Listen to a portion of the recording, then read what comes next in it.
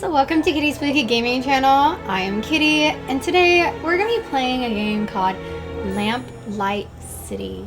I don't know much about the game. All I know is that you're playing as a detective trying to find out about a tragic story that happened at the flower shop. So, I just want to say, I absolutely love this game art and absolutely love this style of type of game. I'm always been to really liking kind of like a darker story, mystery game. I love pixel art. I think it's so creative and so beautiful how they like design something that's completely different than other games. So let's go ahead and start this game, and I hope it's a great story because I'm really looking forward to getting into it.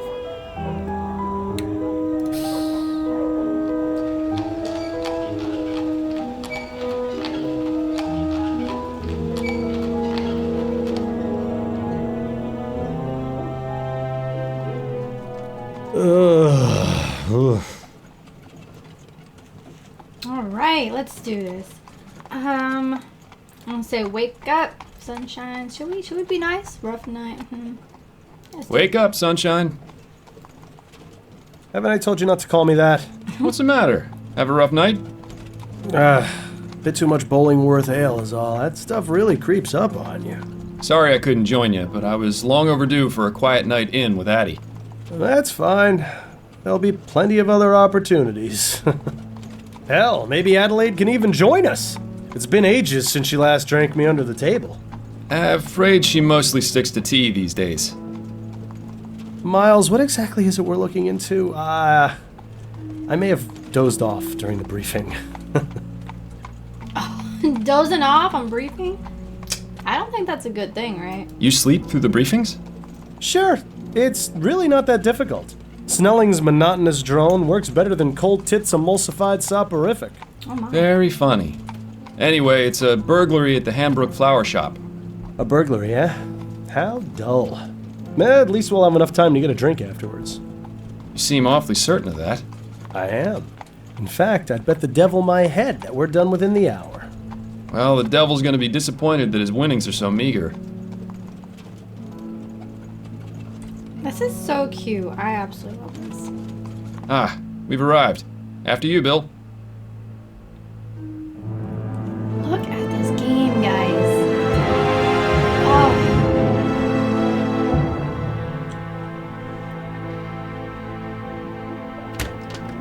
I'm excited. This is gonna be a good story. Thank you. Keep the change.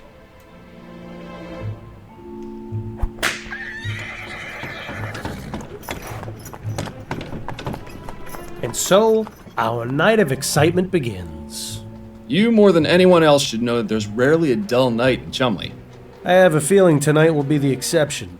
Until we get to the pub, that is. Keep your mind on the case, Bill. Now let's get a move on. Alright. This is so cool. I love the lighting. I love how they have the little characters in the back. Look at him. He's running around. What is he doing over there? I don't know. Maybe he's fighting with somebody? I have no idea. That's cool. Blimp. I like the light effects, the smoke. The reflection is awesome. It's very nice.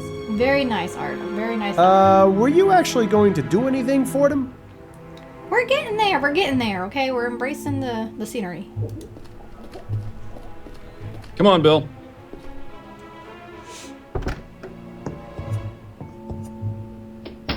Charming little place, isn't it? Charming, but empty. We need to find the owner. Always so to the point, Fordham. If ever there was a better time to stop and smell the flowers. I think I'll leave that to you, Bill. With my allergies? Hardly. Alright, let's look around a little bit. Plants hanging on hooks. A nice space-saving method. I'd probably bang my head against them constantly if I had them in my apartment. Not too many left. Seems business isn't so bad around here. Well, you know what they say. There are only three certainties in life. Death, taxes, and people taking advantage of sales. Okay. This is quite the selection. Come over here and take a whiff, Bill. Sure, if you don't mind me getting snot all over your coat. Oh, no, not the Myers case all over again. On second thought, you can just stay over there. The staircase isn't very well lit. I'll go first. That way you can catch me if I fall. We should probably ask for permission before heading up there. Okay. Mostly a bunch of fertilizer and growth tonics. Growth tonics, eh? Plant growth tonics, Bill. Of course. I knew that. Oh, there's a bell. Ding dong. Hello. Be right there. Oh, hello, gentlemen. I must say you caught me by surprise. I was preparing to close soon. May I help you find anything? The flowers in the center display are half price this week, and I have a special on chrysanthemums today. Or perhaps a custom bouquet for the special ladies in your lives? I have no need myself, but maybe Adelaide would appreciate a little something. Eh, Miles? Those peonies in the corner look nice. I'm afraid we're not here as customers tonight, ma'am. We'd like to have a word with the proprietor. Is he in? I see. I'm Cecilia Handbook, and this is my shop. What can I do for you, gentlemen? I'm Detective Miles Fordham, and this is my partner, William Legere. We received a report of a burglary at your store. A report? From whom? I never contacted the police before, and I didn't this time, either. It was made anonymously, but are you saying this isn't the first time it's happened? Correct. It's happened 3 times. But considering the police hardly care about the daily muggings and vandalisms around here, I didn't think they would be interested in something so trivial. Well, we're here now, and we'll do all we can to help you. We'll have to see about that. If you wouldn't mind, Mrs. Handbrook, I'd like to ask you a few questions. Very well, Detective. Oh, okay. This is cool. I'm gonna just say right now, she does not look like a nice old lady, okay? She looks like a mean old lady. Let me just say this right now, okay? But this, so detailed. I love it. I absolutely love it. All right, let's get back to it. Could you give me the details concerning the burglaries? About 3 weeks ago on Monday, I noticed that my order of Easter lilies was missing. At first, I thought nothing of it. Sometimes certain types of flowers are unavailable or arrive in poor condition. These things happen. Then 2 weeks ago on Wednesday, it happened again. But this time, I noticed something rather odd. Go on. When I opened the shop, there were 6 crowns and 10 shillings on the counter. That's exactly the cost of 2 orders of lilies. Last Friday, it happened yet again. The lilies were missing, and there was payment for 1 order on the counter.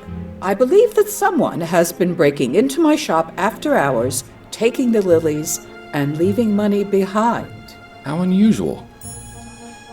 Okay. Updated my clue book. Okay, okay. Have you noticed any suspicious characters lurking around? Detective Fordham, this is Chumley. You can't throw a stone without hitting a suspicious character. And if you've noticed my window, you'd be aware that stones get thrown around quite a bit in this neighborhood. If you're looking for trouble, you're far more likely to find it out there than in here. I meant if you'd seen anyone out of the ordinary near your shop. Only the 2 men from the police who entered it tonight. That is most definitely out of the ordinary. She's kind of rude. Like I said, I knew she's gonna be rude as shit. Have you found any evidence of a break-in? No, the front door is always locked. My assistant Trevor and I are the only ones with the key. Are there any other points of access to the building? The upstairs windows, I suppose, but I make sure to keep them locked, and neither of them have been broken. Would you allow us to have a look upstairs? Is that really necessary? I was just about to close up the shop. It won't take but a moment. Fine, I suppose you may, but please, don't dally too long. I don't think she wants the help, to be honest. So this burglar has been paying for the stolen goods? That would appear to be the case, yes. I really don't think this could even be considered a crime. That's one of the reasons I didn't bother reporting it to the police. And the other reasons? Oh, I think I've already made those quite clear, Detective. You mentioned your assistant has the other shop key.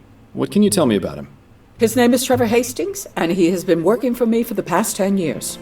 Do you trust him? Implicitly. I've known him for ages, and he has been my full-time assistant since shortly after my husband died. You're not suggesting he had anything to do with this, are you? Not at all. I would like to speak with him, though. Where might I find him? It's Friday, so he should be on his way back from the docks right now. He'll be bringing my flower order within the hour. Good. We'll meet him here then, if that's all right with you. I suppose I don't really have much of a choice, do I? Okay. Now let's ask her about herself. Have you been in business long? Yes, I opened this shop 30 years ago, along with my late husband, David. But the past 10 years, I've been running things on my own. Don't you feel unsafe being here by yourself so late into the night? Detective, when you've lived in this part of town as long as I have, it takes quite a lot to scare you. I think that's all the information I need for now. All right, Detective. Okay. Let's go ahead and talk to our partner and see what he's got to think about it. Got a minute, Bill? For you, Miles, I've got 5. Generous, I guess. Alright. I've heard of honor among thieves, but have you ever known a thief to pay for stolen goods? Perhaps conducting normal business is just too boring for him. Do you think he might be doing it for the thrill? There could be any number of reasons. The best way to find out is to catch the culprit and ask him ourselves. You ever miss living out here, Bill? About as much as you missed stepping in that pile of horseshit last week. I was distracted by that story you were telling me about your sister. How's she doing out west, anyway? Well, she's not in the chum, so fantastic. Living here was about as fun as wearing a vest made of meat to a dogfight. I'm glad we both managed to get out. Oh, and by the way, Miles, you didn't do such a great job of cleaning your shoes. That would explain all the funny looks I've been getting. Oh, damn. Okay. What's your impression of dear old Mrs. Hanbrook? I like her. Good old-fashioned, tough-as-nails Chumley woman. Reminds me of my mother. Your mother was never quite so stubborn. Why do you suppose she's so reluctant to accept our help? It's a chum thing, Miles. You wouldn't understand. Alright. Let's get back to it. All right. She said something about the upstairs window, so let's go ahead and scope that out.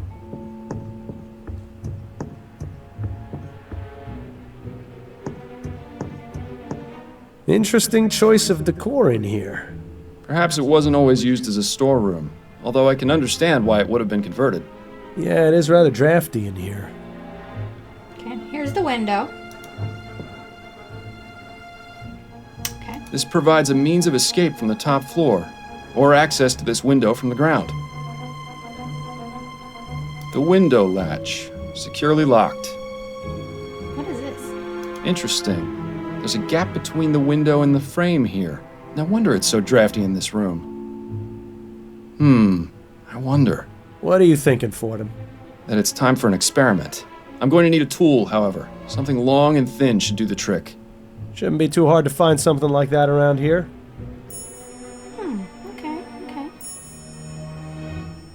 How do you go back? Ah, here we go. Okay. Pictures. Let's do the portraits. A young lady. Perhaps a relation of Mrs. Hanbrook? I can see the resemblance. Sort of. What else we got around here? Seems to be the broken pot storage area. Why not just throw them away, I wonder? It's likely they're going to be repaired. I noticed some faint cracks in some of the pots downstairs. I've seen this type of device before. It's a special container for growing plants. Specific temperature and water conditions can be adjusted. Seems to be empty right now, though, and judging by the dust, it hasn't been used in a long time, if ever. It seems Mrs. Hanbrook isn't too fond of steam tech, or just doesn't understand it. Unmarked, but if the smell is anything to go by, this is where the flowers are stored when delivered. I'll keep my distance then.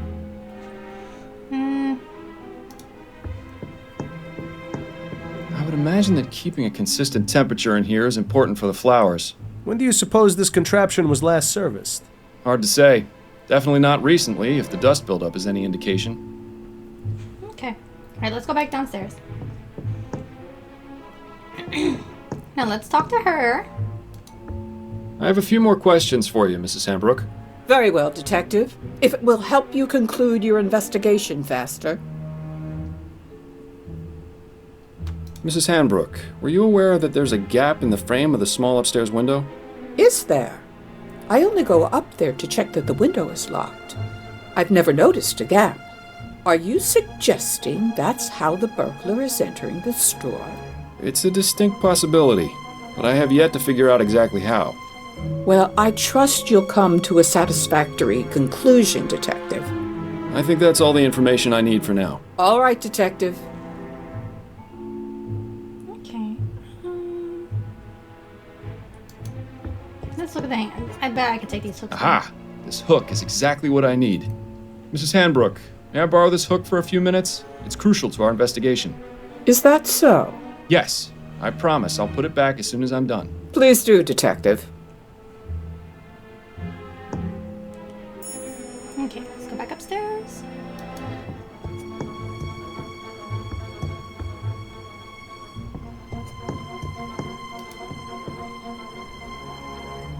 Good. Bill, it's time for our experiment. And what is this experiment going to be exactly?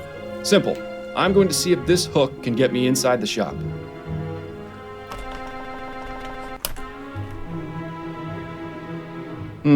Rather dark out here. Watch your step then. This experiment of yours isn't worth a broken neck. I'll be fine. Now then, could you please close and lock the window, Bill?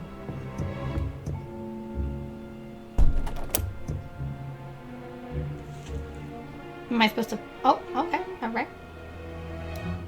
Oh, okay.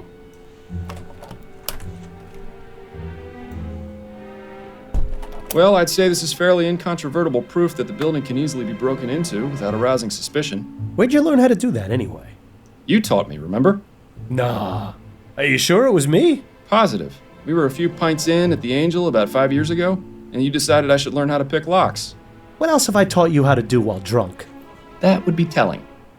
All right, let's go talk to the old lady again and tell her that it is easy to break up in this house. Or building, I should say. Sorry.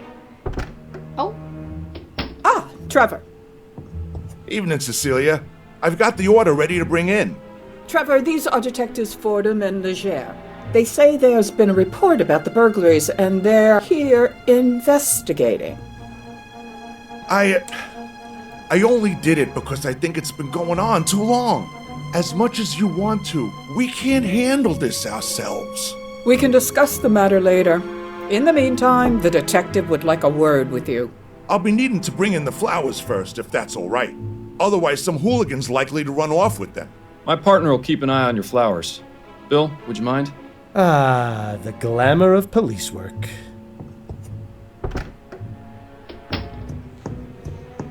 Now, Mr. Hastings, if I could ask you a few questions? Go on, then. Oh, he looks like a nice old man. What can you tell me about the recent burglaries? I wish Cecilia had contacted you lots sooner. She's a damn fine woman. But sometimes I think she'd rather jump in a rose bush than ask for help. Had to take matters into my own hands.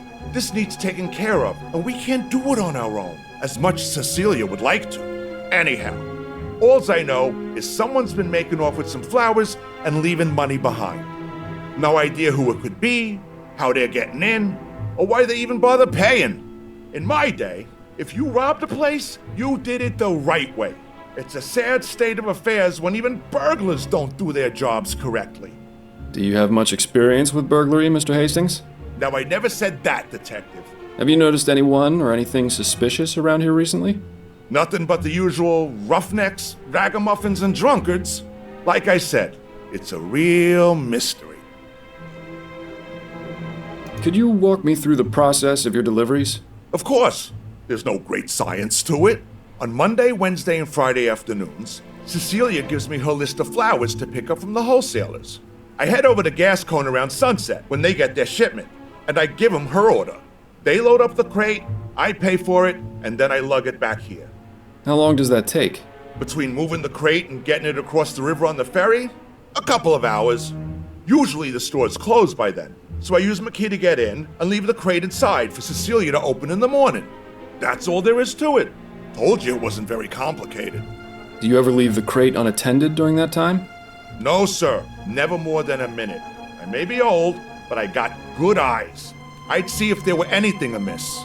Besides that, I check to make sure the crate is still sealed when I drop it off.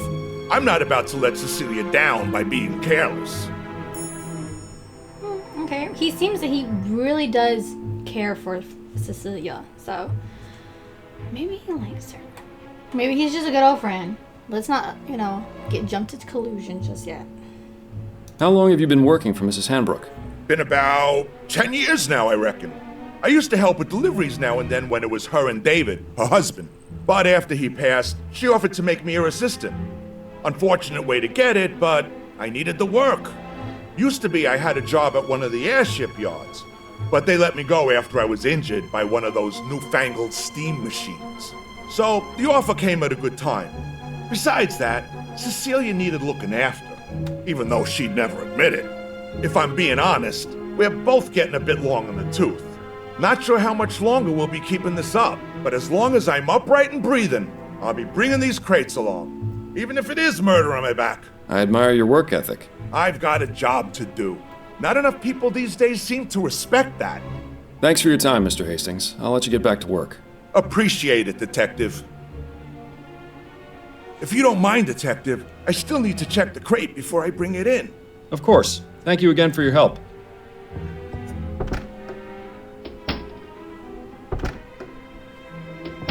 Learn anything? Possibly. I may have an idea. Ah, you're being cryptic. That's always a good sign. But if you've got a plan, let's talk about it. First, I want to talk to her and tell her that she does have an easy access to get inside her building at nighttime. So let's talk to her. I'll let you know if I have any more questions, Mrs. Hanbrook. Ah, yes, I'm sure you will. Oh, he doesn't want to tell her? Okay. Well, alright. Back to him then. Go back and talk to him now. Got a minute, Bill? For you, Miles, I've got 5. Any thoughts on Mrs. Hanbrook's assistant, Trevor? Yes, I feel sorry for him. Why? He seems to enjoy his work. Nah, it's not that. He's obviously smitten with Mrs. Hanbrook, but she won't give him the time of day. What? You only saw him for a few moments. How in the ether did you get that impression? The way he looked at her, the way he spoke when he confessed to contacting the police. Shall I go on? No, that's fine. I see what you mean. Really, Miles? You'd be surprised what you can learn from people if you just look at them. Why bother doing that when I've got you to do it for me? Right. Based on what we've been told in our experiment, I can only conclude that our burglar is using the upstairs window to get into the shop. So what do you propose we do about it? It's happened repeatedly over the past 3 weeks, on one of the delivery nights. Since it has yet to occur this week, and today is Friday, logic dictates it should be tonight. So we settle in and wait to see if the burglar returns? Catch him in the act? Exactly. It's our best chance of solving this before the trail goes cold. And I was really looking forward to getting that drink at the Angel tonight, too. I know, but it's as you said yourself. There'll be plenty of other opportunities. Besides, forbearance is good for the soul. Spoken like someone who truly has no idea how to have any fun. I'm sure I'll get the hang of it one of these days, especially with your expert tutelage. Okay, let's go have a chat with Mrs. Hanbrook. I'm sure she'll be delighted to know we're spending the night. I don't know about that. Damn, I forgot to bring my deck of cards again. At least it's quiet up here. I'm surprised we didn't go deaf after the last time we did this. What? I said... Oh, right. Your sense of humor remains on point. Miles, have you ever considered leaving all this behind? What, you mean quitting the force? The force, the city, going off and seeing what else is out there, you know? I'd miss it too much. Wouldn't you? I was thinking I might visit Harley out west. She makes it sound like a dream in her letters. Wide open spaces, fresh air. I know I'm a city boy and would probably miss New Britannia's filth and squalor after a week, but... You should do it. A change of scenery never hurt anyone. Plus, it's much easier for you than it is for me. I've got a family to consider, after all. Ah, right. Oh, no, I didn't mean it like that, Bill. It's just... Shh. Oof. I think I heard something. Oh, there's a bad guy. There he is. Oh, no! Bill? Oh, no. Stop! Police! Damn it! He's got up the fire escape. We can corner him on the roof. Stay close and keep me covered. Oh, no.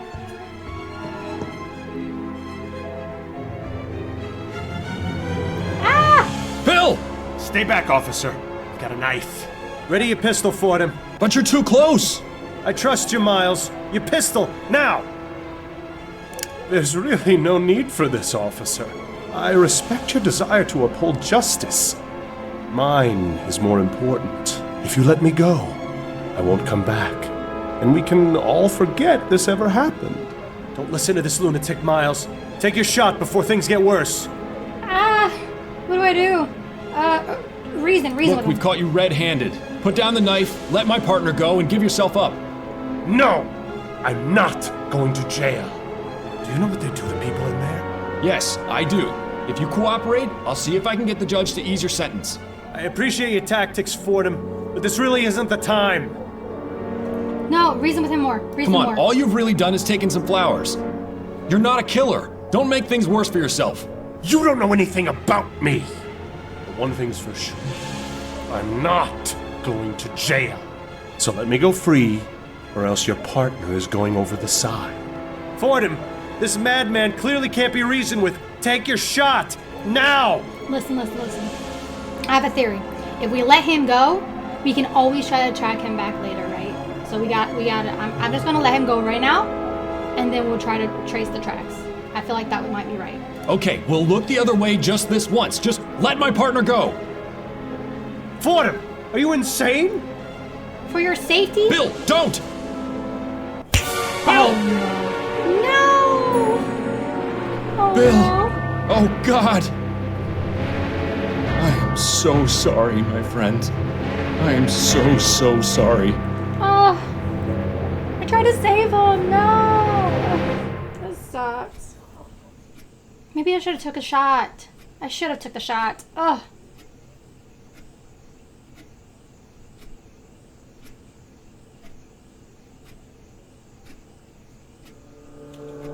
Wake up, sunshine.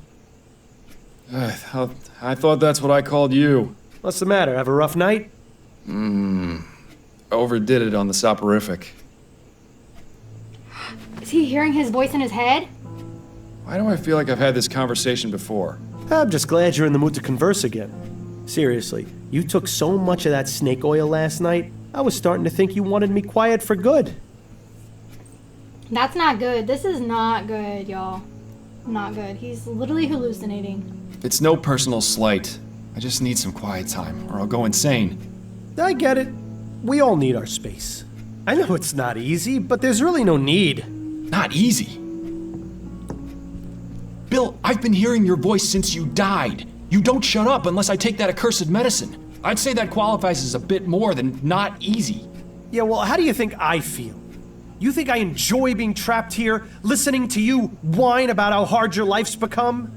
You at least still have yours. That hurts. That hurts, man. It wasn't my fault, okay? I was trying to save your life.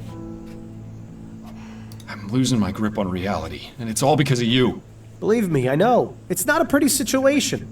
But the bottom fact is, you're stuck with me.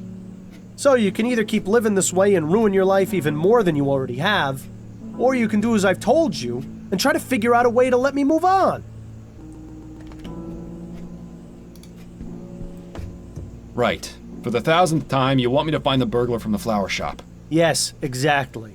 I still don't get how that's going to help. I've told you several times, although to be fair, if you actually listened to me, I'd still be alive. At any rate, you wouldn't have been in that situation in the first place if not for him.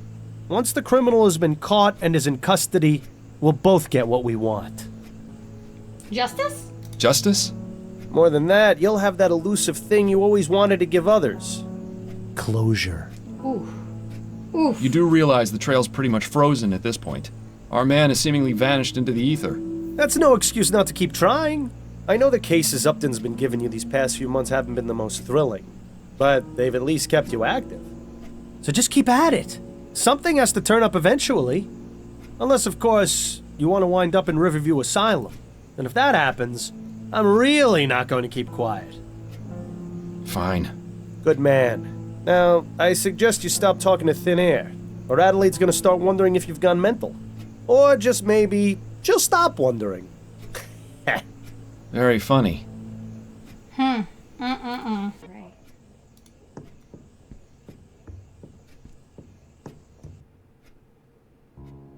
Well, look who's awake. Ready to rejoin the living?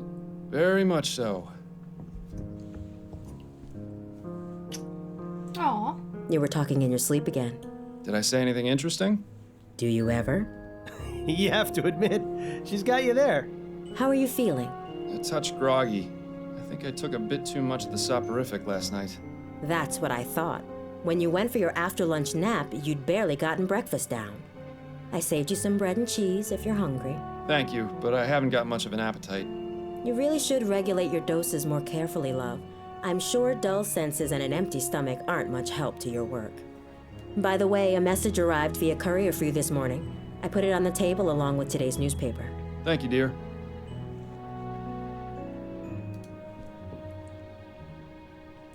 Ooh, we got a big case coming in, guys. Upton says she's got a big case for me. Does she go into any more detail than that?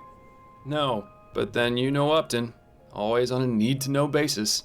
Especially since she's been giving me these cases under the table. To be fair, they haven't exactly been anything of note. True, but she's still sticking her neck out for me. I can understand why she's so secretive about it. I think she just misses having you around the station.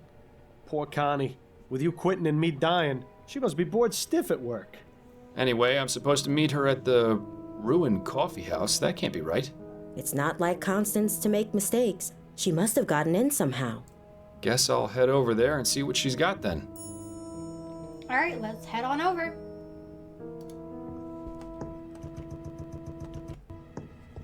Enjoy your reading. I'll be back soon. Take care of yourself out there. She seems like a lovely woman. All right, let's go to this coffee shop. Ah, the Rouen Coffee House. Worst Java in Lamplight City, but there's no better place to overhear all the rumors and gossip in town. Just make sure you don't get too close to the other patrons. Discretion was never your forte. So I'm guessing this is her since she's the only woman in the shop. If it isn't my old friend, up to no good. Hello, Fordham. It's good to see you. How did you get them to let you in here? It's rather simple, really. The owner and I have an understanding. He pretends women are allowed in coffee houses, and I don't report his unsavory business practices to Chief Snelling. Sounds like a good deal. What sort of unsavory business practices are we talking about? Oh, we haven't got time to get into that now. But take some advice. Don't order anything that isn't water. All right. I got your message. What's going on? It's time for you to join the big boys again, Fordham. Your days of finding lost cats are over. So stop teasing me and tell me what it is already. Do you know Madame Laura Dupre? Laura Dupre. She's one of those Gascon Grand Dames, isn't she? That's right. I'm surprised you've heard of her. I didn't think you cared about those types of people. I don't, but Adelaide has several of them as clients. She gets paid to pretend to care about their lives, and I get to hear the sordid details. Madame Dupre died the day before yesterday. Her funeral was held this morning. My condolences. But halfway through the service, the mourners heard a loud knocking coming from inside her coffin. She wasn't dead? Apparently not. Nearly interred alive, although her doctor swears she had no pulse. Dupre's son Andrew was quick to suspect foul play. He accused a man named Albert Martin, and the police arrested him. So where do I come in? Sounds like the case has already been solved. I strongly suspect that Martin is innocent, especially considering the talk of him having used black magic on Dupre. The police feel they have enough evidence to convict, so they're not bothering to investigate any further. You're going to look into it and see if I'm right, then find the person who was really behind this. Has Madame Dupre recovered from her ordeal? I'm afraid not. Apparently she's been catatonic since they pulled her out of the coffin. How unfortunate. If you'd like to question Mr. Martin, he's being held at the Bow Street Jail. Or you could take a look around his house. It's at 451 Compton Street in Worcester. And the Dupre home? That's at Emmeline and Comtesse, right across from the old Angeline convent. It's also possible you might run into the police during your investigation, since they're technically still on the case. Thanks for the warning. All right. Was there anything you wanted to talk about before you get started? Nah, I think I got what I needed. No, I'll come back later if I need anything. All right then. Good luck. Well, I'm not entirely sure how this is going to help you find the flower shop burglar. but I suppose freeing an innocent man is a worthy diversion. Let's go.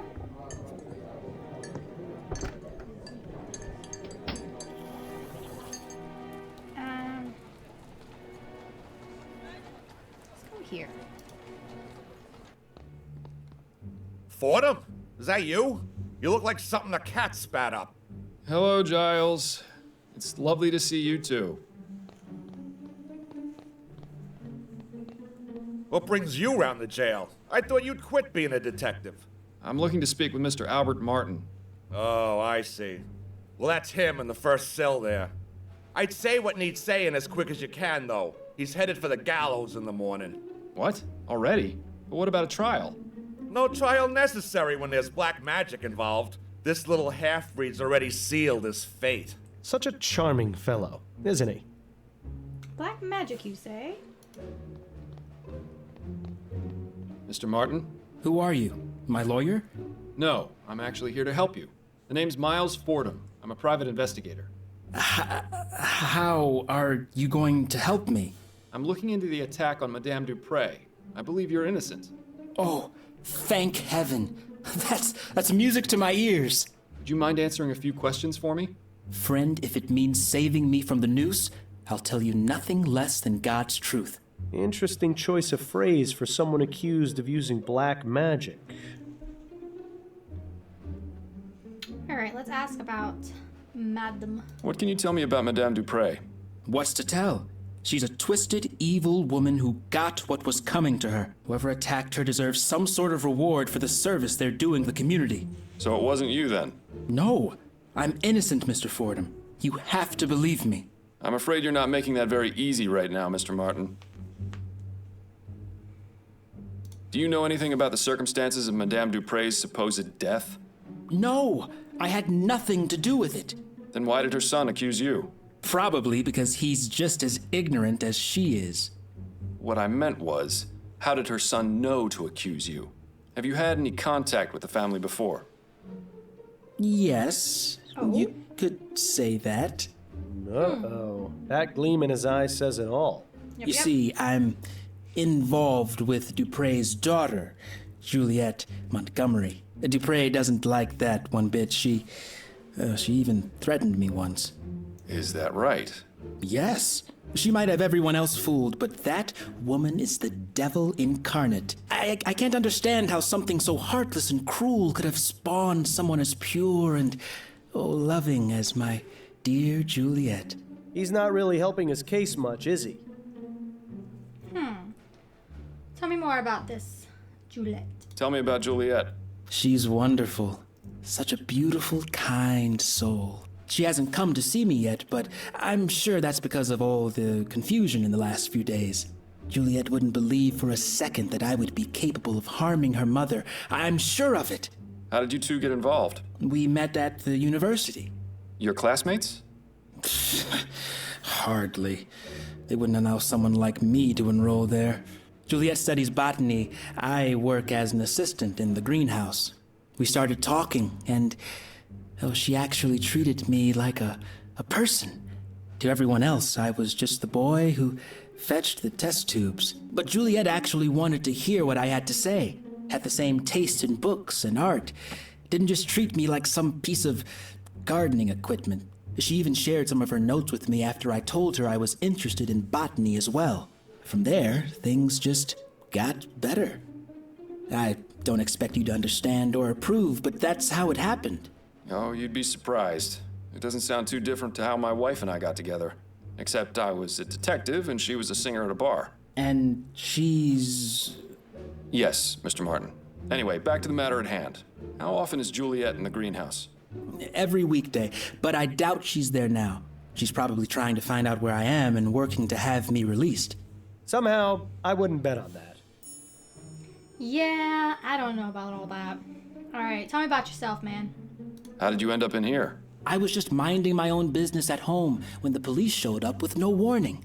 They made some outrageous claims about me putting some sort of curse on Madame Dupre.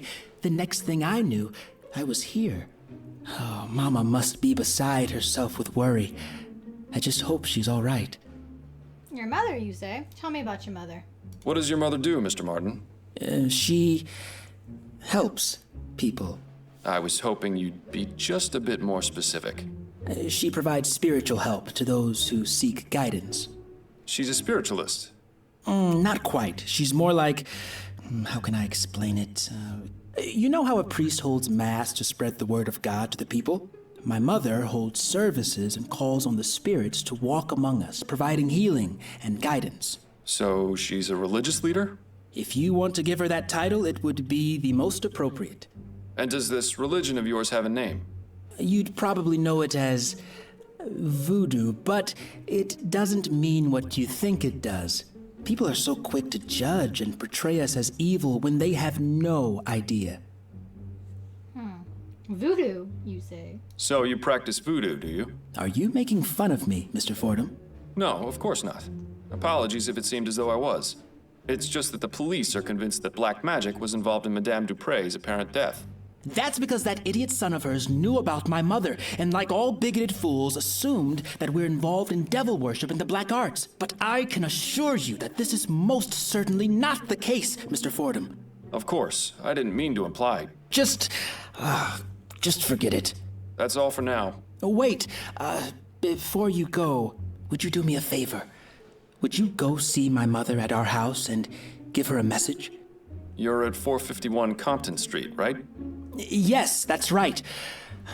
Could you tell her I said St. Rock's dog is barking? I suppose I could do that, yes. Oh, thank you. Whatever happened to a simple I love you? All right.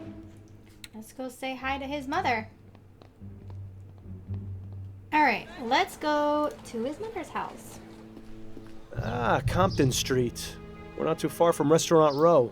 When's the last time you ate, anyway? Please, let's not add eating to the list of things to nag me about.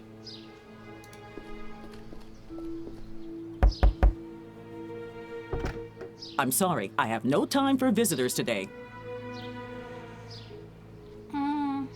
You're Albert Martin's mother, aren't you? Who are you? Miles Fordham. I spoke with Albert, and he told me to give you a message. He said to tell you that St. Rock's dog is barking. Oh, I see. That's good, that's very good. You better come in, Mr. Fordham. Standing on the street just won't do.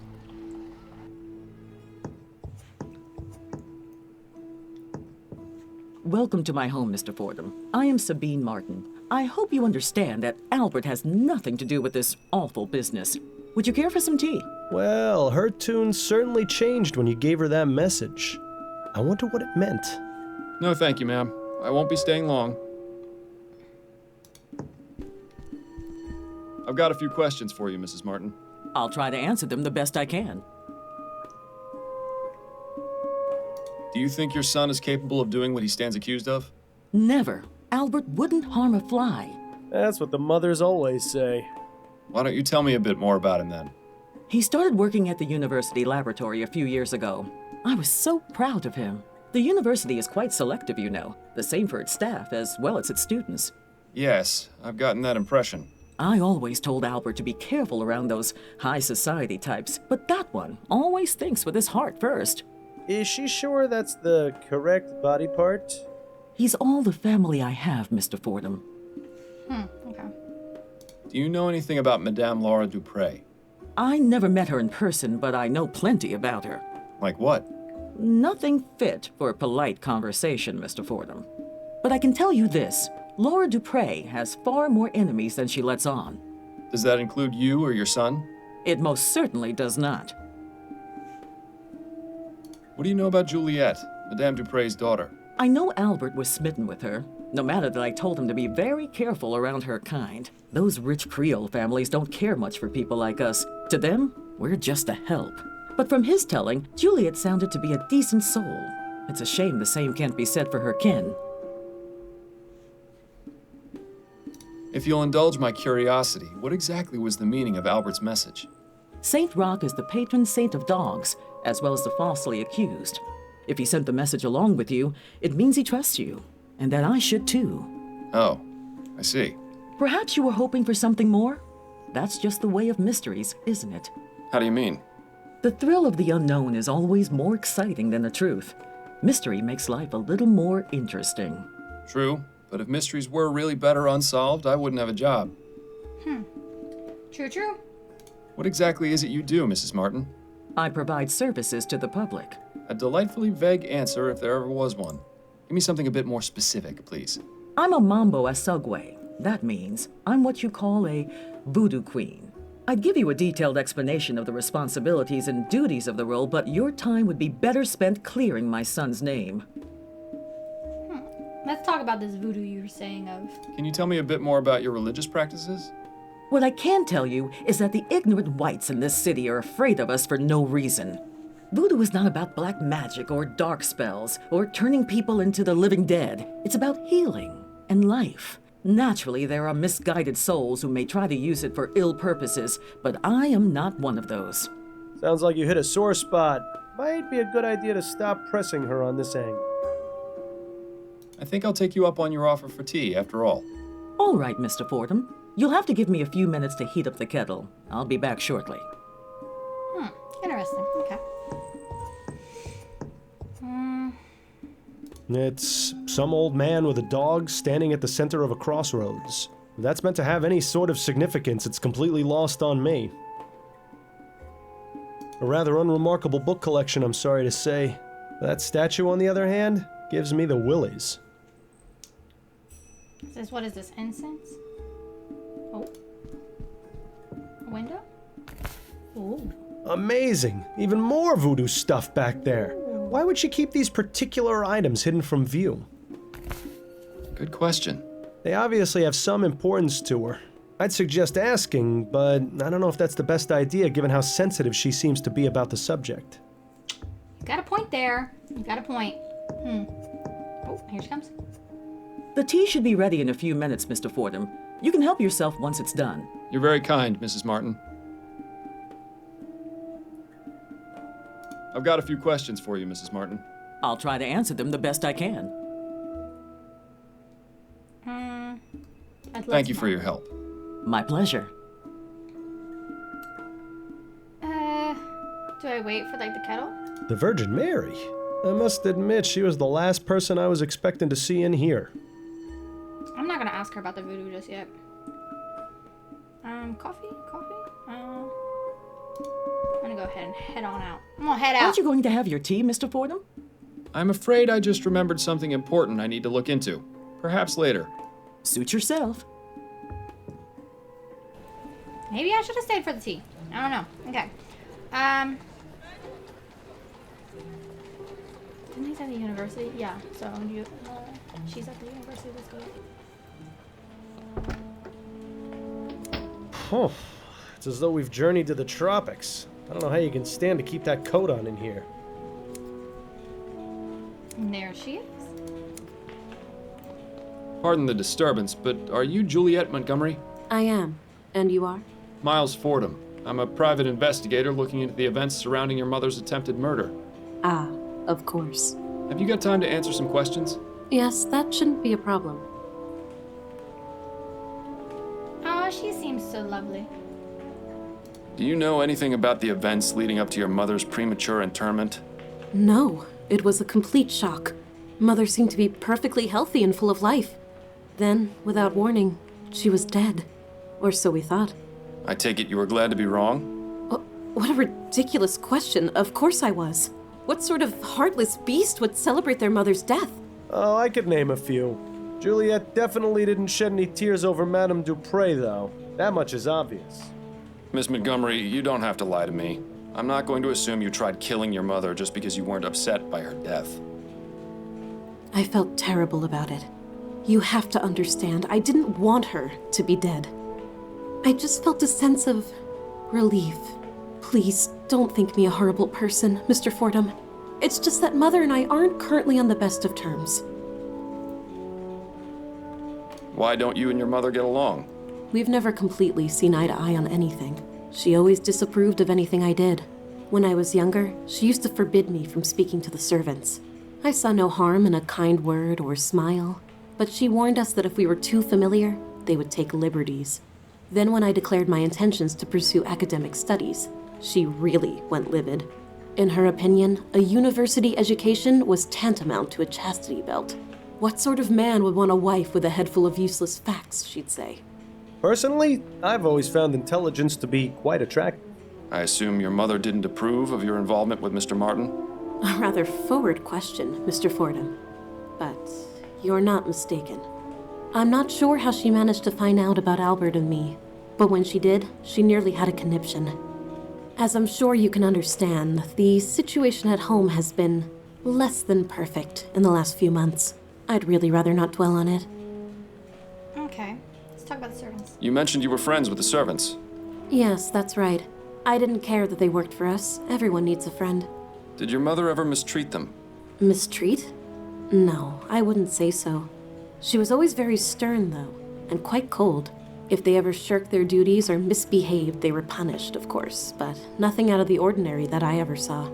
Most of the servants are my friends, but I'm closest with Amelie, the kitchen maid. Mother wasn't too happy about that. Amelie's been around as long as I can remember. She's like the aunt I never had.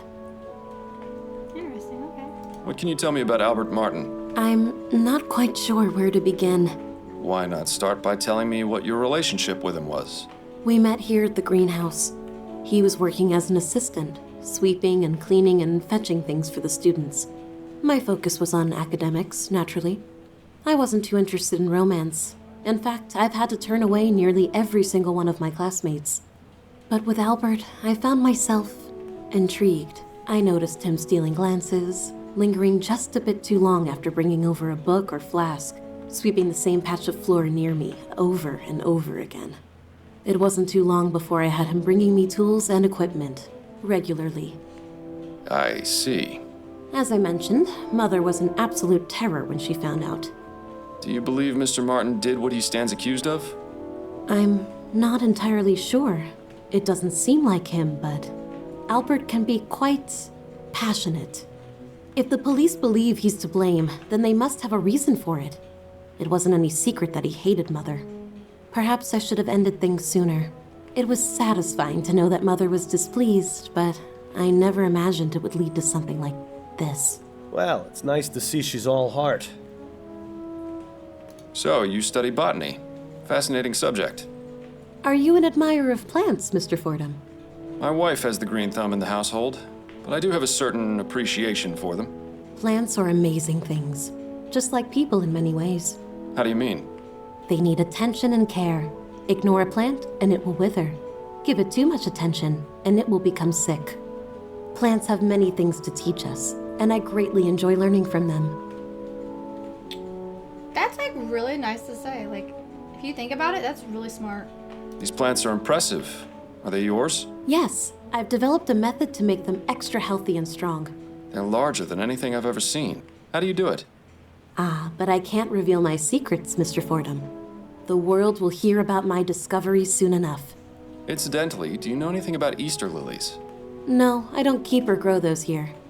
No more questions for now. Then if you don't mind, I have work to do. She's such a sweet lady. Okay, okay.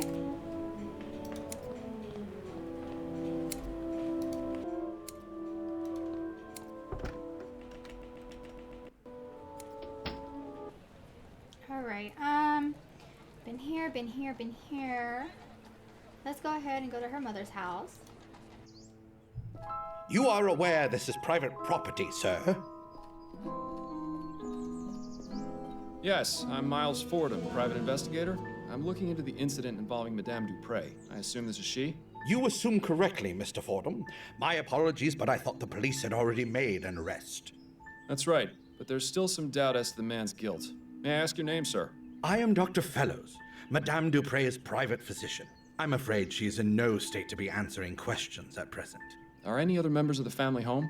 Her son, Mr. Montgomery, is in the entrance hall. I had to give him a mild sedative to settle his nerves, but he should be all right to converse. Then if you don't mind, I'll have a look around. Alrighty, let's go on inside.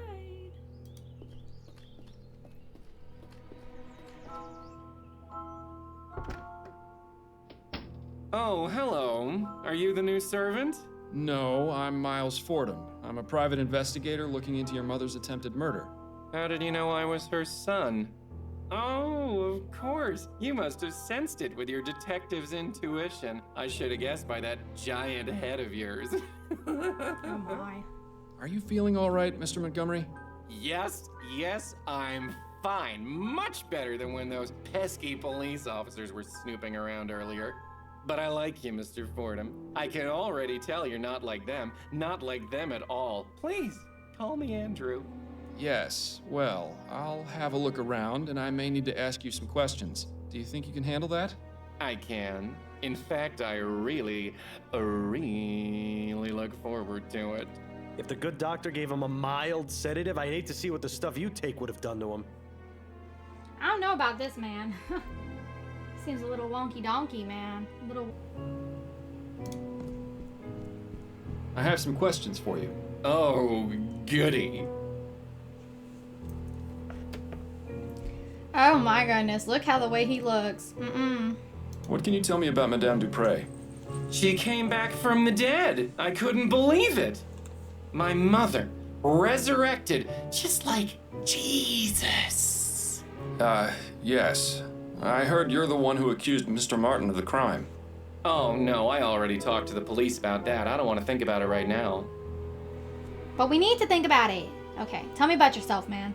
How do you typically spend your days, Mr. Montgomery? What are your interests? Oh, a little of this and a little of that. Nothing as exciting as what you do, I'm sure.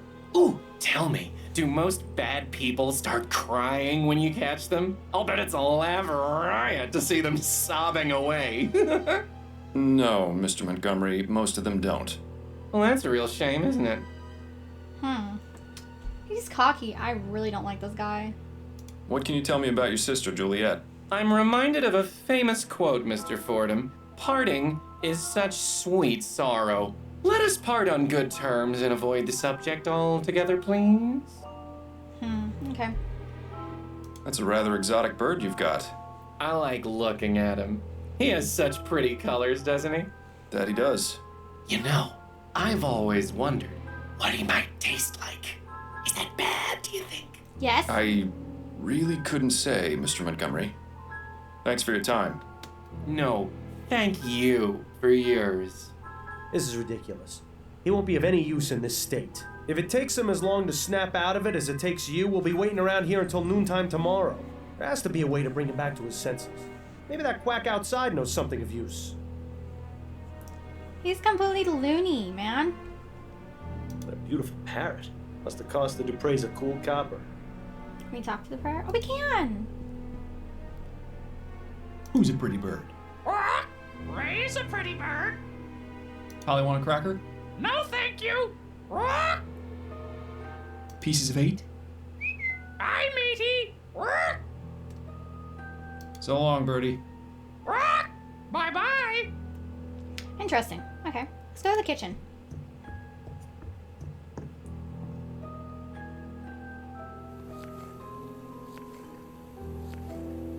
Okay. Speak to her.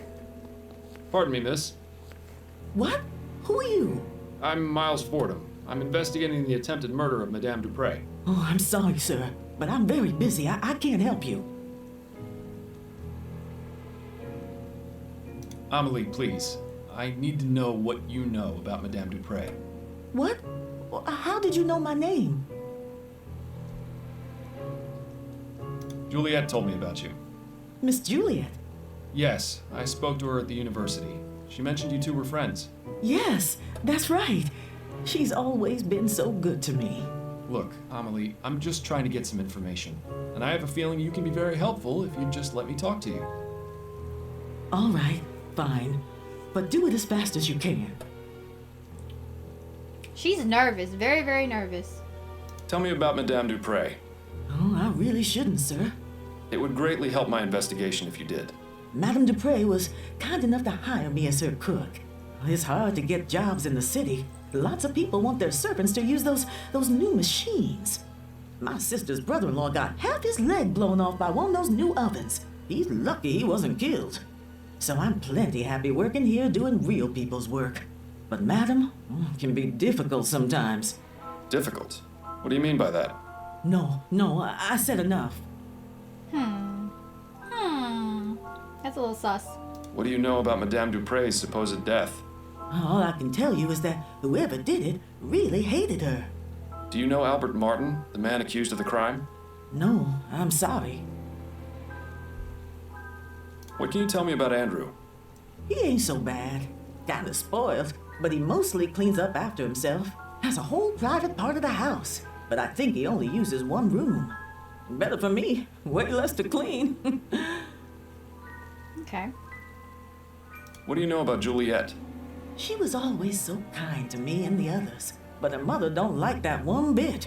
Still, she sneaks down into the kitchen to keep me company some nights. Even though she's a good soul, I think part of her does it just to spite her mother. Okay. I believe that. That's what she said earlier, too. Are you the only remaining servant here? No, there's another one, Marcel. He's the new gardener. I haven't seen him in a few days, though. Not since before Madame's incident. Thank you, Amelie. I appreciate your time. You're welcome. Now please, let me get back to work. Ooh, so the gardener has not been around recently. So that's kind of a red flag. Okay, okay.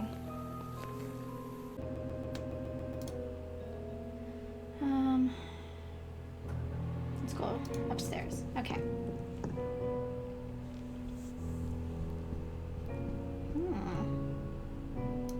This is always my favorite part of detective work. Nothing inside but a bunch of extra doilies. Ugh, how disappointing. Maybe you should steal one, just to spite Madame Dupre for not giving us any good clues. No, Bill. You're no fun, Miles.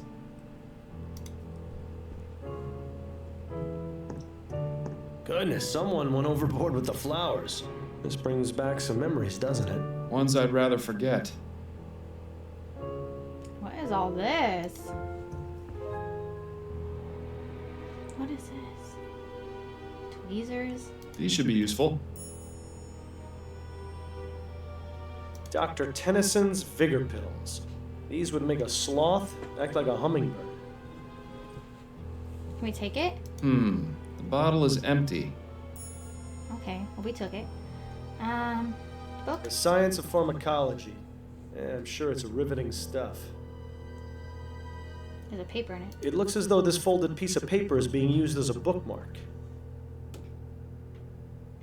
You can come in. I'm recording, but the dialogue stopped for a second.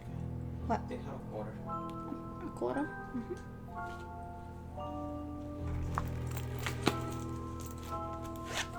For what? To get some gold from the quarter portion. Why do you need a quarter? No, seriously. To get my side of it's a quarter amount out of half. No, to do this, that will pick it up as a quarter. Okay. Love you.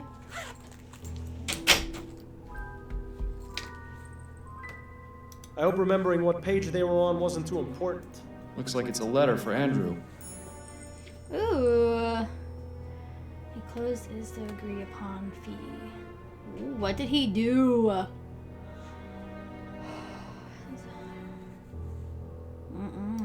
Okay. I can only wonder what sort of potions Andrew concocts in this thing. Decadent. Is this really the best that medical science has to offer? A gentle reminder that everyone's time is slowly running out. What in the ether is that thing supposed to be? Actually, I'd rather not know. Okay. Yeah, it must be a nice place to sit and listen to music. Oh, look! It's one of those new audio cylindergraphs. I can't quite wrap my head around how they can manage to get sound out of a wax cylinder. I don't know much about art, but I see Madame Dupre and I at least have similar tastes. But this is his son's room, isn't it? Ooh. Ooh.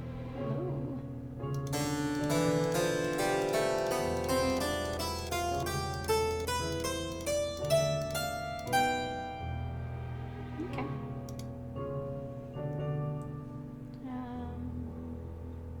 Why would anyone need so many flowers in one room? Perhaps it's to mask the odors of those chemicals on the workstation. Could be. That's smart thinking.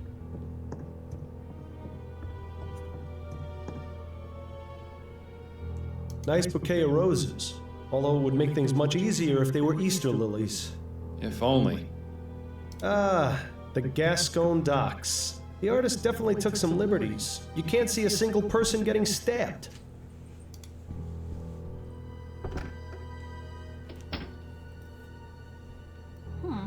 I've never seen so many beauty products together in one place. Doesn't look like they get used much, though. Juliet really likes plants and flowers, doesn't she? So this is her room. Nice little cottage. Looks like it would make a nice cozy spot to retire. If I hadn't already retired from life, that is.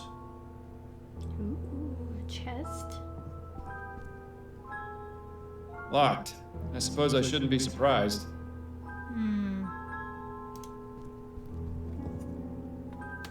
They're all empty. How unusual. Not to mention disappointing. Let's have a look through these papers. Aha, what's this? Ooh. Unfortunately, I've been informed of it. Ooh. So, Juliet is renting a room in the Chum. That's certainly interesting. Yeah. I can't wait to see what sort of dirty secrets she's got hidden away in there. That's a little sus. Wait, did I get a key? No, the key was there. Locked. I suppose I should... I'm guessing this is gonna be the mother's room, right?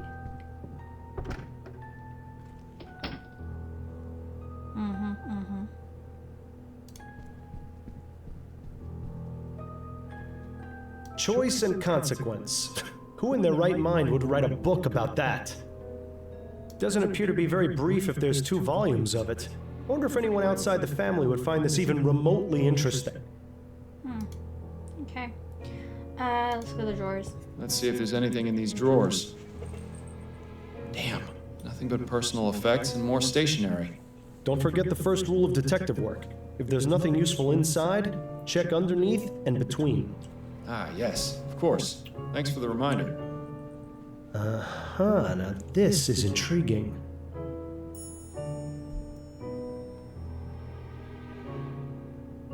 Oh, stay away from the daughter. So this is the note that she was writing to threaten him. Okay. It would appear that Madame Dupre was taking music lessons. Her current predicament has probably put an end to that venture, though.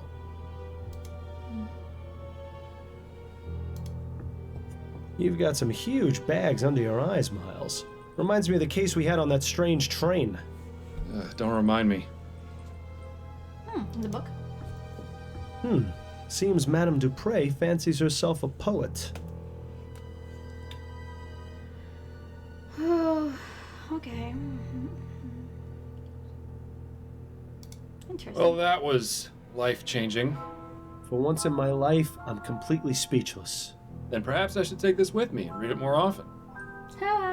Funny. Nah. Funny, funny. Okay, now let's go back downstairs. Let's talk to the sun one more time.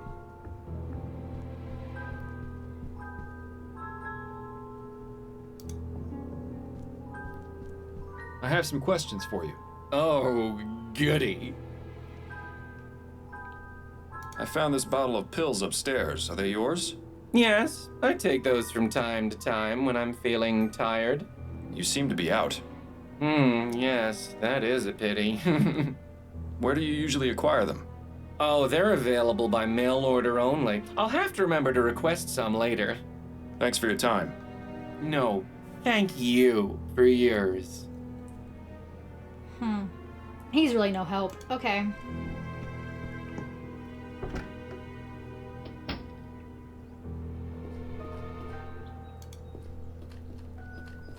Doctor, may I ask you a few questions? Please be my guest. Tell me about Madame Dupre. She is a great woman and a pillar of the community. I cannot imagine why something like this could happen to her, or how someone could be capable of such a barbaric feat. Though this ordeal has been terrible, I am confident she will overcome. The power of her physical constitution is surpassed only by her strength of character. You think he'd say the same things if he wasn't on her payroll? I highly doubt it. What were the circumstances surrounding Madame Dupre's supposed death? Her son, Andrew, sent for me a few days ago after finding her unconscious and unresponsive. As I was unable to detect a pulse or breath, I had no other recourse but to declare her deceased. I judged that Madame Dupre had likely suffered a sudden cardiac arrest. It was most shocking to be proven wrong at a funeral. I can imagine. Where was the funeral held, by the way? St. Denis Cemetery. Madame Dupre wished to be interred in the tomb of her father's family, name of Chesterton. Perhaps I'll go have a look. Okay. May I ask exactly what kind of sedative you gave Andrew? A simple tincture of laudanum. It's what I give all my nervous patients. He seems a bit out of sorts. Hot? Meat kettle.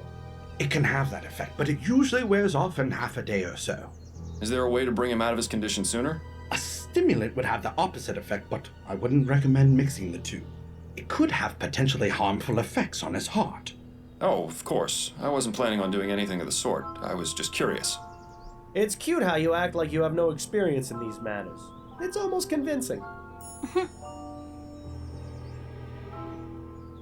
How long have you been Madame Dupre's private physician? 5 years, and I've been practicing medicine for the past 30. I still spend a couple of days a week treating patients at Riverview Asylum. Oh, good. Maybe if you're lucky, he could be your doctor someday. 30 years is quite a long time. You must have seen some incredible advances in the field of medicine. I have, yes. I can only wonder how things will change with all this talk of ethericity. There's speculation it can be used to restore necrotic tissue and instantly heal broken bones, among other things. If you ask me, a good bloodletting will never go out of fashion. What? Did you examine Madame Dupre after she reanimated? Of course. Physically, she appeared to be in fine health aside from minor dehydration. I found no marks or bruising on her body. Mentally is a different story, however. She's remained in an unresponsive state ever since. Do you have any opinions on what caused Madame Dupre to appear dead? The most likely cause I can imagine is some sort of poison or toxin. Poisoning. That's interesting.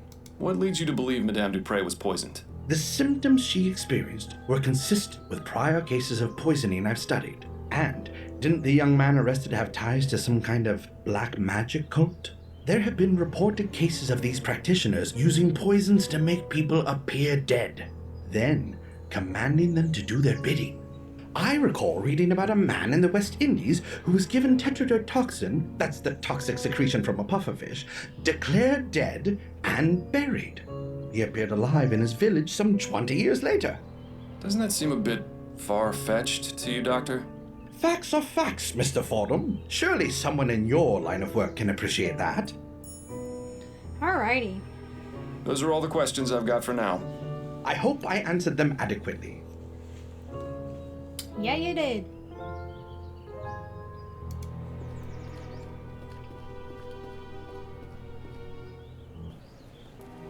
Alright, so...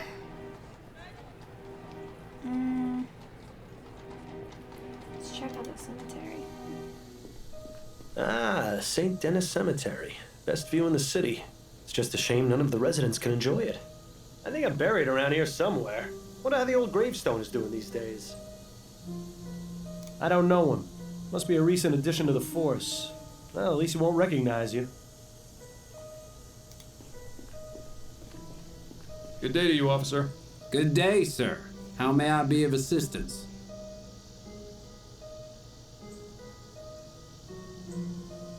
Sure is a nice day to be walking around the cemetery, wouldn't you agree? I guess, if you're into that sort of thing. Personally, the noise those bugs are making is starting to drive me crazy.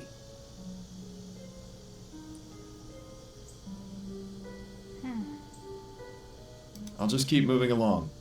Have a nice day, sir. I don't want to, like, push him yet, because I feel like if I try to talk to him too much, he's going to be like, nope, and shut me down, so... Let's go back home for a second. Hello, dearest. I have returned. Hello, Miles. So what's this big case Upton's got you on? Another missing pet? If only. A Gascon Grand Dame was attacked and almost interred alive. You mean Madame Dupre? The one whose obituary was in the paper? The very same. Goodness, that does sound serious. Tell me if there's anything I can do to help. I know you haven't been feeling your best lately. You're always a help to me, Addie. Though I assure you I have this well in hand. I certainly hope so. Actually, can I ask her some questions? Let's see if maybe she can help me with anything. Give me any more clues. Addie? Yes, dear? Yeah, she maybe give me some. Do you know anything about Madame Dupre?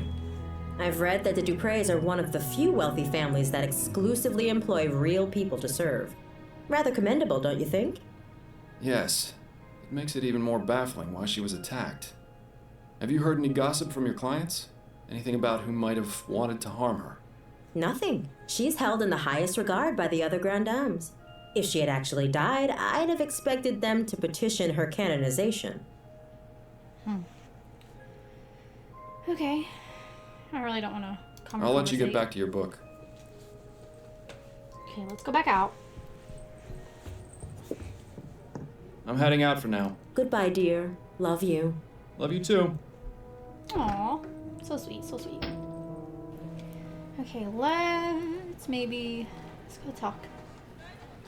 Let's go talk to her for a minute.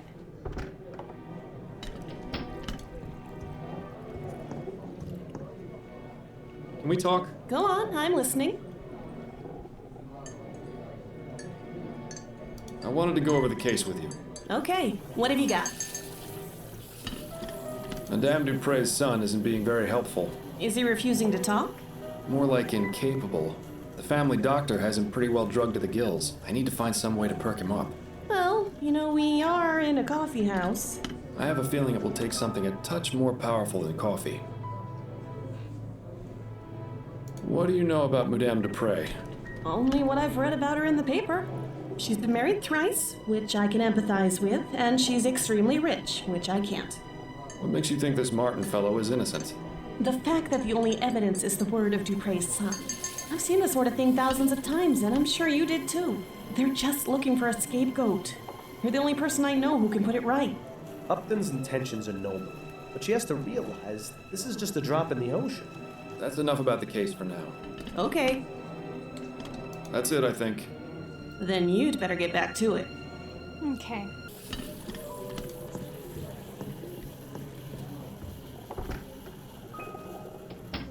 Now, oh, yeah, we can. Okay, cool. Ooh. Egad! Is this someone's room or a jungle? Quite a fascinating array of plants in here. Not to mention the machinery on the table. Seems like Juliet is very interested in getting extra credit.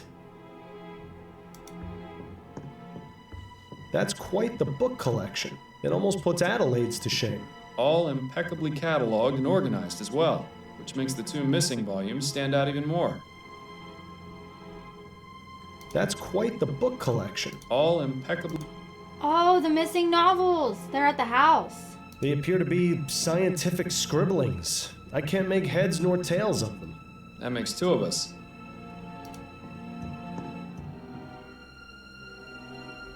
Well now, this is interesting.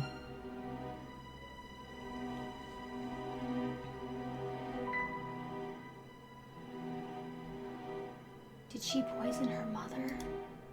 Etheric pressure. What a bunch of nonsense. I have no idea nor desire to know what purpose that thing has.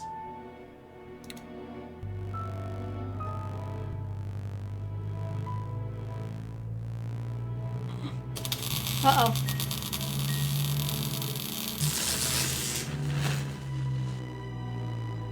The particles.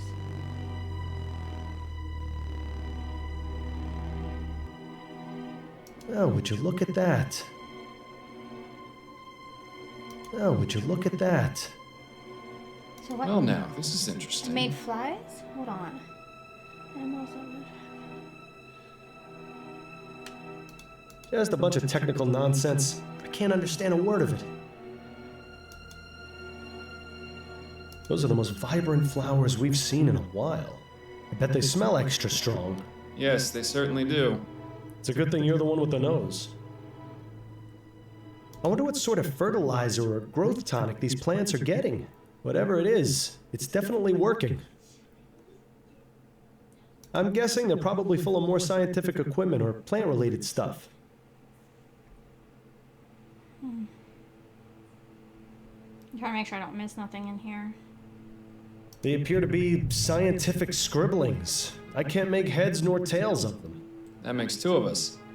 What about these They ones? appear to be That makes two. Same thing, okay, we need to go talk to this girl right now. She's up to something now. Now she's a suspect.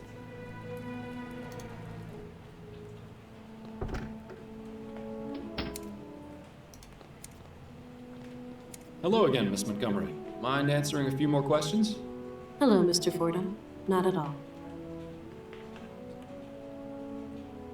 What can you tell me about your brother? Andrew, Mama's precious little boy.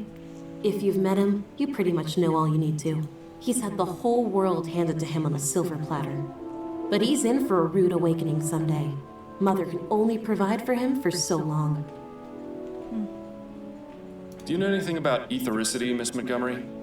You surprised me, Mr. Fordham. I had no idea someone of your profession would know or care about something like that. I've found that it pays to be open-minded. To answer your question, yes, I am familiar with the theory of ethericity. In fact, it's recently become a focus of my studies. Despite what the newspapers have been reporting, it's already possible to access it in small quantities from the air around us. Have you conducted any experiments? No, my research has been purely theoretical. I don't have the means to do anything practical, I'm afraid. Deceiver, dissembler, our trousers are alight. I can't understand why Juliet might not want to make her research public, though. Miss Montgomery, please don't lie to me. I know you've been conducting experiments with ethericity. I've seen the room you're renting on Forest Lane. What? But how?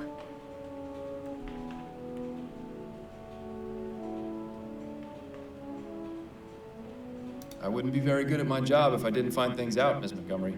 Now please, drop the act and tell me about your experiments. Fine. I've been researching etheric effects on living organisms. I'm planning on presenting my discoveries to the board once I make more progress. So far, I've managed to discover that plant growth is accelerated significantly. It's given me quite the advantage in class. But isn't that cheating? You have no idea how difficult it's been for me to be taken seriously, Mr. Fordham. No matter how hard I tried, my work wasn't valued on its own merits by my peers or professors. I fought hard to get where I am. I wasn't about to lose all that just because some pig-headed idiots didn't think my best was good enough. That sounds awfully familiar. What about your notes on the effects of ethericity on animals? Oh, those aren't complete. I haven't tested the effects on anything larger than flies. Those experiments were mainly to satisfy my curiosity, but they have little to do with my actual research. Curiosity? Seems like a lot of effort to go to just to answer a question. But then, I never really understood these scientific types. No more questions for now. Then if you don't mind, I have work to do. She's up to something.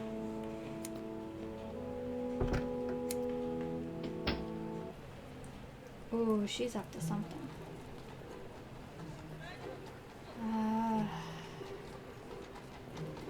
Let me see if I can talk to him again and see if that does anything. Could I ask you some more questions, Mr. Martin?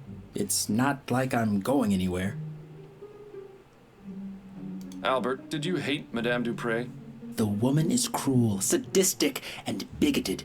When she found out about my relationship with Juliet, she sent me a letter threatening to have me killed if I got near her house or her daughter. So yes, Mr. Fordham, I hated her. But even so, I love her daughter. I wouldn't be so cruel as to take Juliet's mother away from her, even if she hated her too. I beg your pardon? Juliet and her mother didn't get along at all. I never asked why, but it was obvious there was something going on. Intriguing. That's all for now. Okay.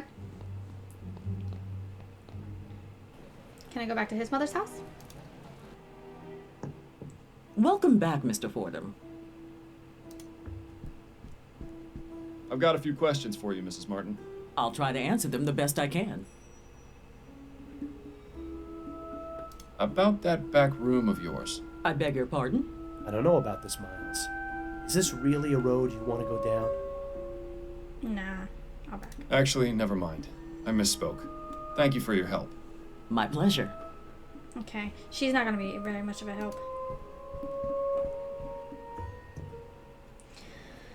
Oh. Okay.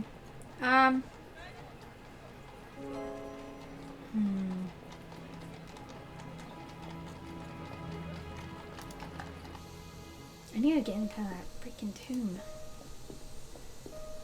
Good day to you, officer. Good day, sir. How may I be of assistance? Would you mind letting me in the tomb, please? Afraid I can't do that, sir.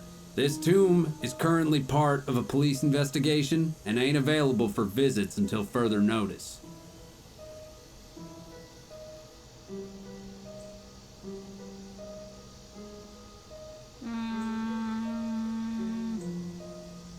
I'll just keep moving along. Have a nice day, sir.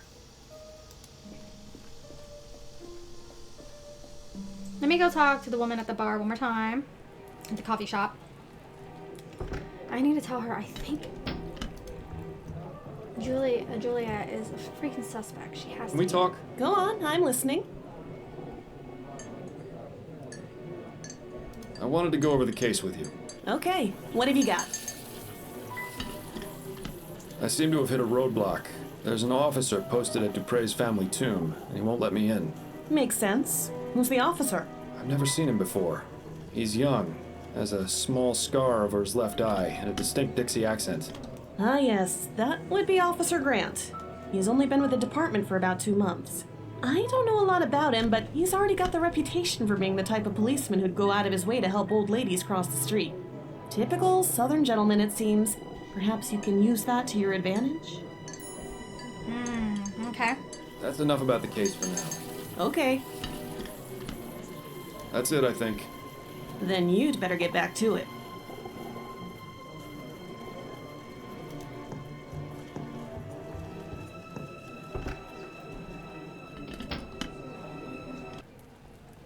Can't do that. Go home to the wife, maybe? I don't know. Hey, Addie. Here I am. Seeing you come home always puts a smile on my face.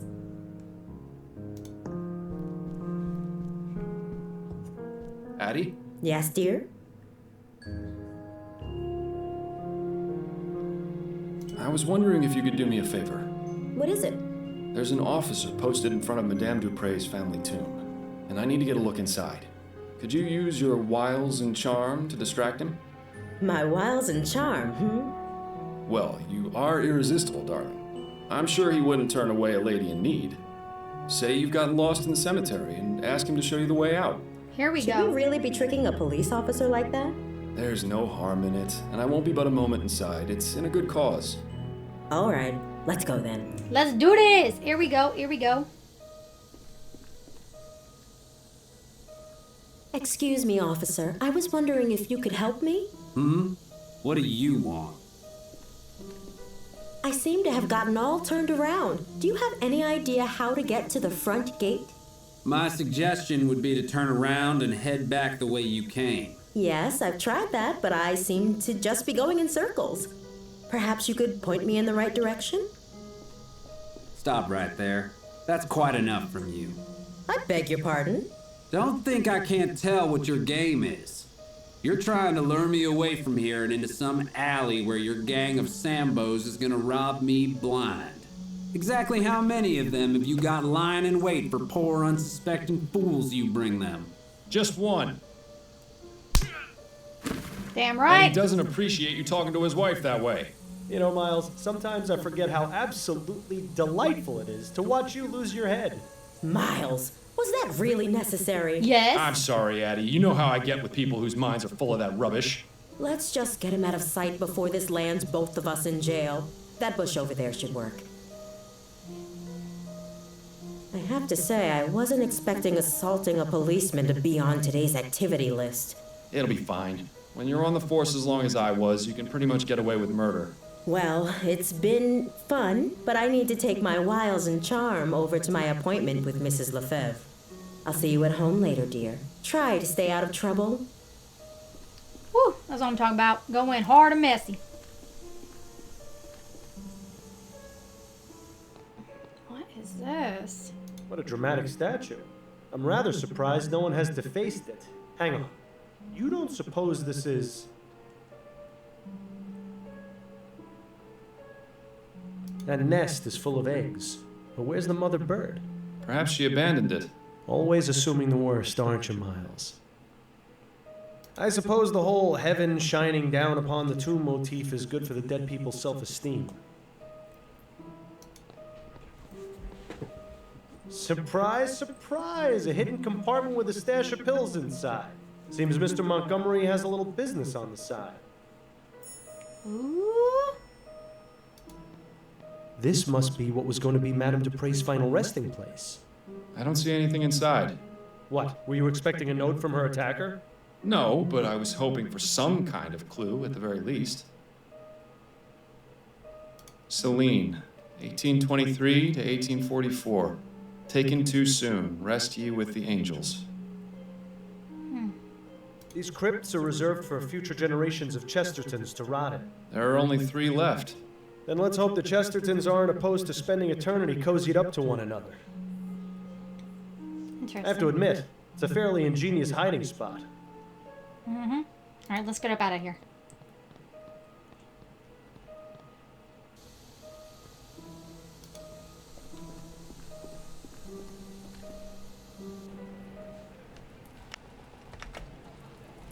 Okay, we need to go...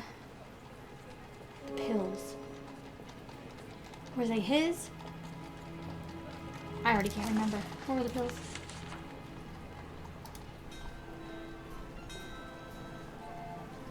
By Andrew, yep. We need to go back. Okay. Be like, boy, you get into some mess you don't want to be bent. You want to be in.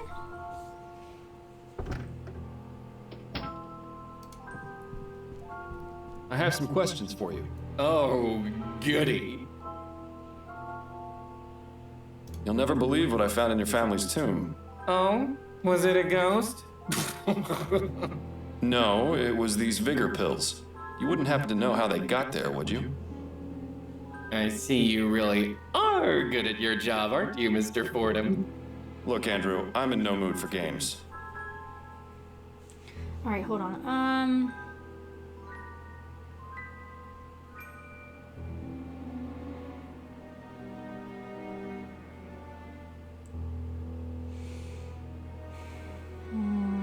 I'm willing to overlook your unlawful activities in exchange for your cooperation. Fine, but you have to understand, I'm not exactly feeling myself right now. I understand perfectly, which is why I need you to take one of these pills. I suppose one would help. Thank you. My goodness, I always forget how fast those pills work. My heart is racing. You said you had questions, didn't you? Well, go on, ask them already. We mustn't waste any more time. Well, that seems to have done the trick. I just hope we haven't doomed him to a heart attack. Alrighty, here we go. What can you tell me about Madame Dupre? I can't believe anyone would be so cruel as to do what that wretched bastard Martin did to her.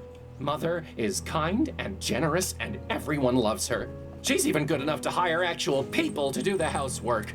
Not many wealthy families do that, you know. They just use automated machines or hire servants to operate the manual ones. Okay. What can you tell me about your sister, Juliet? Juliet, smart as a whip and just as forgiving. She's a fighter, that one. Despite being the only woman in her class, she's managed to rank at the top. Impressive. I only wish Mother was more accepting of Juliet going to university. But you don't want to hear about boring family matters, I'm sure. Oh, but family matters are my favorite. It's always so reassuring to know how much worse off everyone else is. Alright, let's, What exactly were the circumstances leading up to your mother's supposed death? A few days ago, I arrived home from school and found her collapsed on the floor. She wasn't breathing, so I immediately contacted Dr. Fellows. He examined her and pronounced her dead. We were all completely shocked. I was devastated. She'd been in fine health. In fact, she'd just been out riding that morning. You can imagine our surprise at the funeral when she sprang back to life. True. How is it you know Albert Martin? He works at the greenhouse where my sister Juliet does her research. The two of them were involved romantically, and Mother didn't like that at all. I heard their fights, they were ghastly. What exactly made you suspect he was the one responsible for what happened to your mother? Well, I mean, it's obvious, isn't it? His mother's a notorious voodoo witch. Those people do all sorts of awful things to our kind. It's all out of spite, you know. He knew Mother disapproved of his relationship with Juliet, so he plotted to get rid of her. Okay. What's your relationship with the servants like? Relationship? I don't have one with them. They're servants. Mother always made it clear that they weren't part of the family, just help. We've only got 2 on staff right now, though, the kitchen girl and the gardener. Okay. How do you typically spend your days, Mr. Montgomery? What are your interests? I study pharmacology at the university. I'll be graduating next year if all goes well. I just hope Mother has recovered enough by then to understand what's going on. She and Jean were so proud of me when I started university. I'd be so disappointed if she couldn't see me finish. I take it Jean is your stepfather. He is. Mother married him 5 years after my father died of consumption. My condolences. Do you have a good relationship with him? Not terribly. Truth is, I hardly ever see him. In fact, before the funeral, I hadn't seen him at all this month. Where is he now? I don't know for certain, but it seems likely he's at his hunting cabin. His hunting cabin? Ooh, okay. Yes, he often goes there. It's his way of leaving polite society behind and spending time with his thoughts. Considering what Mother just went through, well, I would guess that's where he's gone. Although, to be honest, I don't know why he's not here with Mother in her time of need. Why do people run away from their problems instead of facing them? Why, Miles? Do you know where this cabin is? Afraid not. I don't share his passions, so I never cared much to accompany him on his outings. Okay. Hey. So, you're running some kind of pill business on the side. I'm providing a service, Mr. Fordham. Not everyone in this life is as lucky as I am. People pay top crown for luxuries like airship tickets and social club memberships. Medicine should be affordable to all. Dr. Tennyson has a patent on the energy pill formula and thus a monopoly on the market. That means he can charge whatever he wants. Students use these kinds of pills all the time, you know. Academic rigors can be overwhelming, and concentrating can be difficult without help sometimes. I've got the skills and the equipment. If I can replicate the formula, help my fellow students, and sell them at a much more reasonable price, why shouldn't I? There's the fact that what you're doing is illegal. Oh, you're starting to sound just like Mother. And just because it's illegal doesn't mean it's immoral. I can think of plenty of examples where the opposite is true. You're probably the most altruistic person I've met all month. The sad part is it's true. Oh, damn. That's a rather exotic bird you've got. Yes, Ray is nice when he's quiet. But get him started and it's tough to shut him up. Who trained him? I think he already knew some phrases when Mother bought him. She's managed to teach him a few new ones, though. Thanks for your time. My pleasure. Okay. Let's see if we can talk to her one more time. He actually just helped a lot with information, so that's amazing. Anything? Can I get anything out of her? Amelie? Yes? What is it? We mustn't be seen talking. But lady, we gotta talk. Anything you can tell me about Jean? I hardly ever see him. Only at dinner. He's scared of Madam, and so he finds any reason to get out of the house and stay away as long as he can. Scared of her? Oh, it's true. You should see him when they're in private. Like a shamed puppy that dirtied the carpet. Interesting. Okay. Do you have any idea why Jean is so afraid of Madame Dupre? If he's seen the same things we have, then yes. What kind of things? No, I spoke out of turn. Forget I said anything. Amelie, listen to me. A potentially innocent man's life is on the line. If I don't find out who attacked Madame Dupre, he's as good as dead. So if there are any facts or details you know that I don't, you need to tell me. I can't. You can. I'm not with the police. If Madame Dupre did something wrong, I'm not going to look the other way. Trust me, I'm on your side. Madam beats the servants. I think she even does it for fun. I hear the screams sometimes. I don't know how anyone else in the family doesn't. Maybe they do and just ignore it, I don't know. But if Mr. Dupre knows what she do, it explains why he's so scared of her. Damn, that's hard. Did Madame Dupre ever abuse you? No, I was lucky, but some of the others weren't. Like who? I need details, Amelie. The old gardener, Guy Dumas, and one of the maids, Celine. I saw Madame going after them the most. Don't know what they did to deserve it, but I would see her walk by in a rage, whip in one hand and a book in the other. A book? What book? Oh, I don't know. I can't read, so I don't know what it said on the cover. But it's the same color as the stew spice I always use. Don't know what she used it for, but she always had it with her, just before a beating. Maybe she'd recite them some of her terrible poetry. I'm sure that was torture enough. Okay.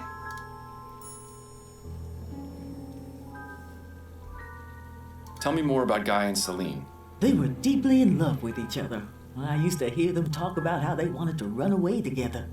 What happened to them? I don't know. One day they were here, and then one day they weren't. Do you think Madame Dupre may have done something to them? I couldn't say for sure, but I wouldn't be surprised if she had. Please, let's not talk about this anymore. Thank you, Amelie. I appreciate your time. You're welcome. Now please, let me get back to work. Ooh, we getting some stuff stirred up now. Here we go. Ooh, okay. Here we go. Suspects, no suspects yet. Okay. Alright, let's close this. Damn, she would beat her servants? That's just messed up, man. Messed up.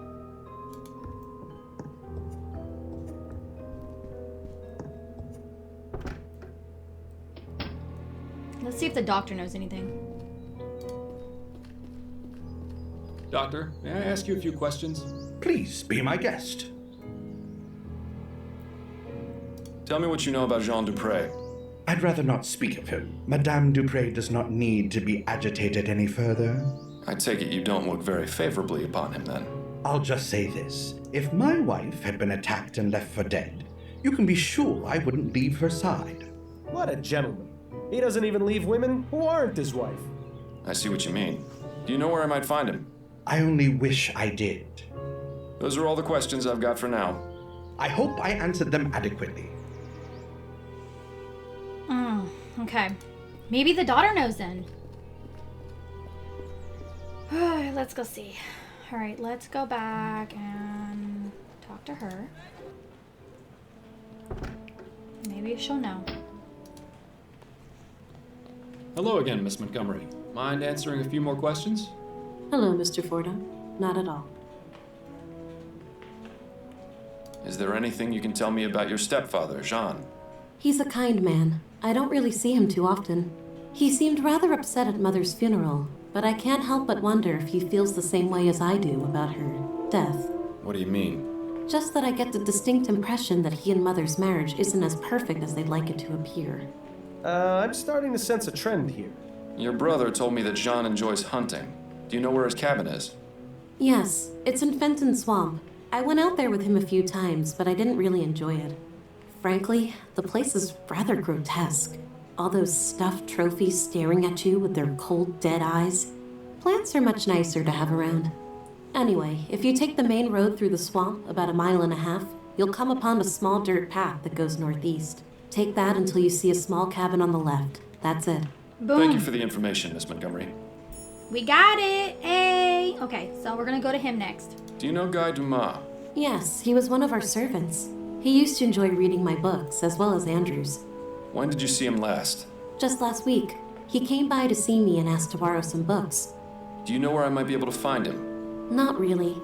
I get the impression that he moves around frequently. But I can tell him you're looking for him next time I see him, if you like. Please do. Although hopefully I'll be able to find him before then. Were you friends with Celine, the maid? Yes, I was quite fond of Celine. She was so sweet and interesting to talk to. One day, she just left the house with no explanation. Mother said it was because she had found work elsewhere. I was terribly saddened. I wish I'd had the chance to say goodbye to her, at least. What's your interest in her? Oh, I was just curious, that's all. No more questions for now. Then if you don't mind, I have work to do. That's what I'm talking about.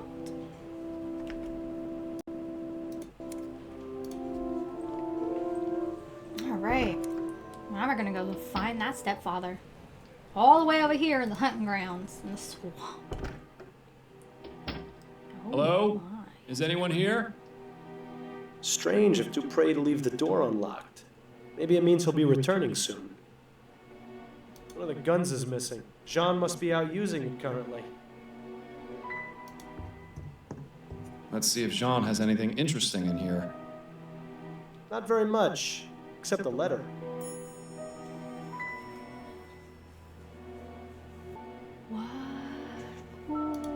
Okay.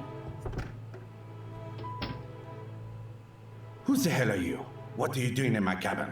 Jean Dupre, I presume? Yes, that's right. Who are you? Miles Fordham, private investigator. I'm looking into the attempted murder of your wife. Oh, yes.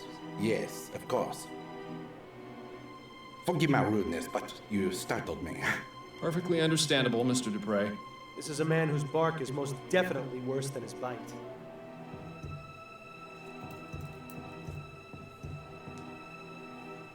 Alright, let's get to talking. Can we talk, Mr. Dupre? I suppose so. Yes. What can you tell me about Madame Dupre? Oh, my dear wife. The past few days have been just awful for all of us. Yes, I can imagine. How long have you been married? For 7 wonderful years. Laura and I are just as much in love now as we were on the day we married. Boy, does he actually expect anyone to believe that nonsense? You'll pardon me for being so frank, Mr. Dupre, but why are you out hunting and not at your wife's side? Excuse me? Who are you to lecture me on my marriage? A fellow married man, that's who. Your wife has just suffered a very traumatic ordeal. Shouldn't you be at home caring for her? But with all the confusion at the house, with the police investigating and her being attended to by her doctor, I just needed to get away for a bit. Surely you can understand, Mr. Fordham. There's something off about this guy, Miles. He's definitely hiding something. And for once, I don't think it's from his wife. I suppose it goes without saying that you enjoy hunting, Mr. Dupre? Yes, I do. I consider myself something of an outdoorsman, you see. It's nice to be able to go out and get some fresh air after being sat at the bank all day. What about your home life? Truth be told, I'm not at home as often as I'd like to be. I've been trying to make more time, but something usually comes up. Business is business, after all. Yeah, but what business are we talking about here exactly? Do you know anything about the circumstances surrounding Madame Dupre's death? Horrible. Simply horrible. Do you have any idea why Mr. Martin might have attempted to kill her? Mr. Martin? You mean the boys they arrested? Andrew said it's because Martin and his mother are witches who prey on the well-to-do. You only need to take one look at him to see his trouble. It's a shame they put him away so quickly. I'd have liked to teach him a lesson or two, believe you me. Yeah, right. A lesson on how to cower in the corner, most likely. What can you tell me about your stepchildren? Andrew and Juliet? I see a bright future ahead for both of them. What's your relationship with them like? It's fine. Why do you ask? I got the distinct impression from both of them that they hardly ever see you. Well, yes, I suppose that is true. We don't spend much time together. But they're both so busy with school, I don't want to get in their way. Not to mention my job keeps me away from home for considerable periods of time. Excuses, excuses. I get the feeling Mr. Dupre avoids his family on purpose. But why? Tell me what you know about Guy Dumas and Celine. I'm sure I have no idea what you're talking about. They were former servants of yours. Do you not remember them? Oh, I remember them. I just have nothing to say about them. I met some bad liars in my day, but this guy really takes the cake. We'll get him, somehow. Do you know anything about Madame Dupre trying to get Juliet taken out of her classes at the university? Ah, yes. Laura didn't approve of her daughter's desire to further her education. So, she sent a letter to the university requesting Juliet's withdrawal. I didn't approve of her trying to meddle in Juliet's affairs. If she wants to study, she should be free to do so. I wrote them a letter myself, without Laura's knowledge, telling them to disregard the previous request for withdrawal. That's very good of you. Yes, well, I dislike seeing people being told what they can and can't do by others. Yet, he seems perfectly willing to employ servants at his home. Well, I suppose we're all hypocrites in one way or another. Do you fear your wife, Mr. Dupre? Do I... what? The question's quite simple. Are you afraid of Madame Dupre? Why in the ether would you think that?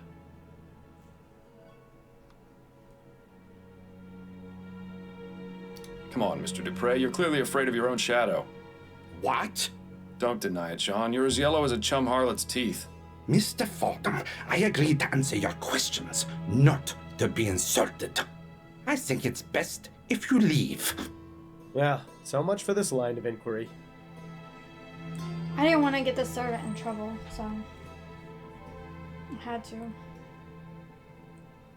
seems Mr. Dupre is a Bollingworth man. Maybe he's not so bad after all. Satchels, boxes, and other assorted boring things for hunting. Mr. Dupre. Out, Mr. Fordham.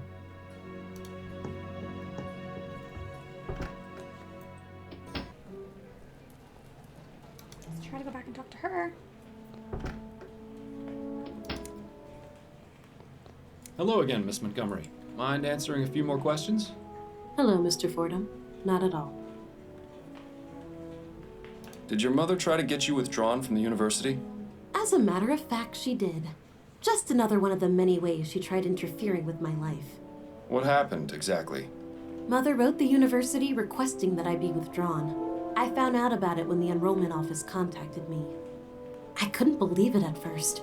I thought it was some sort of mistake, but then they showed me the letter. I take it you were upset. More than upset, Mr. Fordham. I was furious. I was trying to make a real life for myself. One that wasn't about dresses or debutante balls or fending off suitors. I'd been given the chance to make something of myself, and Mother was ready to bring it all crashing down, just because she didn't agree with it. But in the end, you're still here. Yes, Jean stepped in and fixed everything. He didn't have to do it, but it was very good of him. I'm afraid that was the beginning of the end of my relationship with Mother. We never really managed to fix things after that. Okay, now we know why they're not getting along. No more questions for now. Then if you don't mind, I have work to do. Fordham, are you thinking what I'm thinking? Wait, what am I saying? Of course you are! Madame Dupre has been interfering with Juliet's studies and disapproved of her relationship with Martin, hence their falling out. Plus, the information in Juliet's notes about ethericity, putting animals into a death-like trance, seems awfully suspicious. It's enough to establish both means and motive. That's plenty to consider her a suspect. Yep.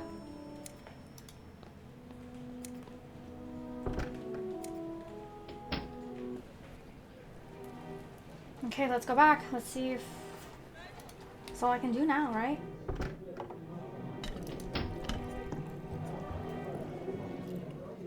Can we talk? Go on, I'm listening. I think I'm ready to wrap this case up. Okay, who's your prime suspect? It was Juliet Montgomery, Madame Dupre's estranged daughter. Her daughter? But why? Madame Dupre disapproved of Juliet's relationship with Mr. Martin and also tried to have her withdrawn from university. Juliet grew to hate her and wanted to be free of her overbearing and controlling influence. So, how did she do it? Aside from studying botany, Juliet is also interested in ethericity. She rents a room in the Chum where she conducts her experiments.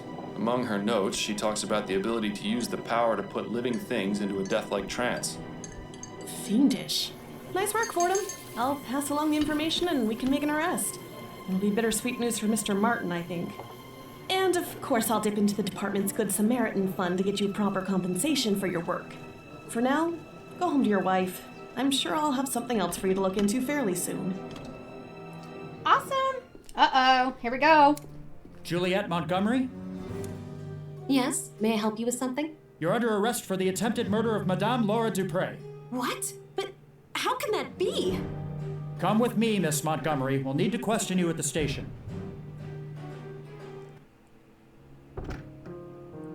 Addie, I'm home. Addie? She must still be out at her hairdressing appointment. I'm glad we're alone because I wanted to talk to you about something.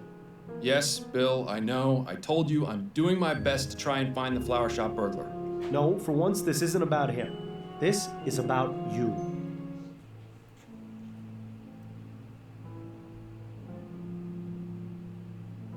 Me? What are you on about? You can play dumb and deflect all you like with everyone else around you, but it won't work with me. I know exactly what you're thinking, and you know exactly what I'm gonna say.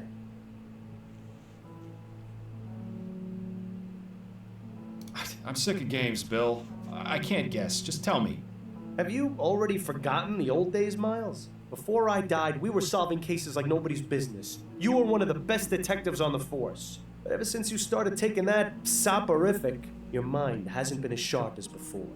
If you're serious about taking on more complex cases, you need to listen to Adelaide and stop taking it. It's already had a negative effect on your performance. What are you talking about? We discovered it was Juliet who was to blame. Yes, but if you were working at your full abilities, you'd have come to that conclusion much sooner. I mean, to be If honest, I stop taking it, you won't let me sleep through the night. Nothing will change.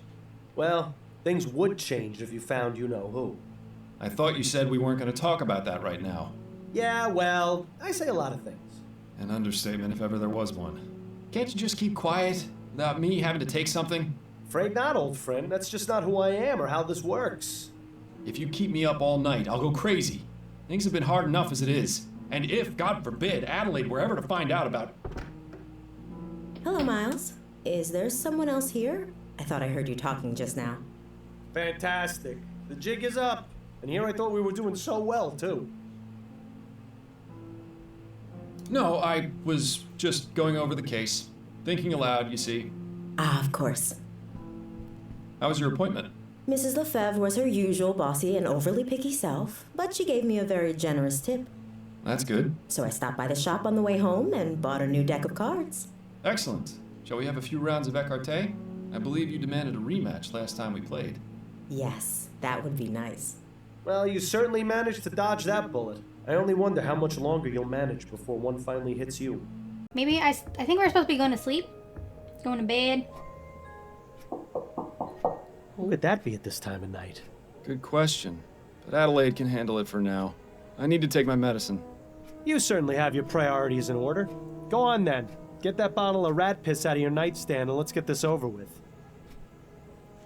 Alrighty then.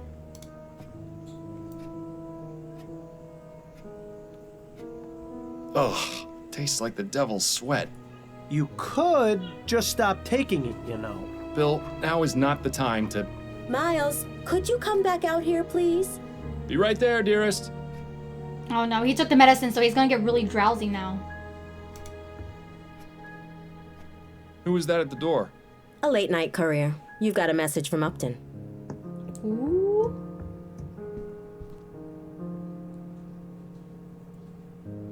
Oh, it looks... A case that looks simple. A case is never simple. Okay. It seems this case is rather urgent. She wants me to meet her as soon as possible.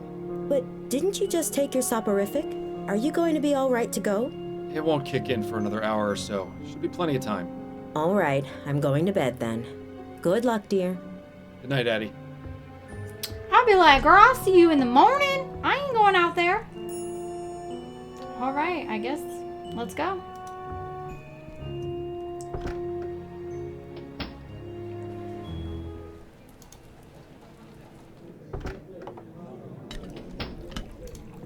Ooh, no voices in the head, I've already noticed. Hello, Upton. I'm glad you came, Fordham. Sorry for disturbing you this late. I'm curious to know what's so important that it could wait until morning.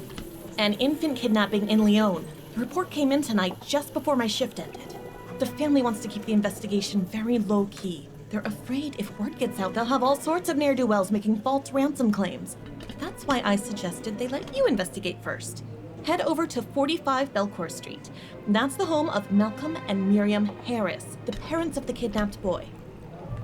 Ooh, I don't like that. Don't be messing with no babies. Harris, as in Harris Construction Company? The very same. owned by Malcolm's father, no less. Now you see why they wanted to keep this out of the public eye.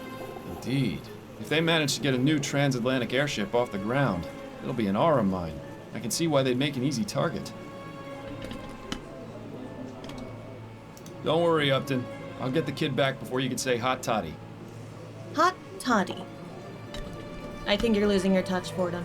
And I think you've lost your joke book. Try some new material for a change, would you? Right. Good luck on your investigation. Come see me again once you figured things out. Or if you just need to talk. I'll be here all day tomorrow as well. So feel free to stop by. Alright. Wait. Shouldn't we go home and go to sleep now? Because our medicine, right?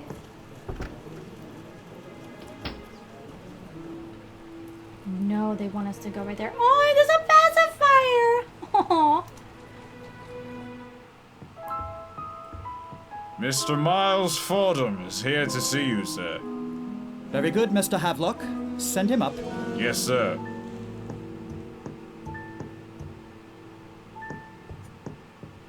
Good evening to you, sir. Good evening, Mr. Fordham. I'm Malcolm Harris. I'm terribly sorry to hear about what's happened, Mr. Harris. Thank you, Mr. Fordham. You were very highly recommended by Miss Upton. She said you'd be able to solve this faster and more discreetly than the police. I admit it's a rather unorthodox approach, but we're desperate. I understand. I'll do all I can to find the kidnapper and bring your son back unharmed. If you'd like to examine the nursery, it's just through that door to the left. I'll ask you to please try and keep quiet as I just sent my wife to bed. Her nerves are rather shot, you see. Yes, of course. Alright, let's go check out this nursery.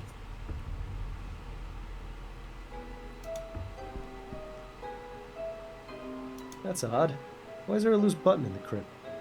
I'm no expert on children, but it seems like it would be dangerous to have around an infant. If only the flower shop burglar was as easy to find as this clue was. I was say, you gonna take it or what? Nice mobile. Custom made, too. There'll be no mistaking what family this child comes from. Oh dear. Oh no. How wonderful. The soporific has started working. Well done, Fordham. Now how are you supposed to... What's the word I'm looking for? Instigate. Interrogate. I just had it on the tip of my tongue. Perhaps it's time to call it a night.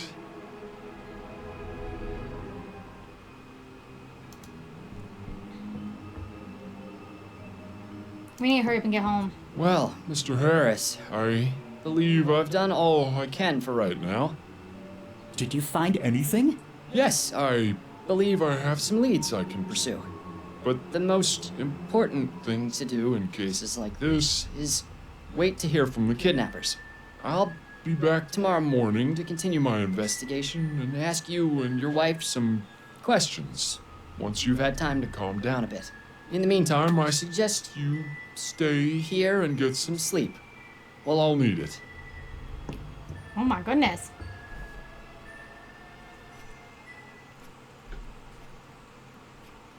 Oh, we're home.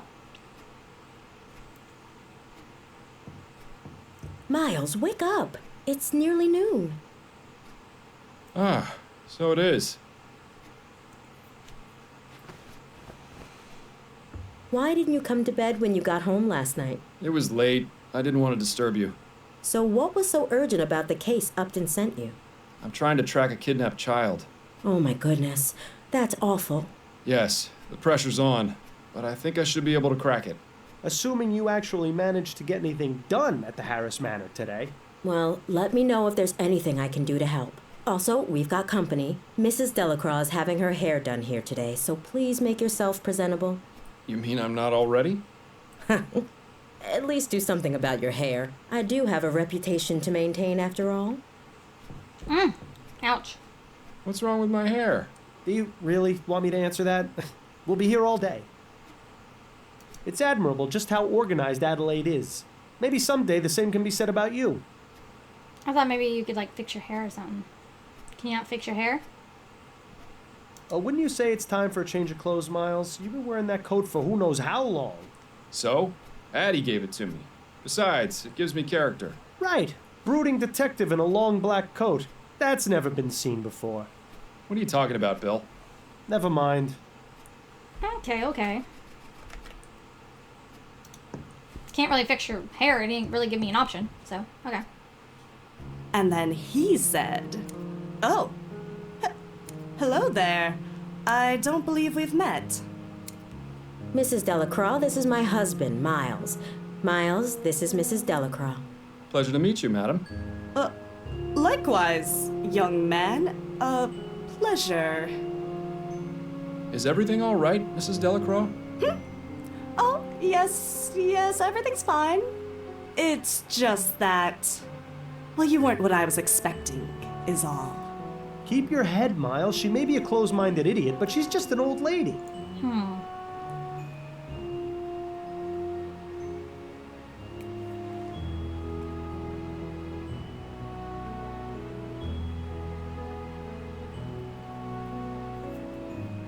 What were you expecting exactly?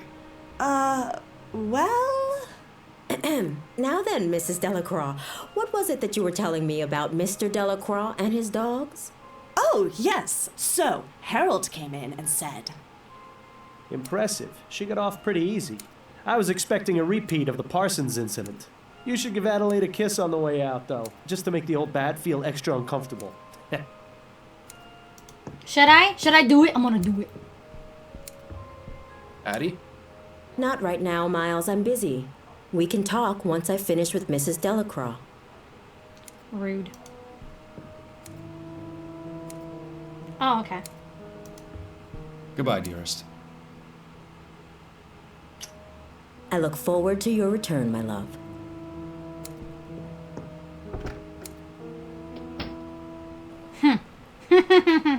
Okay, let's go back to the house now. Since, you know, we got some Remind sleep. me, Miles, how was finding some rich people's kidnapped baby going to help us track down the flower shop burglar?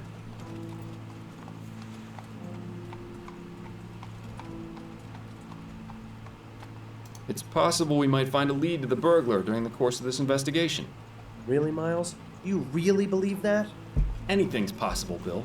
You remember how many times we encountered seemingly trivial matters which turned out to be important later on? Well, if you plan on solving this case, you'll need your full wits about it.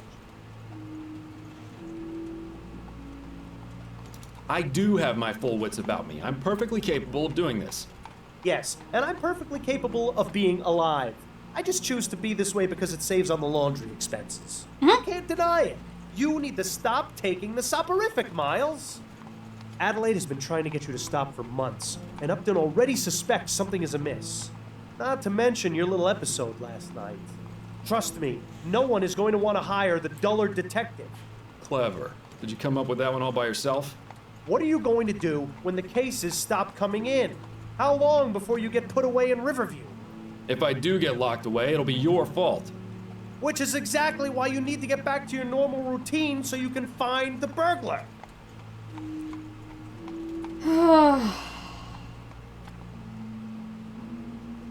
All right, fine. I'll stop. But if you keep me awake at night, so help me. Don't worry. I'm sure you'll find a way to cope. You were always good at that. Well, I'm glad that's settled then.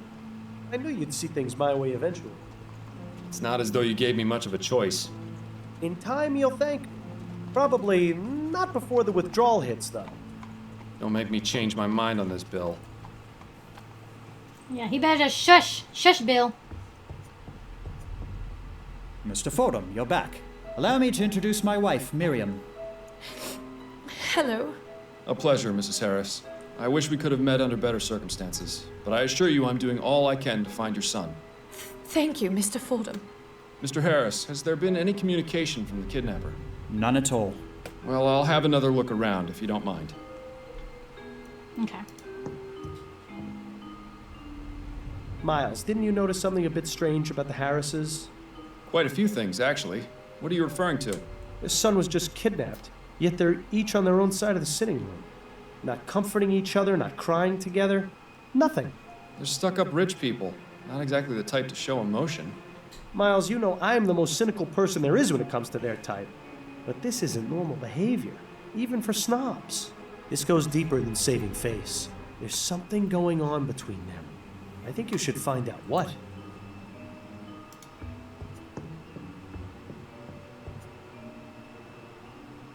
Interesting. This fabric looks as though it came from a garment of some kind. Huh. There's a small emblem sewn onto the side of this piece of fabric. It just says SS. Somebody's initials, maybe? Okay. Be careful not to cut yourself, Miles. I don't think the Harris family has ever seen blood that isn't blue. Be careful not to cut yourself, Miles. I don't think the Harris family has ever seen blood that isn't blue. Probably won't be another year or so before the child gets any practical use out of those blocks beyond putting them in his mouth. Okay. Look, you can see the balcony extends all the way around the side of the manor. That would make it rather easy for someone to access this window from the outside. No evidence of what was used to smash the glass, though. Oh, okay. I thought it was maybe, A steam-powered bottle warmer. Certainly beats having to do it in the fireplace. Or in the case of my parents, over a barrel fire. Okay, we already looked at the crib. Look at that. The kid has a toy chest. My sister and I used to have to keep our toys buried in the backyard. Of course, that is because the only toys we had were dead rats. Ew. Okay.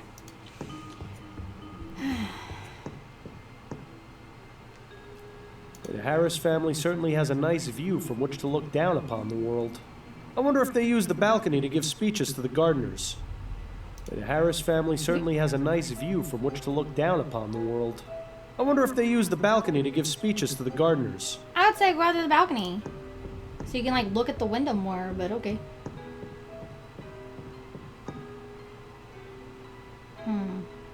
Fancy. Some poor servant's probably gonna get a flogging for leaving it in here, though. Who in their right mind would need that many drawers? It looks like a pile of women's clothes. Must belong to Mrs. Harris. Wardrobes are usually always full of wonderfully dark secrets. Okay.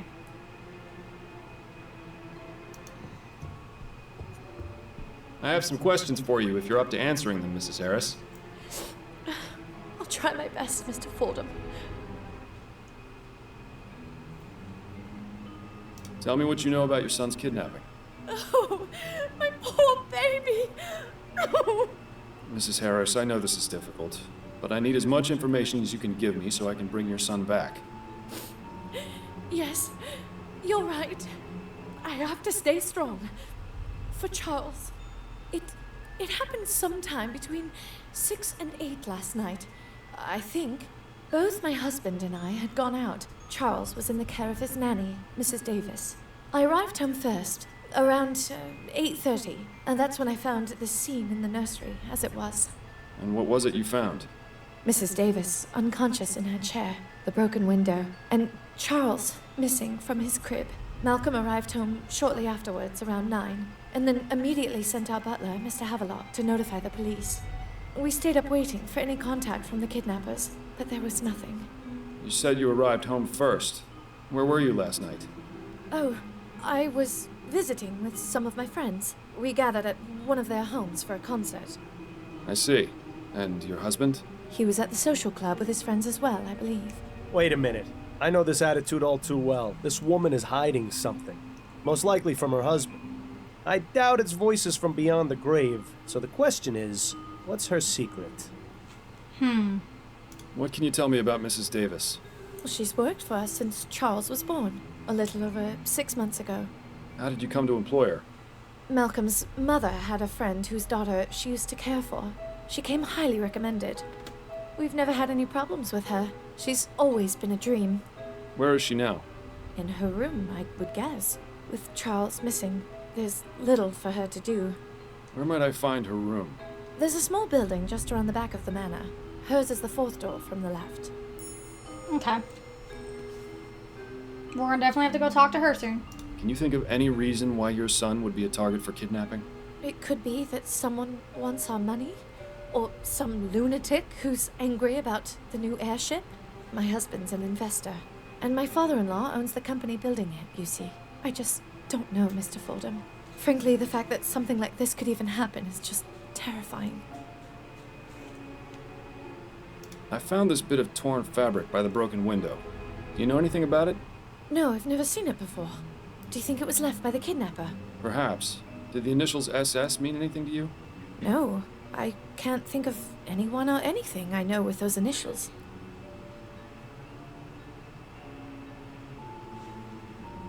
And the baby? Tell me about your son. Charles is our only child. He's such a good boy. Never makes a fuss. Always very sweet.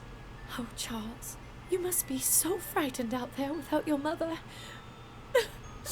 Oh, please, Mr. Fordham. You have to bring him home. I'll do my best. Tell me a bit about yourself, Mrs. Harris. Mr. Fordham, my son has been kidnapped and is out there alone, terrified and confused. What could I possibly tell you that would make any difference to you finding him? I suppose you're right, Mrs. Harris. My apologies if I upset you. I found this button in your son's crib. Does it look familiar at all? No, I don't recognize it. It looks like it came from some cheap coat. Is that what the ruffian who took my baby was wearing? That's what I'm trying to determine. That's all for now, Mrs. Harris. Very well. She's kind of rude. I have some questions for you, Mr. Harris. Yes, of course. Tell me everything you can about the kidnapping. I don't know much. I was out last night while it happened. Where had you been previously? I was out with friends. My wife can verify the time I arrived home. It seems hiding something from your spouse is an activity both Harrises partake in. Oh my gosh, they both having affairs. I found this bit of torn fabric by the broken window. Do you know anything about it? Looks like it came from a piece of clothing. Possibly a jacket. Did the initials SS mean anything to you? Maybe? I can't really say. You'll have to excuse me, Mr. Fordham. I've got quite a lot on my mind right now. If I can think of anything, I'll be sure to let you know. Tell me about your son. Charles is a good boy. Very quiet. Miriam had wanted a child almost from the moment we married. You know how women are when they have their hearts set on something. I saw no need to rush, but... Nice to know you're not the only one. Hey, Miles. The first 2 times Miriam was with child, she suffered some unfortunate accidents. She was devastated, as you can imagine. So when Charles finally came along, he turned out to be quite a blessing. I can't imagine what sort of depraved madman would take him from us like this. You must find him, Mr. Fordham. I intend to, Mr. Harris. Tell me about yourself. There isn't much to tell, really. My life has been fairly well publicized in the newspapers. Let's pretend for a moment that I skip over the society pages. Well, I'm an investor. My father Clyde runs Harris Construction Company, which I will someday inherit. Any other details about me are fairly trivial nonsense, I think. Okay. I found this button in your son's crib. Does it look familiar at all? No, not at all. Do you think the kidnapper might have left it behind? It's a distinct possibility. Those are all the questions I had for now. All right. All right.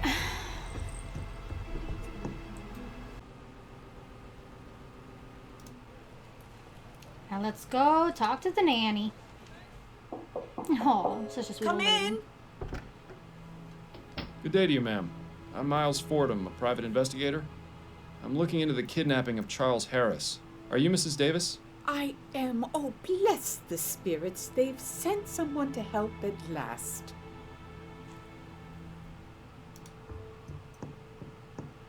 I have some questions for you, Mrs. Davis. All right. No, she looks like such a sweet lady. Tell me about the kidnapping of Charles Harris.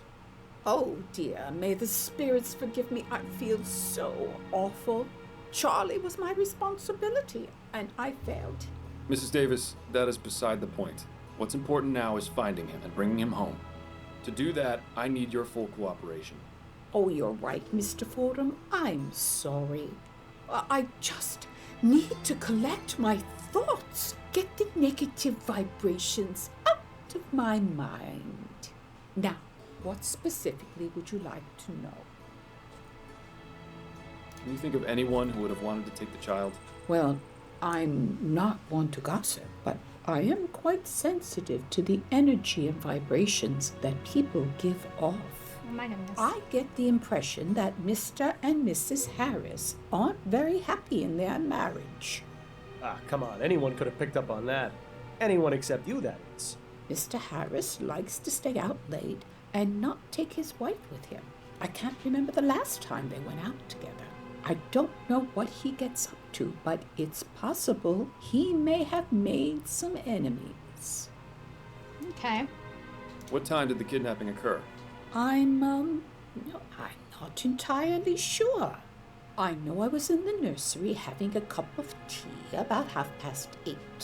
I remember feeling very drowsy. I must have passed out then because the next thing I knew, I was being woken by Mrs. Harris.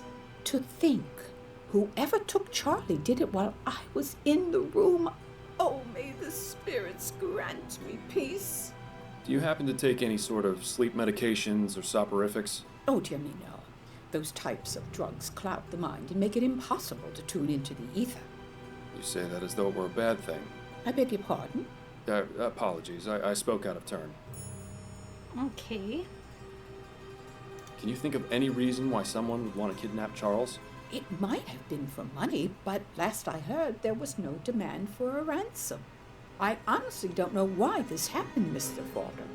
I just hope you find the poor child. He must be scared to death. I found this piece of torn fabric in the nursery. Does it look familiar to you? No, it doesn't. I'm sorry. How long have you worked as a nanny?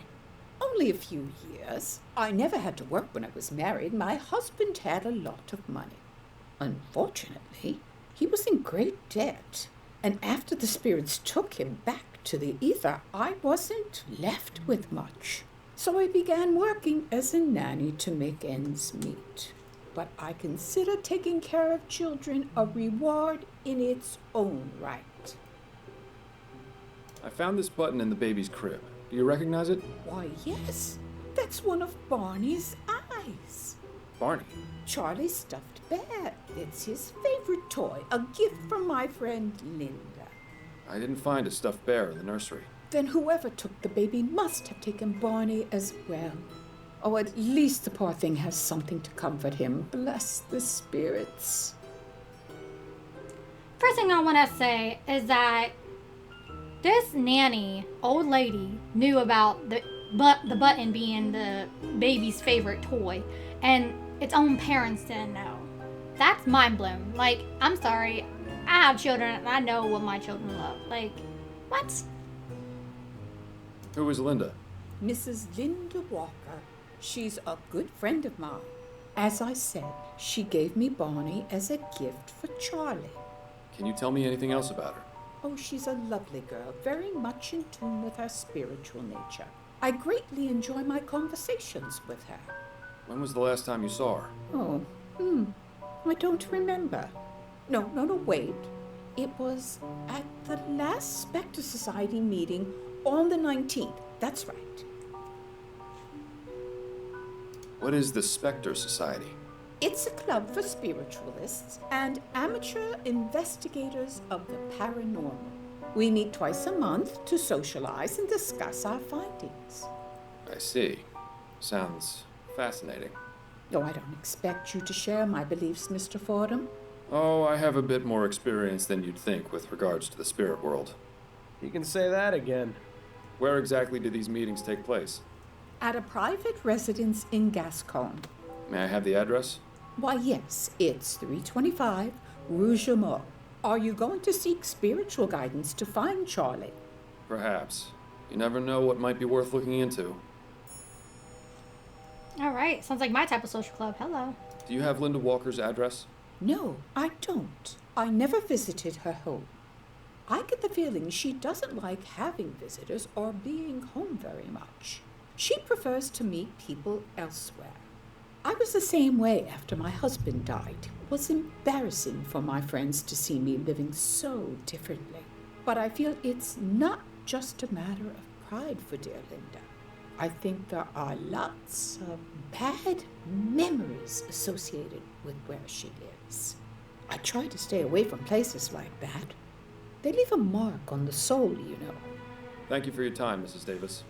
Oh, you're very welcome.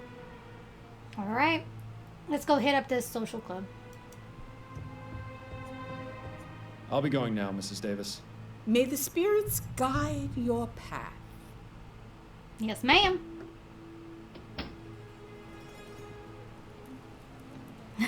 That's cute.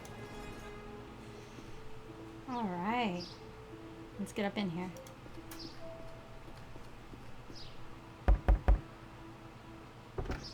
Yes? May I help you?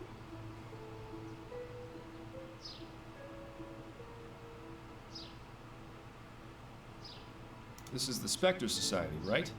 I'm interested in joining. Ah, yes it is. Welcome, darling.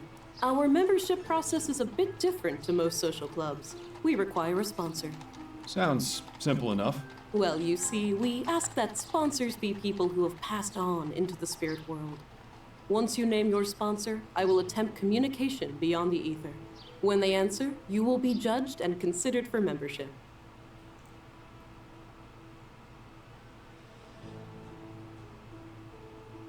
I've got a sponsor.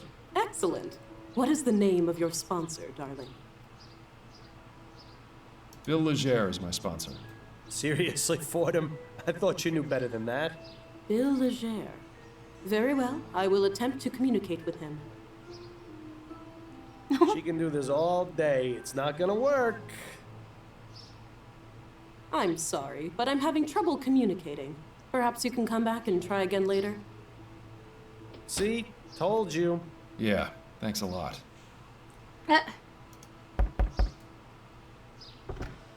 Oh, hello again. How may I help you? Hello, ma'am. My name's Miles Fordham, and I'd like to ask you a few questions. Are you with the police? No, I'm a private investigator. I'm terribly sorry, darling, but I simply don't have the time right now. Perhaps if you come back next week, I'll be able to answer your questions then.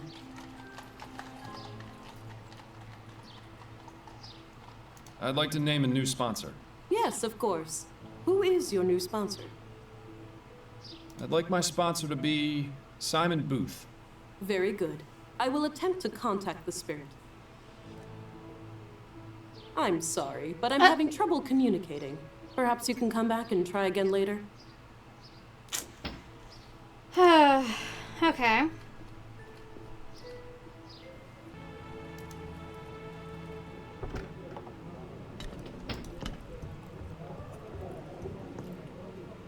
Can we talk? Go on, I'm listening.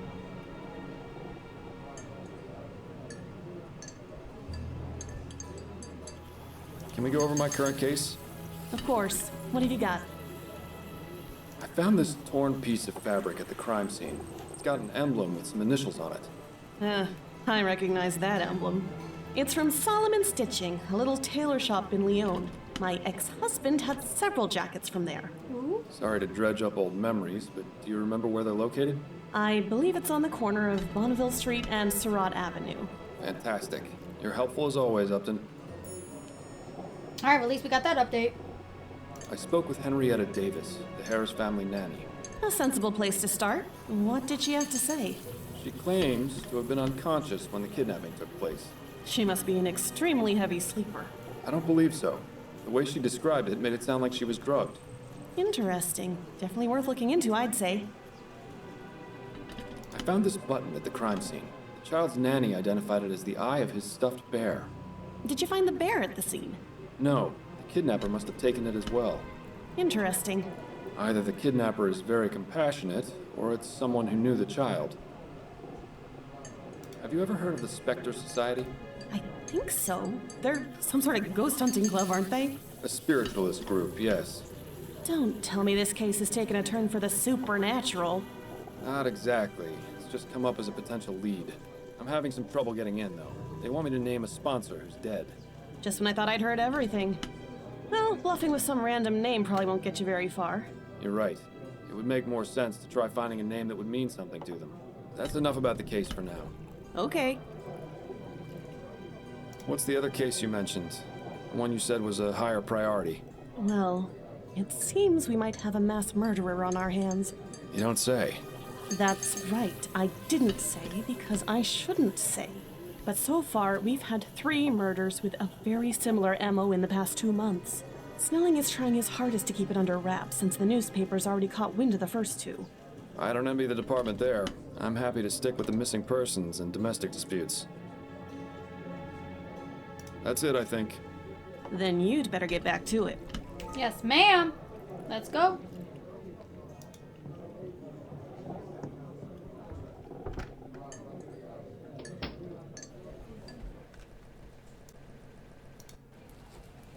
Alright, let's go up here. To the tailor shop. Good day to you, sir. Welcome to Solomon Stitching. I'm Jonah Solomon. Please let me know if I can help you with anything. Mr. Solomon? Yes, sir. How may I be of service? Oh, let me guess. You're looking to replace that old coat. It looks like it's got quite a few stories it could tell me. You should listen to the man, Miles. He clearly knows what he's talking about. Not today, I'm afraid. There's still a few more stories it has left to tell. Actually, I was wondering if I could ask you a few questions. Questions?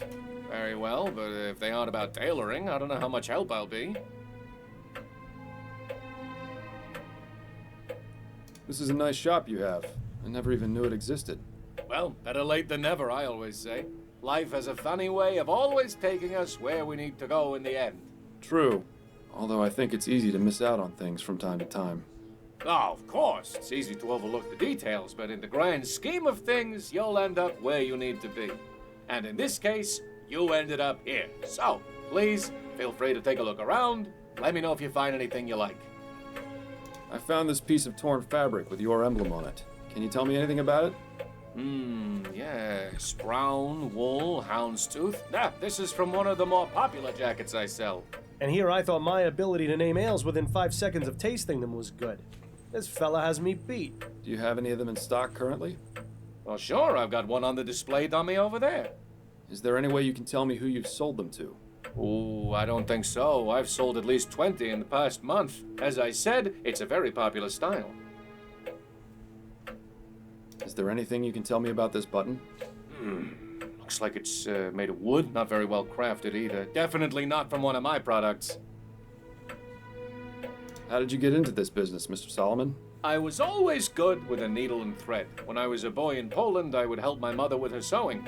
Then, during the war with Russia, I fixed uniforms and stitched up wounds. Not long after that, I moved to Vespuccia, settled here in New Britannia. My first shop was in the Chum, but thankfully, I was very successful and was able to move to Lyon. I won't lie to you, this location is much, much nicer. It's refreshing to not have to step over drunken hobos when I open and close the shop. Oh, but that's part of the charm of owning a business in the Chum. Not much else to say beyond that. My business is my life. You seem very dedicated to your craft. That's right. You won't see any of that newfangled steam-powered nonsense in here. Everything is done by hand and with care. I use only the finest quality materials and stitch every thread myself. And that's the way it's gonna stay as long as I'm around. It's worked for 45 years. There's no reason to change as far as I'm concerned. I'll be taking my leave of you now, Mr. Solomon. Very good. He's dedicated.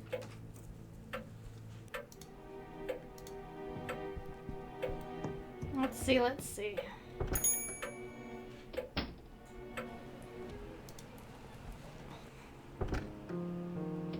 I've managed to survive the wild streets of New Britannia. Hello, Miles. Let's ask her some questions. Addie? What do you need, dear?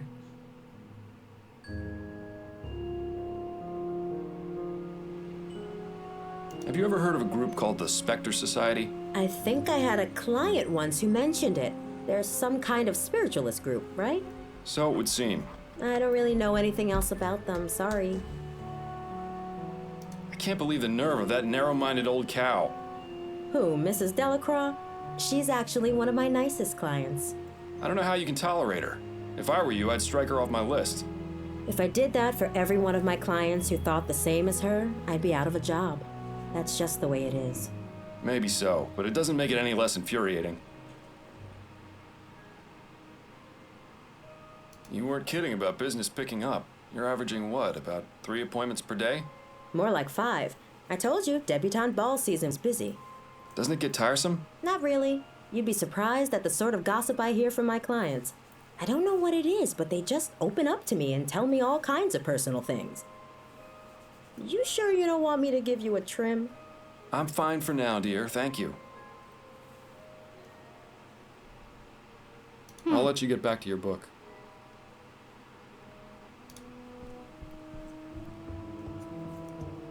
Time for me to get some things done. Don't work yourself too hard, dear.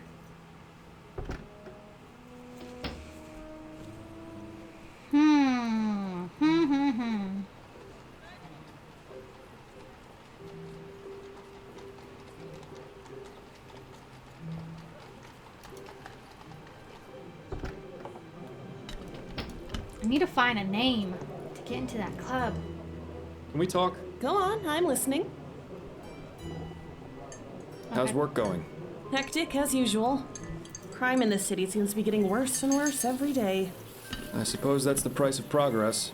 God help us if they ever actually discover that ethericity stuff then. Things between you and Adelaide getting any better? I'm really not sure. They haven't gotten worse, but things haven't been the same between us since Bill died. Well, you need to figure things out, or everything is just going to explode in your face one of these days. Thanks for the vote of confidence, Upton. I'm merely speaking from experience. If I'd seen the warning signs of Harold sooner, it would have saved me quite the headache. At least your marriage seems like it's still worth saving. That's it, I think. Then you'd better get back to it. Actually, let's go back home and read that paper on the table, because maybe somebody recently passed away and it's in the paper, right? Could be a sponsor. Let's check this out. Honey, I'm home. You know, I've always wanted to say that. Welcome home. Let's see. Oh, see? Yeah. Oh, no, I wasn't done. No, go back to that. Hooray. So, wait, no. No, that was the other one. 1944. Oh my goodness. Okay. I shouldn't be gone too long. I look forward to your return. Does she really, though? Does she really? I don't know about it. Okay.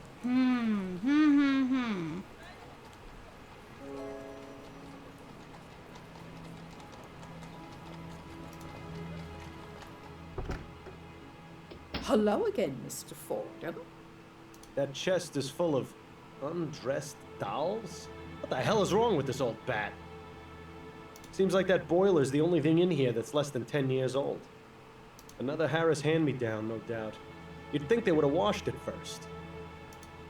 It's a spirit reaching out to a very frightened man. Possibly the fakest looking photo I've ever seen. Painting of a misty forest with a cemetery in the background. Cheery stuff. Pretty distinguished looking gentleman. Handsome. Good fashion sense. Wonder who he is. I have some questions for you, Mrs. Davis. Here we go. All right. Here we go. That's a lovely portrait. Who is it of? That is my late husband, Jonathan. He used to attend meetings of the Spectre Society with me, bless him. I tried to get him to be more in tune with the other side, but I think he was just humoring me. He was a good man. Everyone at the society cared for him very much. Okay. I couldn't help but notice that chest full of dolls in the corner. Oh, that? Oh, I know it must look a bit strange, but I pick up old and broken dolls so they can be repaired and donated to orphanages. It's my way of giving back to the community and helping poor children who have nothing to play with. Well, what a kind soul. I wish she would find less creepy ways to express her altruism. Thank you for your time, Mrs. Davis. Oh, you're very welcome. All right, Ghostbusters, we're coming back. I'll be going now, Mrs. Davis.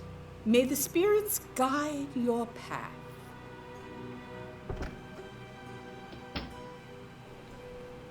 Ghostbusters.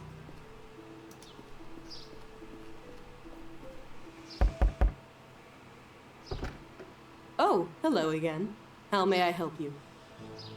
I'd like to name a new sponsor. Yes, of course. Who is your new sponsor? Jonathan Davis is my sponsor. You knew Jonathan? He was such a kind man. Yes, I can feel his presence, and it speaks positively of you. Please, come in, Mr. Fordham. I am Angela Maxwell, the founder of the Spectre Society. Welcome. May I offer you some refreshments? Some water or tea, perhaps? You're very kind, but I'm afraid I must decline right now. Well, please let me know if you change your mind. Won't you look at this place? It's like a candy store for psychics. Let's see if we can go back to talk to her.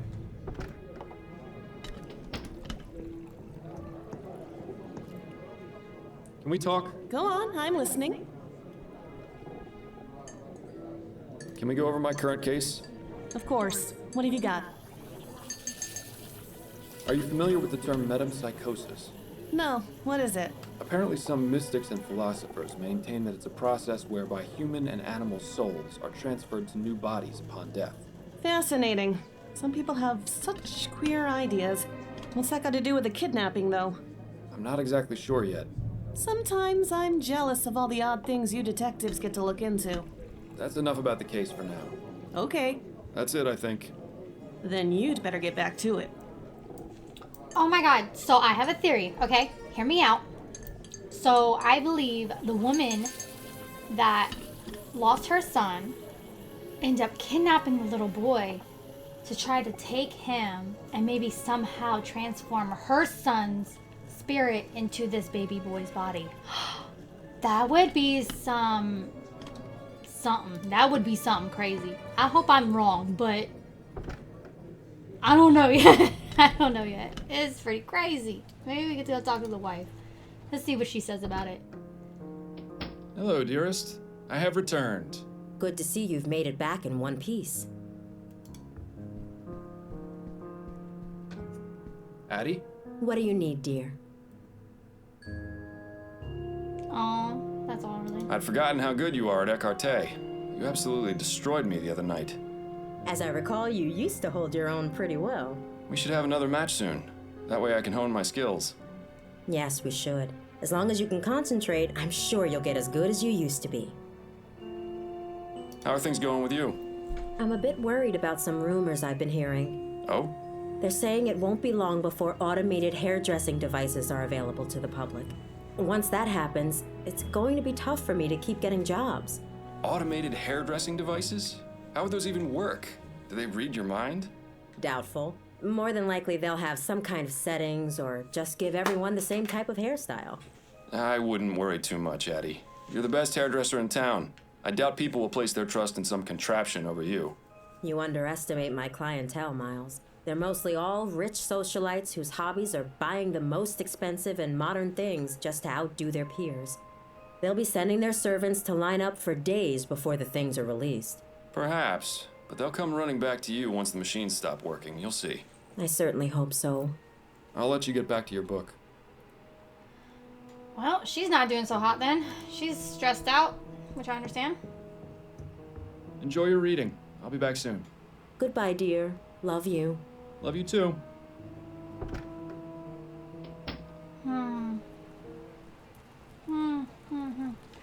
Okay, so these three are probably checked off right now. So let's maybe see if we can go back and talk to her. Hello again, Mr. Fordham.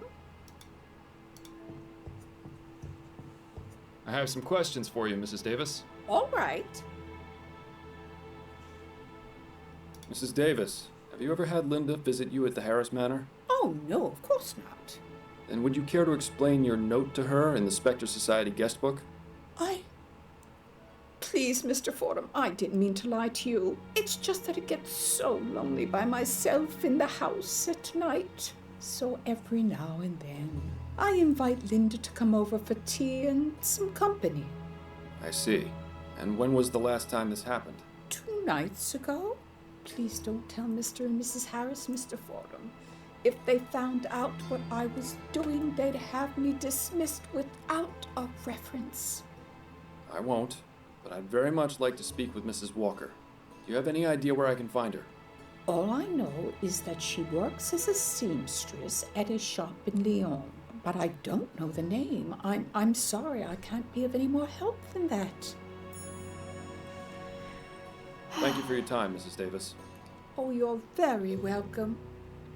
Yep. That woman stole that baby. She had to have. She's the number one I'll suspect. be going now, Mrs. Davis. Number one right now. May number the one. spirits guide your path. It has to be her. It's her. It's her. Oh yeah, it's her. Let's maybe go talk to him and see if maybe he can tell us anything. Welcome back. Let me know if I can help you with anything. I've got some more questions for you. All right, I'll do my best to answer them. Do you by chance employ a seamstress named Linda Walker? I do, yes. Is she here? No, she has the day off today, but she'll be in tomorrow. Would it be possible to have her address? Begging your pardon, but why should I give it to you?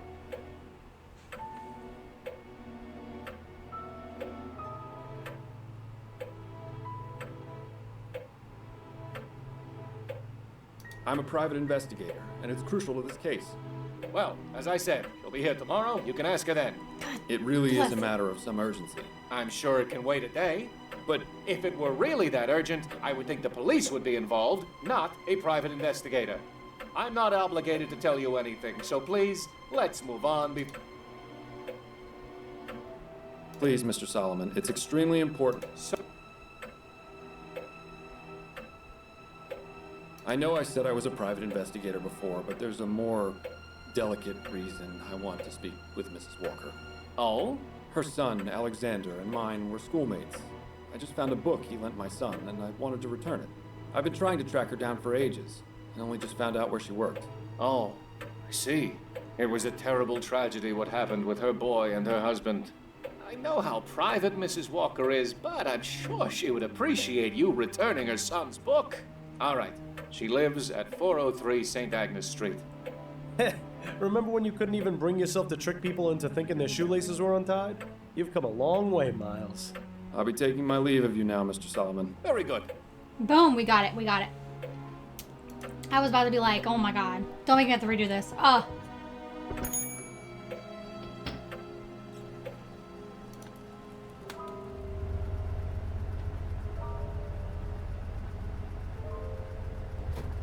It says here that Linda Walker is in the upstairs apartment, and someone named Douglas Emafiel is under the stairs.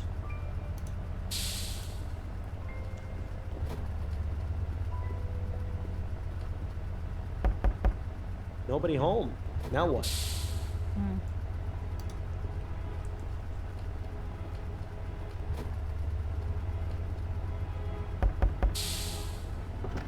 What? Who are you? Are you from the Steamworks? Afraid not, sir. Damn. Oh well, what can I do for you?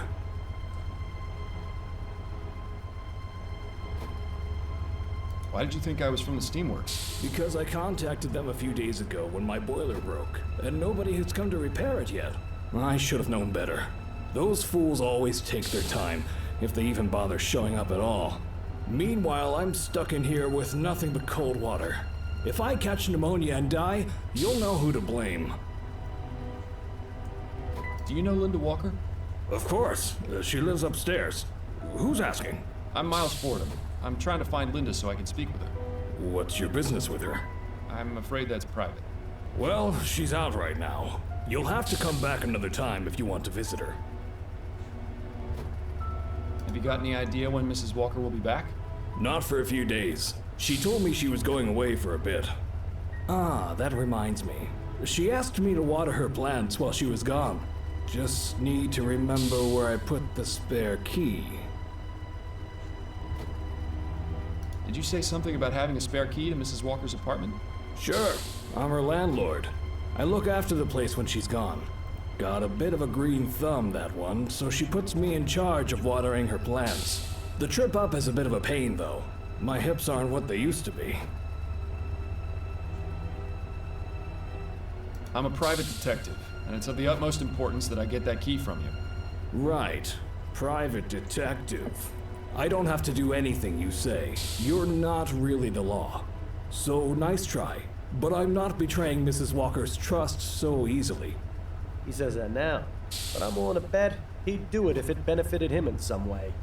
Sorry to bother you, sir. I'll just be on my way. Says here that Linda Walker is in the upstairs apartment, and someone named Miles, what are you doing? You don't know the first thing about steam engine repair. It can't be that hard to work out. If you're serious about getting it fixed, I'd suggest looking for someone who knows about this sort of thing first. But if you just want to charge in blindly, be my guest.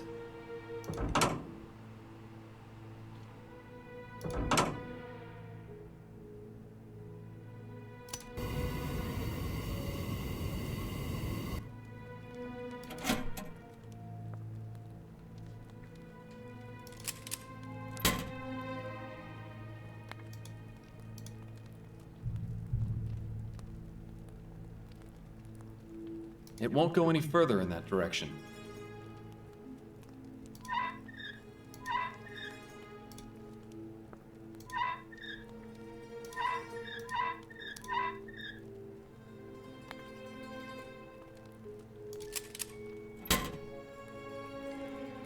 Okay, so there's heat coming now.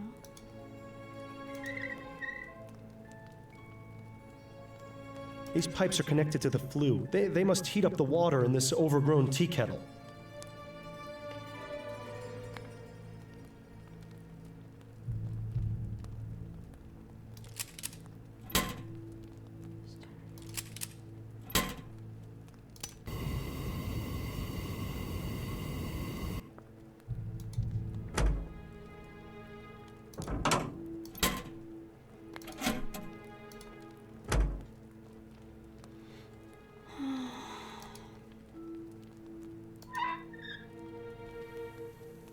There we go. There we go.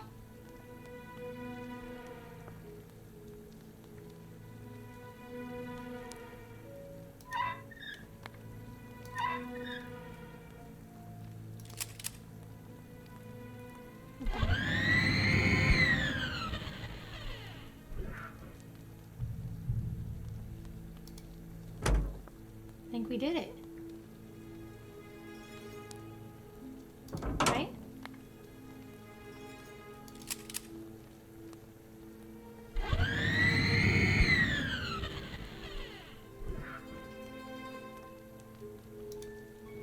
I don't think you should leave this thing unattended before you've made any repairs. Did I not do it yet? Some people would call that humming and hissing the sound of progress. I'd call it annoying.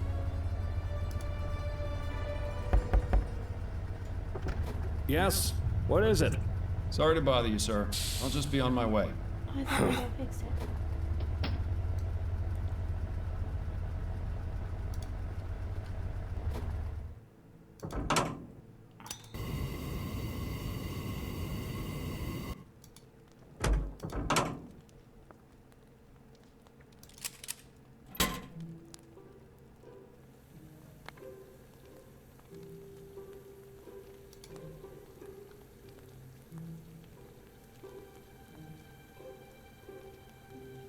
So it needs to be to the green. What's this?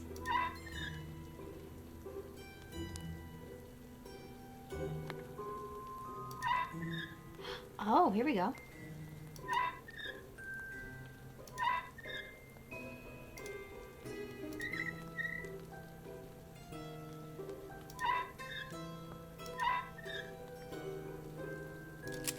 That looked like it works.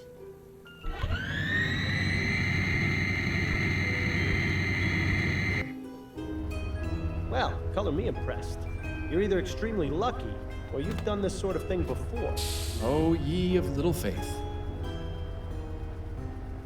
Wanna tell me I fixed it? Yes? What is it? I fixed the boiler for you. What? Are you serious? It's pretty pathetic when some yahoo off the street does a better job than the people paid to do this sort of thing. I owe you, friend. Might I take you up on that offer and get that spare key to the apartment? Oh, right. You said you were a private detective, didn't you? Did Mrs. Walker do something wrong? Is she in trouble? I'm not entirely sure yet, which is why I need to take a look inside her apartment. I see. Well, I wouldn't normally do this, but you did me a great service by fixing the boiler. I can't just give you the spare key, but I can let you into the apartment. That'll be just fine. Thank you. Okay, here we go. Oh my goodness. What in the ether? Cripes, did a tornado come through this place or what?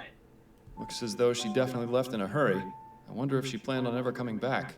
I'll be waiting for you in the kitchen, Mr. Fordham. Just let me know when you're done looking around. Torn apart. She took most everything. Well, it doesn't appear she had much to take.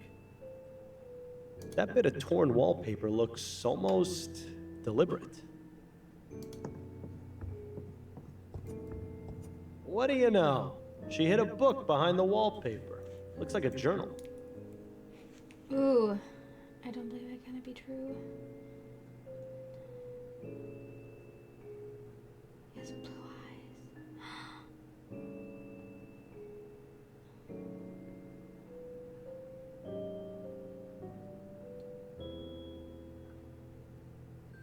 I knew she took him.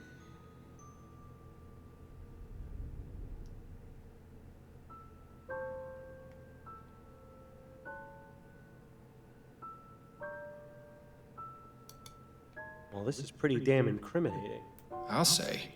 Now we just need to figure out where she's gone, as well as how she managed to drug Mrs. Davis. Oh yeah, she did. Oh, we've got you now, Linda. Thought you could be clever and get away with the baby, did you? Bill? Well, you thought wrong. With Fordham and Legere on the case, the only thing you're getting is a one-way trip to jail. Bill? And the worst part is how sloppy she was. I mean, really? She couldn't think to pick up a button? She might as well have left a signed confession in the crib for all the good it did her. Bill, would you just shut up, for God's sake? Huh? Is everything all right? Yes, everything's just fine. I just stubbed my toe on the bed frame. You ought to be more careful, Mr. Fordham. Sorry, Miles. You know how I get when we're close to solving a case. You always do this. I need to concentrate, and I can't hear myself think with you yapping away. Right, sorry. I'll keep it to myself. Thank you. But you have to admit, she really would have saved us the trouble if... Bill. Right. Not another peep. As you were. Oh my goodness. Bill's gonna make us have aneurysms. I thought my apartment was messy. It's a boy. Can't be more than 7 or 8 years old. If that's Linda's son, why would she leave this behind? Because she thinks she's got the real thing again. Nice patterns. I wonder if Linda makes all her own clothes. Well, at least that painting cheers the place up a little bit. I don't know about you, but I'm starting to have my fill of plants and flowers.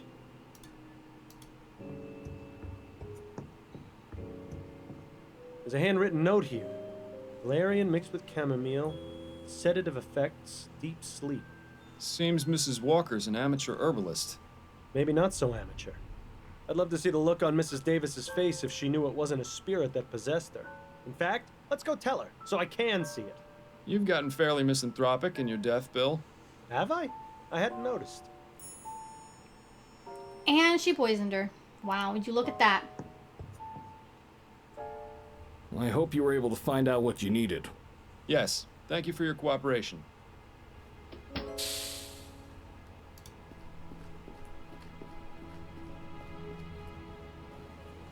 All right. We need to go.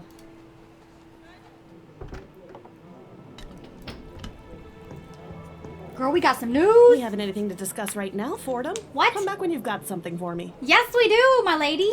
We found out who did it. Now we gotta find where she is. Oh my. Oh my. Okay. Let's go back to the old lady. Hello again, Mr. Fordham. I have some questions for you, Mrs. Davis. All right. Mrs. Davis, where did you get the tea you drank on the night of the kidnapping? From my own private supply, I drink a blend of hibiscus and elderberry.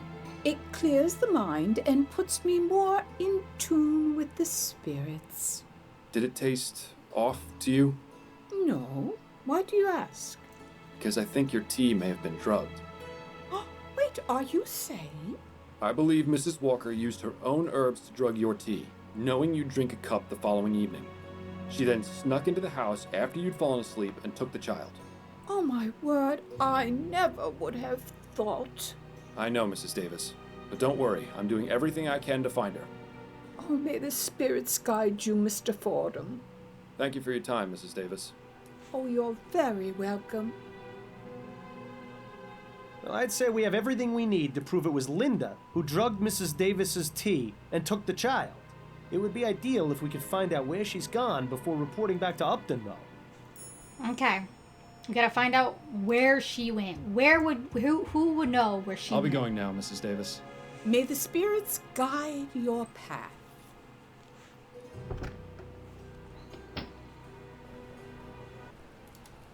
There's really nowhere else to go.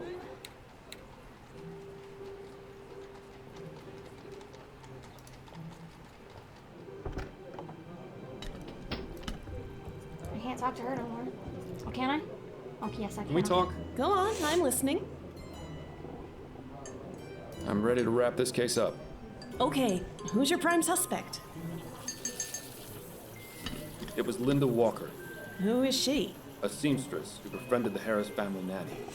She took the child because she believes he's the reincarnation of her deceased son, whom she accidentally poisoned. My God. You'll find a journal explaining her motive at her apartment, as well as the plants she used to drug Mrs. Davis. But what about the broken window in the nursery?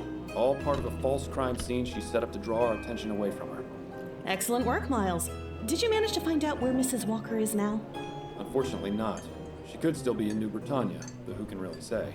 Well, it shouldn't be a problem. We can get a physical description of her from the nanny and put out an alert. All right, Miles. I'll go through the proper channels and report your information as an anonymous tip. Your compensation should get to you in a few days.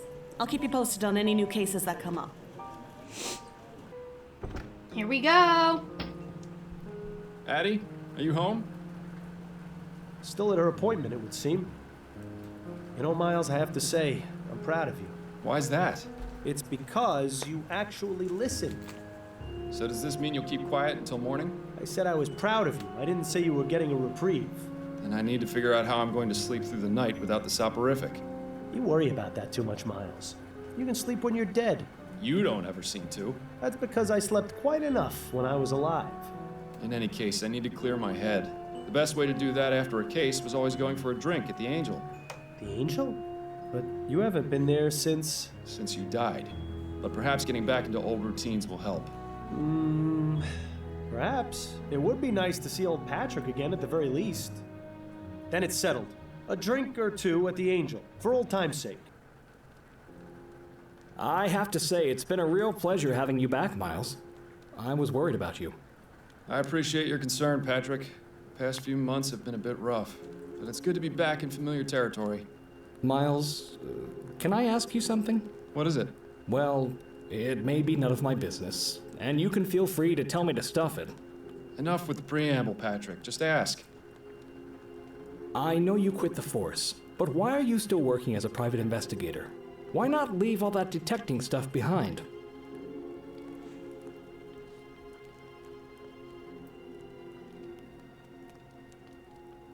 It's just something I have to do. If I don't, I'll go crazy. It's rare to meet someone so dedicated to their profession. No, it's not that. It's something else.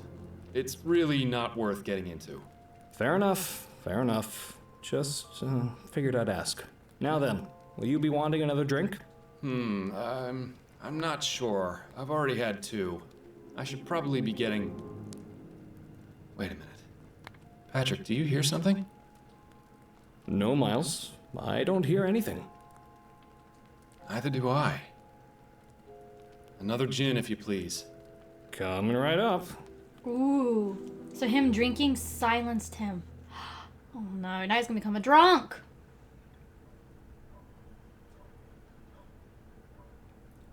Who the hell's it? I must have taken a wrong turn back there. Hopefully Addie won't hear me come in. I don't want to go back this way.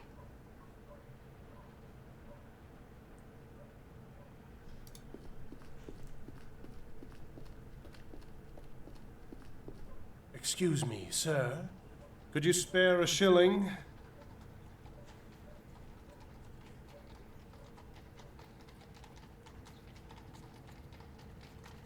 Here you are, my good man. You always were willing to help the less fortunate, weren't you? But perhaps you should start thinking about helping yourself. I beg your pardon? Just look at yourself. I may be a beggar, but even I feel sorry for you.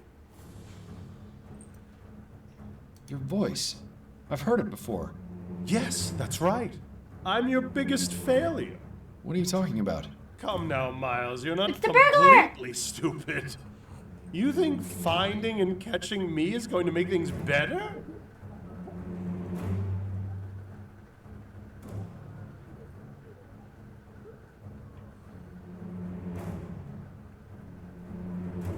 I don't know. It might not, but at least I'll have closure. Again with the lying to yourself. Let's say you do find me, and this grand chase finally ends. What do you do the next morning? You still have a dead partner, no real job. Your wife knows you've been keeping things from her. Even if you solve 100 cases, it won't relieve that empty feeling inside. What's your point? I'm all you've got, Miles. Once I'm gone, there'll be nothing left. So just admit it. You don't want to find me. Not really. It was a dream. Bad dreams? You could say that. Ah, my head. How many drinks did I have last night? You're asking the wrong person. I was out after the first one. It seems Miss Maxwell was right about the effects of spirits. Go figure. Yeah, well, let's not make a habit out of it, all right?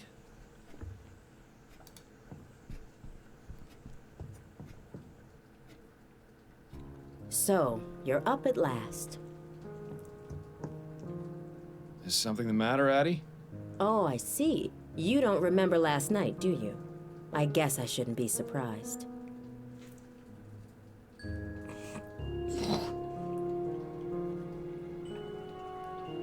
I'm guessing whatever happened last night didn't put me in your good books? That's putting it mildly. What happened exactly? It was nearly 2 when you burst in here, soused to the eyeballs from God knows where. I imagine you've probably forgotten that too. You were muttering something about peace and quiet and then proceeded to relieve yourself on my begonias before stumbling into bed. Charming. I salute you, O Vice Admiral of the Narrow Seas. Good God. How embarrassing. I'm so sorry, Addie. I don't know what came over me. I don't either. I've never seen you in such a state, and I pray that I never will again.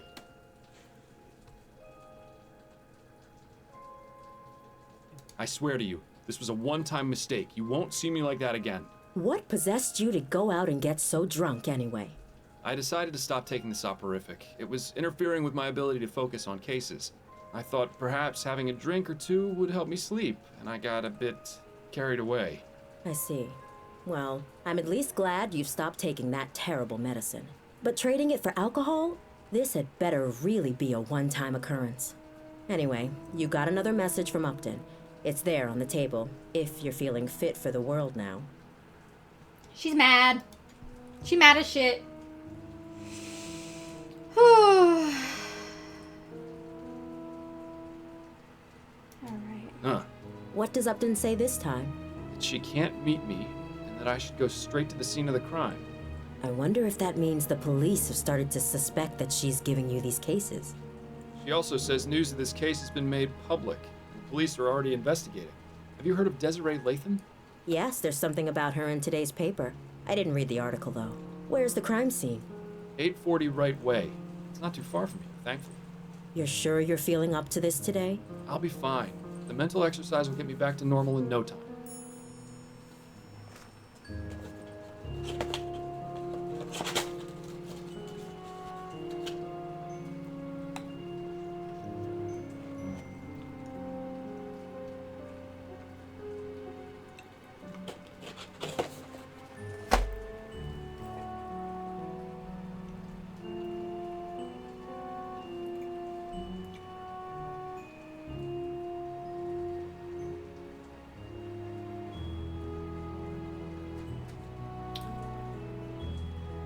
Hang on, where are you going? You always get all the facts before starting your investigations.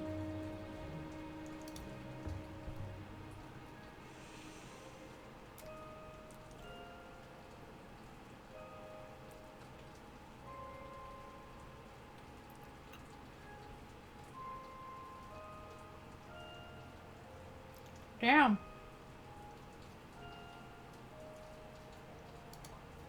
Well, this is shaping up to be quite the investigation. I should probably get a move on before the police ruin the crime scene any more than they already have. Good luck, Miles. And stay away from the bars, would you? Yes, ma'am. I'm heading out for now. Goodbye, dear. Love you. Love you too.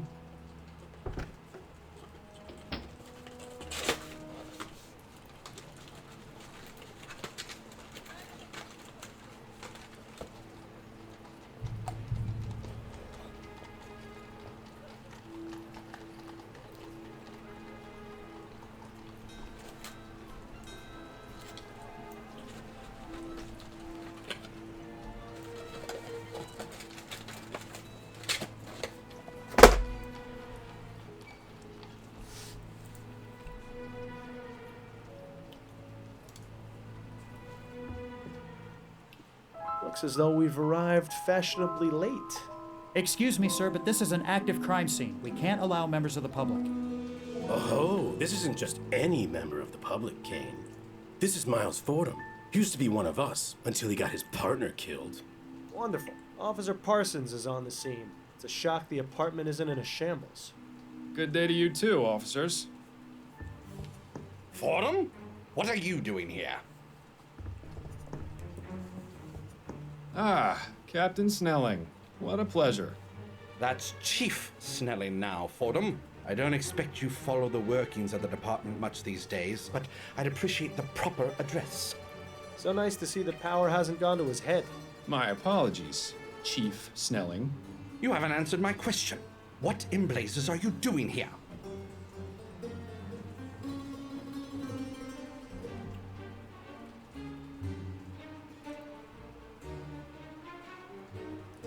You want this crime solved, don't you? I'm conducting my own query. I could be an asset to your investigation. Out of the question. This is an active crime scene, Fordham. Leave the premises immediately.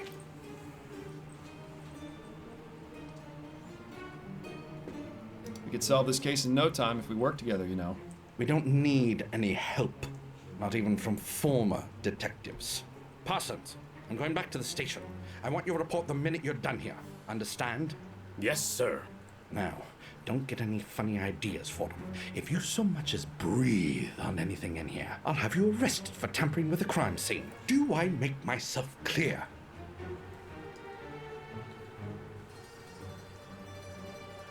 Don't let the door hit you on the way out. Your impudence is going to catch up with you one of these days, Fordham.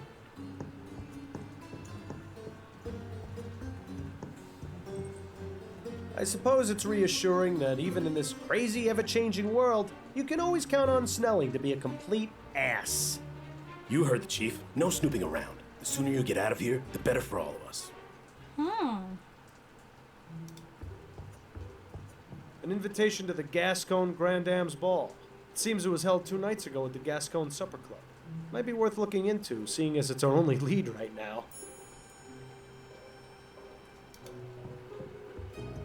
Excuse me, Officer Parsons. Clear off, Fordham. The chief doesn't want you here, and neither do I. You aren't on the force anymore, so you've got to respect the rules, just like every other citizen.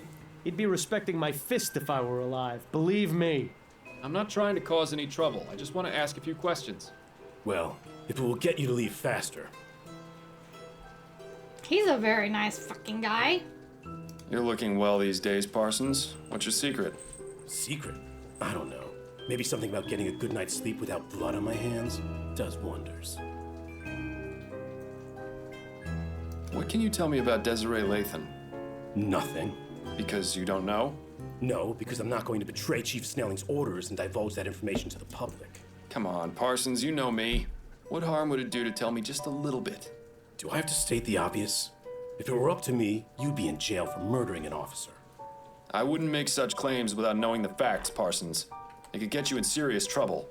It'd be a real tragedy to see your career cut short and you back in the workhouse polishing airship rivets. You don't scare me, Fordham. Rest assured, the feeling is mutual. How long has Officer Kane been on the force? I'm not one to gossip, Fordham. That's only the second most hypocritical thing I've heard today. Ask him yourself if you're so interested. Why was Chief Snelling here anyway? He's the chief of police, and this is an official investigation. It doesn't take a grand leap of logic. Yes, but the Chief of Police never bothers with a crime scene unless it's of great importance. Your point? Does that mean this crime scene is, in fact, of great importance? You're the investigator, Fordham. I'll leave you to work that one out. Have you made much progress on this investigation? Did you not hear me the first time, Fordham? Drop it before I have to arrest you for interfering with a police investigation. That's all I wanted to know. Good. He's a great guy. Begging your pardon, officer. Yes, what is it, sir? Do you enjoy working with Officer Parsons? I don't like to talk about my colleagues, sir. Especially when they're standing right over there. I understand. Perhaps this isn't the right time to be asking. What was Chief Snelling doing here? Nothing more than a routine inspection of the crime scene. Routine inspection? But the Chief of Police only goes to extremely high-profile crime scenes. I couldn't possibly comment on that, sir. How long have you been on the force, officer? 2 months, sir. And how's it treating you so far? This is where I was meant to be. That's good to hear. Parsons mentioned you used to be a detective? I was, yes, for 15 years. It wasn't always easy, but I loved every minute of it. Parsons goes on about how he's got his eye on becoming a detective, but I don't know if I'd be able to handle it. Is that right? Yes. He's up for review. I think he's trying to impress Snelling to improve his chances. Parsons wants to be a detective? Now I've heard it all. As if he needed more of a reason to be Snelling's lapdog. Is there anything you can tell me about Desiree Lathan? I'm afraid not. You don't have clearance in this investigation. And there's nothing I can say to convince you otherwise? My superiors would be very upset if they knew I was breaking the rules. I'm sorry. I think the operative phrase in this instance is if they knew. We need to find a way to get Parsons out of here. Maybe we should visit Upton at the station. Thanks for your time, officer.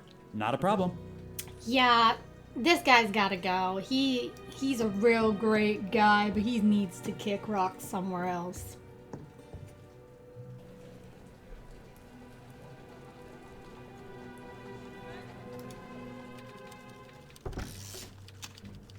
I didn't imagine we'd be coming back here in this lifetime. Fordham? Have you solved the case already? Don't I wish? I haven't even gotten started. Well, I'm here if you need anything. Just be sure not to let Snelling see you. Is he back yet? He arrived a few minutes ago. I expect he'll be sequestered in his office today, so you shouldn't have to worry too much. Good to know. Got a moment, Upton? Yes, but let's make this quick.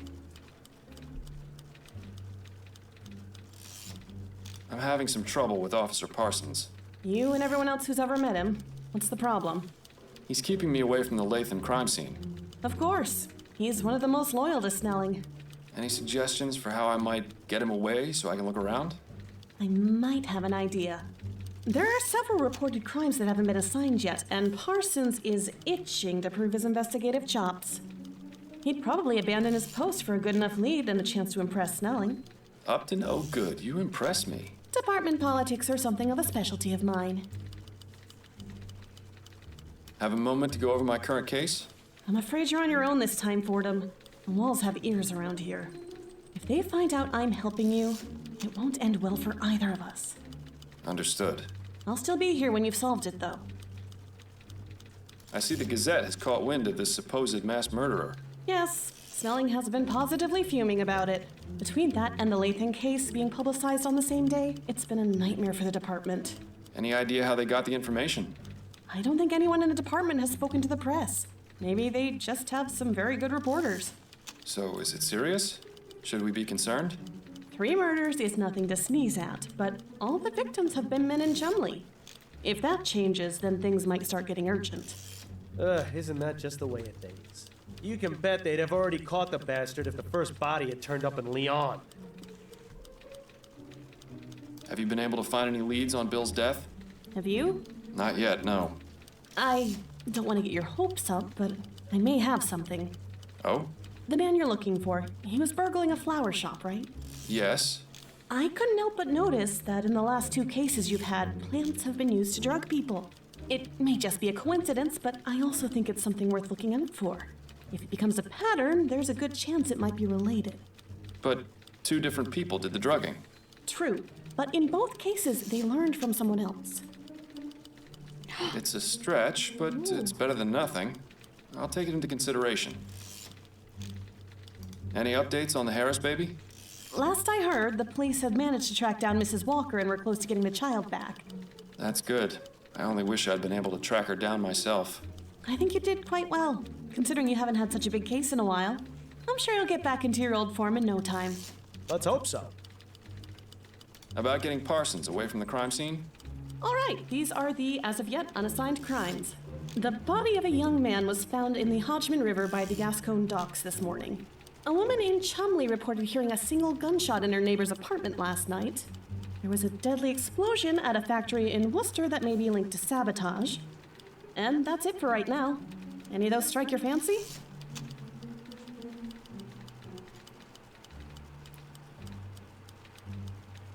Tell me more about the body found at the docks.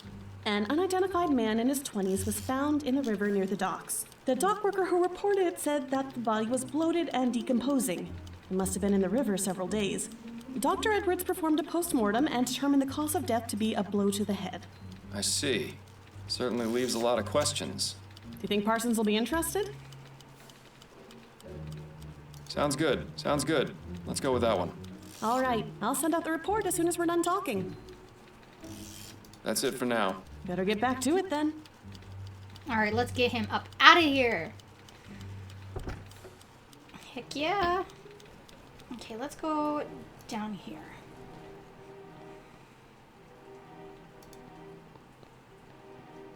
Excuse me, miss? Oh, well, hello there, handsome. Hello. I've never seen you around here before. Care to join me for a drink?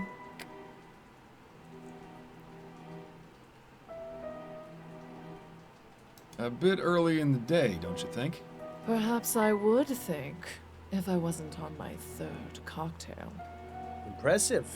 You may have just met your match. The name's Miles Fordham, and you are? Charlotte Robineau. Pleasure. Would you mind if I asked you a few questions?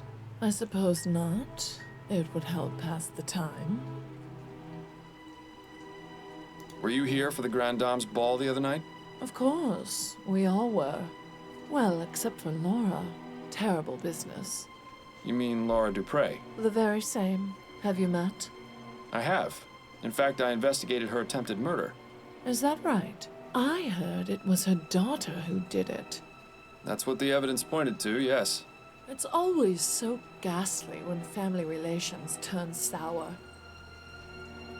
Do you know Desiree Lathan? I knew her, yes. When did you last speak to her? Oh, it's been ages. She and I haven't had much to do with each other for a while. Why is that? It's really not important. We just didn't see eye to eye on a few things. Was she at the Grand Dame's ball? Yes, she was. Drinking up a storm, as usual. Desi really knew how to enjoy herself. How much did she drink? Oh, I don't know. She used to outmatch me, and I can handle quite a bit. What can you tell me about Desiree's death? Just what I've read in the papers. She burned to death. It's horrible.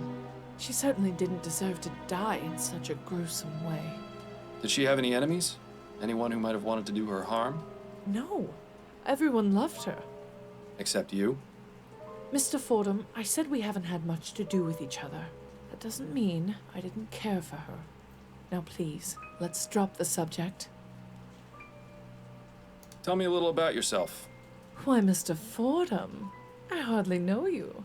Well, that said, I'm always open to making new friends. Ooh, watch out, Miles. I think she's getting ready to pounce.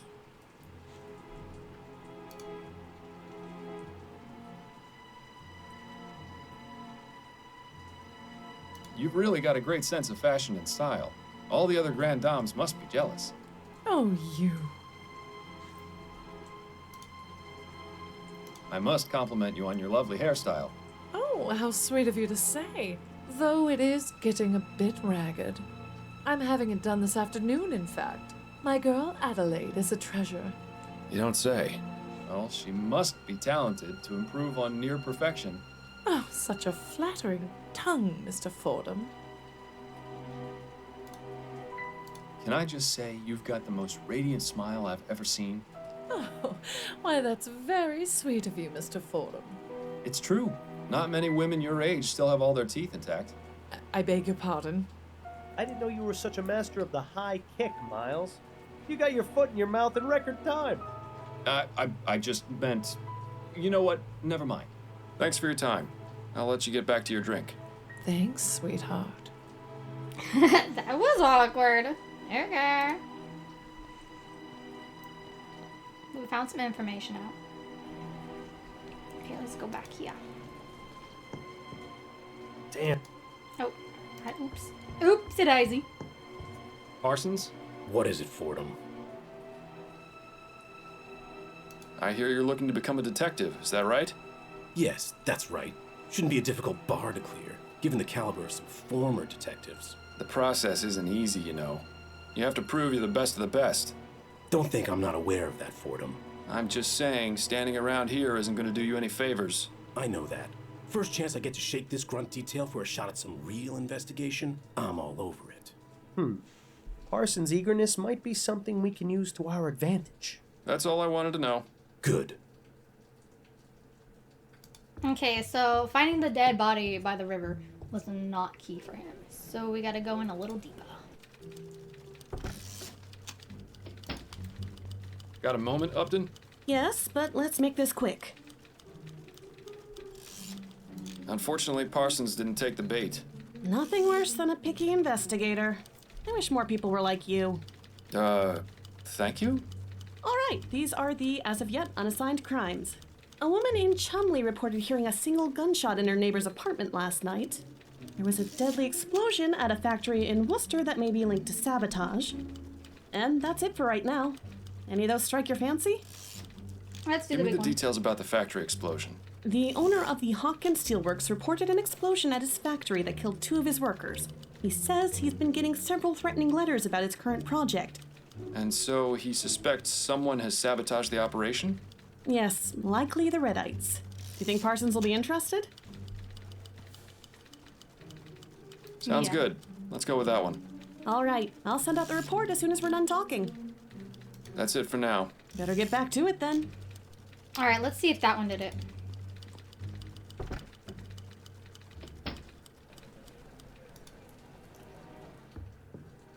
Damn, looks like Parsons didn't take the bait.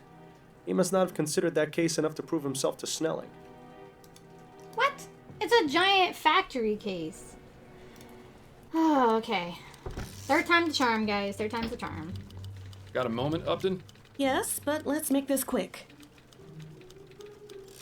Unfortunately, Parsons didn't take the bait. Nothing worse than a picky investigator. I wish more people were like you. Thank... All right, these are the, as of yet, Okay, we're just gonna skip these a little bit. And that's it. Any of those... Yep, the Let's only hear one about the there is to gunshot. do it. Ethel Williamson reported hearing a sound she described as a single gunshot coming from her neighbor's apartment last night. She said she had been hearing arguments over the past several weeks, and there may have been domestic violence involved. When she knocked on the door, she got no answer, but she said she noticed the distinct smell of flowers. Intriguing. Do you think Parsons will be interested? It has to be. Sounds good. Let's go with that one. All right, I'll send out the report as soon as we're done talking. That's it for now. Better get back to it then. That has to be it, man. If it's not it, then this guy is too picky for his own good. There we go. Looks like Parsons took the bait. Now maybe we can finally have a look around the crime scene. Definitely too young to be Miss Latham. Perhaps a relative?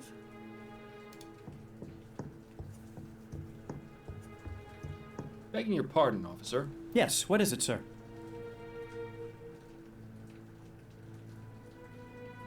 Do you enjoy working with Officer Parsons? If I'm being honest, he can be a bit much sometimes. Trust me, you're not the only one who feels that way. I didn't have much interaction with him when I was a detective, but the few times I did weren't very pleasant. I could tell he doesn't seem to care much for you. Although I don't think he cares much for anyone except the chief, and that's only because he's the one who gives out the promotions. Is there anything you can tell me about Desiree Lathan? I couldn't really say. Come now, I'm trying to help this investigation. Any small detail would be useful. Well, I haven't really looked over the crime scene too much. It's rather gruesome, you see. Is the body still here? Yes, what's left of it at any rate. Miss Lathan was only identified by the tattoo on her foot. I see. Has there been much progress here? Snelling and Parsons examined the scene, that's all I know. Do you think I might have a look, now that the initial investigation's been conducted? I'm afraid that's out of the question, sir. I have my orders.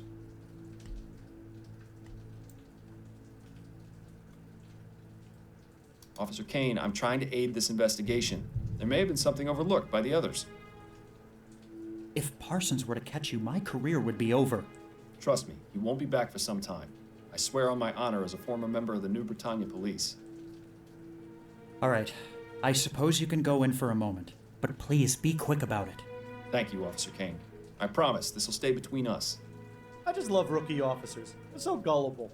I once got one to shine my shoes for a week after convincing him it was department policy. Good times. Thanks for your time, officer.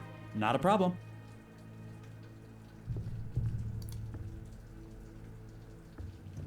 That's certainly a pungent aroma.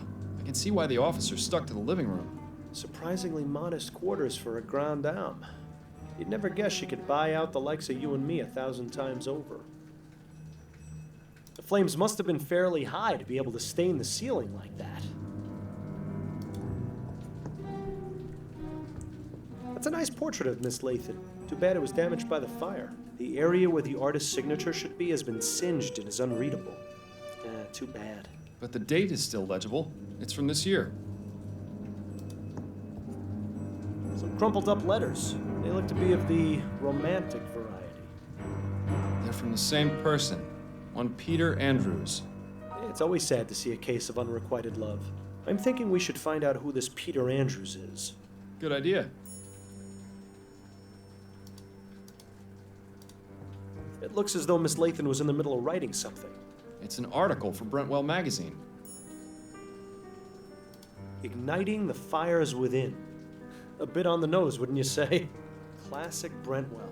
They have a reputation for making their writers go to extremes for their articles, all for the sake of entertainment. Perhaps we should pay their offices a visit, see exactly what it was Miss Lathan was doing for them.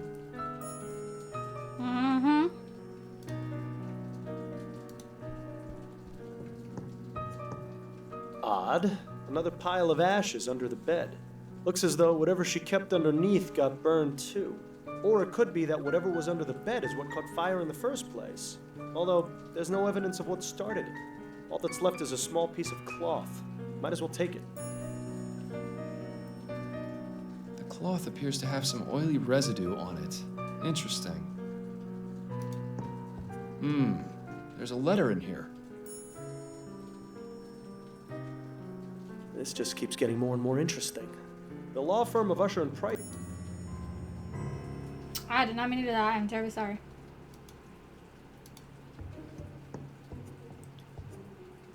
Oh. Ashes to ashes and all that. I'm glad I was buried. Cremation always seemed a bit too hot to handle. Now's not the time for jokes, Bill. Are you serious? Death is the best time for jokes. Otherwise, it's all just a bunch of boo-hoo-hoo this and wah-wah-wah that. And trust me, there's plenty of that in life. Hell, you'd know better than anyone. All right. Just shut it for a bit while I look over the crime scene, would you?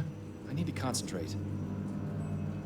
I don't think Desiree will be able to give us a hand with this investigation.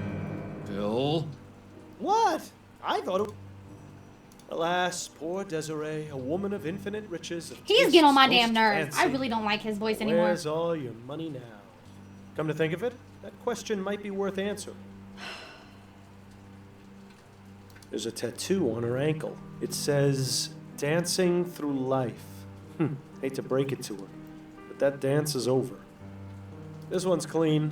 Well, aside from the fact that the rest of the leg is burned off. Ugh, greasy, fetid, stinking ashes. Who knew the human body was capable of producing such a disgusting byproduct? I'm surprised the coroner hasn't taken the body away yet. Probably because there isn't much of a body left to take. Either that or Dr. Edwards knows better than to deal with something like this. That's extremely unlike him. He'd jump at the chance to examine this body. Perhaps we should allow him the pleasure. I hope you're not suggesting what I think you're suggesting. I think that's all. Okay.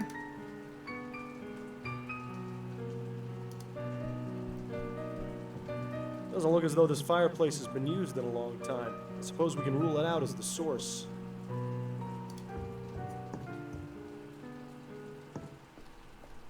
Was there someone else in the room just now? I thought I heard you talking. Oh, no. It's just sometimes I think aloud when investigating crime scenes. I see. Good save. We don't need any more police officers thinking you're insane.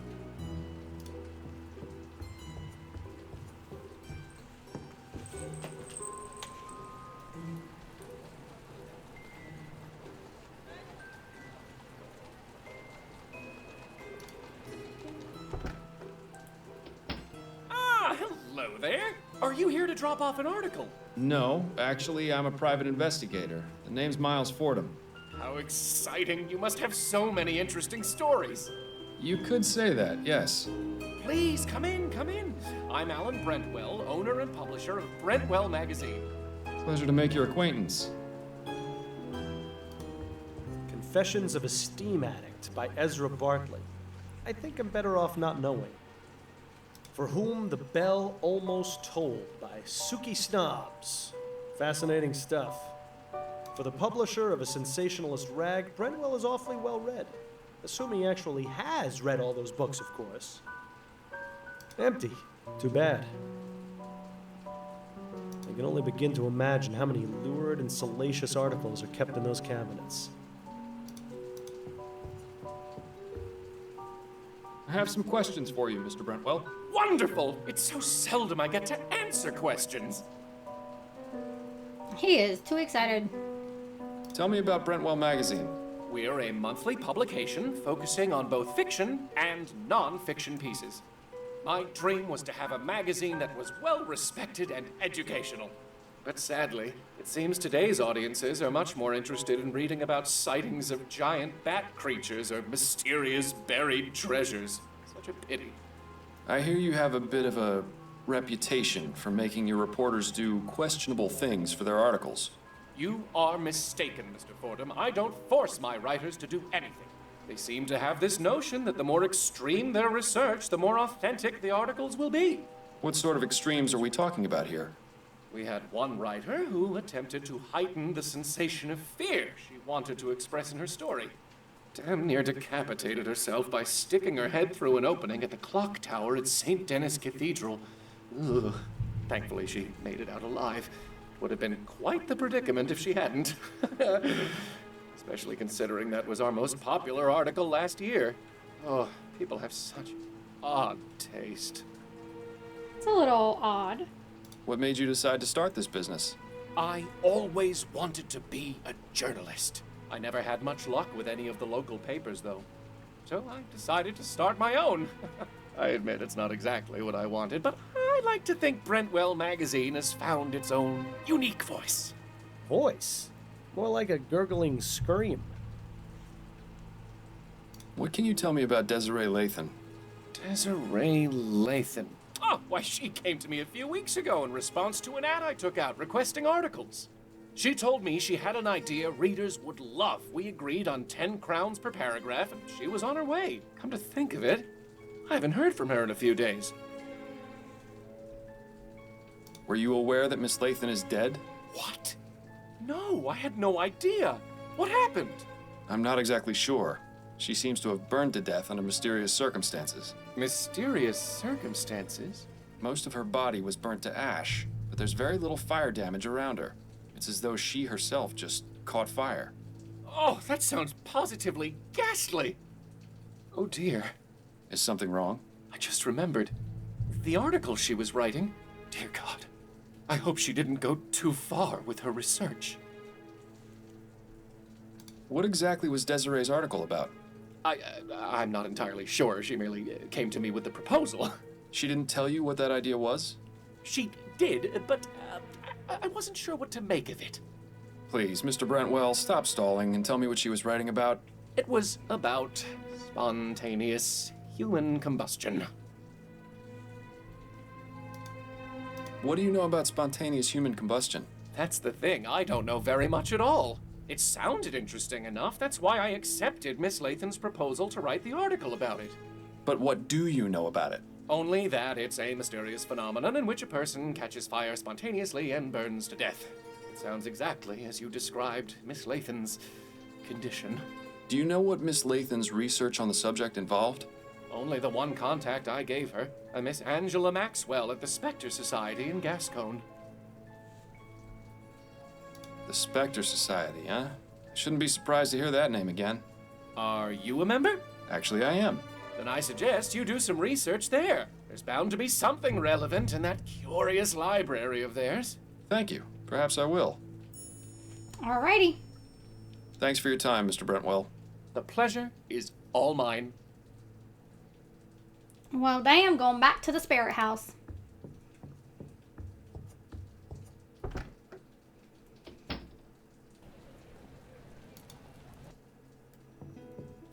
Welcome back, Mr. Fordham. Could I ask you about some things, Miss Maxwell? Certainly, darling. Are you familiar with a woman named Desiree Lathan? Yes, she came to see me just last week. She told me she was doing research for an article she was writing for Brentwell magazine. What sort of research? She asked me a few questions and looked at my books. That was all. She wasn't here for very long. And what was she researching? Something about spontaneous human combustion, I believe. What can you tell me about spontaneous human combustion? I'm not overly familiar with the subject, but I do have a book about it on the shelf back there. You are welcome to look at it if it will help. I may, but I'd like to know what your understanding of it is. Well, I believe it is when the human body inexplicably catches fire and burns. It usually occurs among elderly women who drink to excess, and very little fire damage is caused around the body. That's really all I know, darling. It's not a very agreeable subject for study now, is it? Did you know that Desiree Lathan is dead? What? My God, no. I didn't. What happened to her? She was found burned to death in her bed. How awful.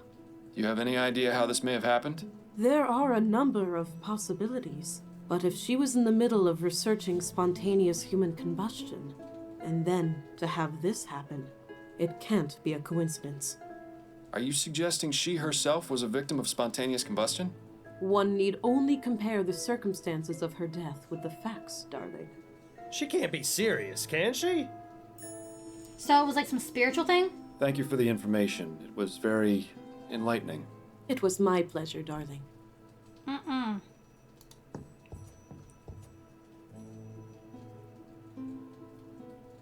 Which one is it?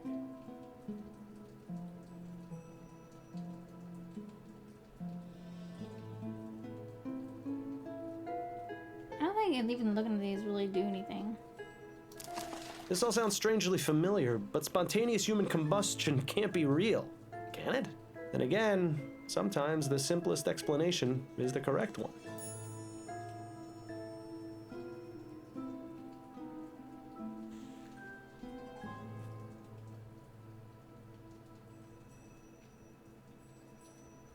That's really weird. It's really weird. I'll be going now.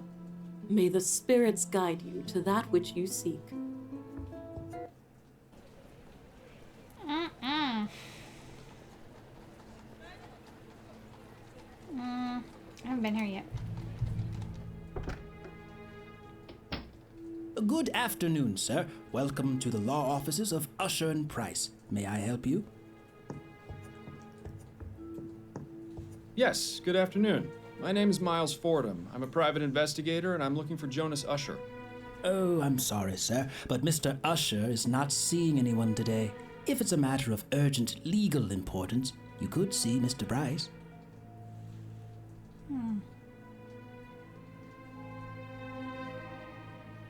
Seems like they've got some kind of modern message delivery service in here. Of all the things to spend your money on. It would be unwise to barge into Mr. Usher's office having been told he isn't seeing anyone today. We need to find a way to make him change his mind. Begging your pardon, sir. Yes?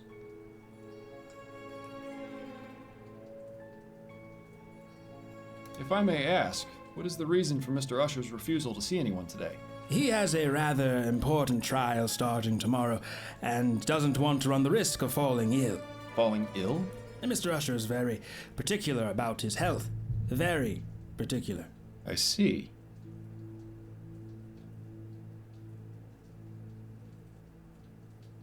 Sir, it is of the utmost importance that I speak with Mr. Usher. And as I said, he isn't taking visitors today. But it's in regards to his client, Desiree Lathan. Or should I say, former client. Miss Lathan found another attorney? No, I'm sorry to be the one to have to inform you, but she's dead. Dead? I had no idea. No? It was in today's newspaper. I haven't read it yet. Mr. Usher forbids it in the office. But surely he's read it, just because he forbids you reading the paper in the office. No, I mean he forbids the presence of newspapers in the office. He fears they bring in outside germs. I see. In any case, if what you say is true, I'll need some sort of proof. I suppose just bringing in a copy of the newspaper is out of the question, then. We'll have to find another way. Perhaps Mr. Usher will see me when he sees this. Oh, what's that? A letter from Mr. Usher to his client, Desiree Lathan. What? That's private correspondence. How did you get that? It was evidence I found at a crime scene. And how is it relevant? The crime scene in question was Miss Lathan's own bedroom, where she was found burned to death.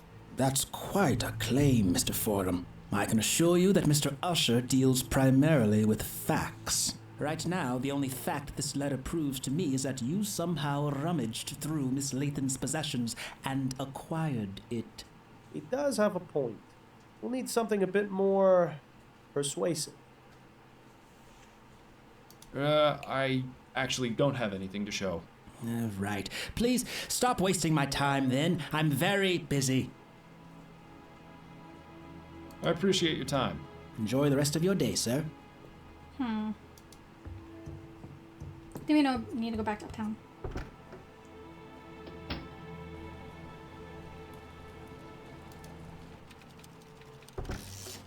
See if she can help us out. Got a moment, Upton? Yes, but let's make this quick. I'm done with the Lathan case. Oh? What have you got? She was the unfortunate victim of spontaneous human combustion. I beg your pardon? There isn't a scientific explanation for it, but she fits all the criteria. She was an elderly woman, she was known to drink excessively, and the way her body burnt is consistent with all previous accounts of spontaneous combustion. Add to that the fact that very little around her was damaged by the fire, and you've got a textbook case. You know, I heard a few of the officers talking about a demon getting into her, but I had no idea it was an actual documented occurrence. Well, this is certainly one of the more unusual explanations we've had, but I'll pass it along. Although I'm sorry you won't be able to gloat to Snelling that you solved the case before his detectives did. I can find other means of amusement, I think. Good work, Fordham. As usual, I'll send anything else your way as soon as I get it. Alright, I guess we solved it then. Hell yeah. Dearest, I'm back. There you are. I was starting to get worried you wouldn't make it home in time. In time? In time for what? For dinner at the Rutherfords. I told you about it the other night, don't you remember? I'm terribly sorry, dear. It must have slipped my mind. How you haven't yet been presented a prize for Husband of the Year is beyond me. There's still time for you to get ready if you hurry.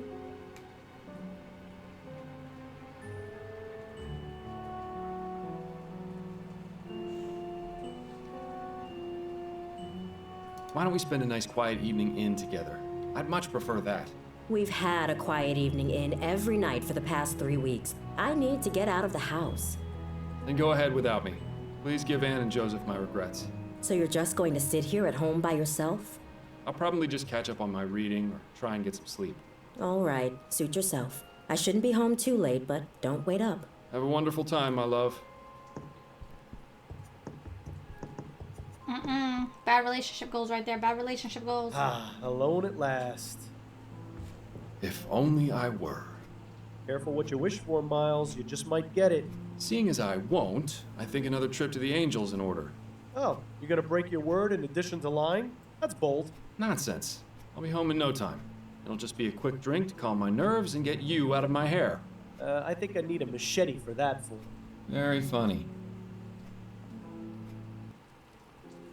So, that last case was really something.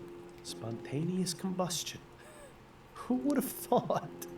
You might want to take it easy on the drinking, Miles. They'll want you randomly catching fire, too. You're not listening to me, are you? Oh, right, you've had 2 drinks already. Fine, I'll just see myself out. Copper for your thoughts, Miles? Oh, nothing in particular, just having one of those nights. I should probably be getting home. One last gin for the road? Ah, hell, why not? No, it's a bad idea. It's later than I thought. Addie must be asleep. Miles, I thought you said you were staying in tonight. What happened to you? Nothing. I went out for a bit and lost track of time. Miles, you're dead drunk. No, of course I'm not. Don't you dare keep lying to me, Miles. It's obvious. I can smell it on you. But I'm not drunk. I only had 2, I think. I don't care how many you had. You promised me this wouldn't happen again. Where exactly did you go tonight anyway? I was at the Angel. The Angel? But why would you go there? I suppose I was just trying to relive the old days. So why didn't you tell me you were going? I don't know. Miles, this has to stop. First it was that sleep medicine, now you've started to go out drinking yourself into a stupor after you explicitly promised me you wouldn't again. It's clear that you've been keeping something from me and using drugs and drink as a way to avoid dealing with it. No, really, it's just... No, Miles. I'm tired of the lies. I heard what you said when I came home from my appointment with Mrs. Lefebvre.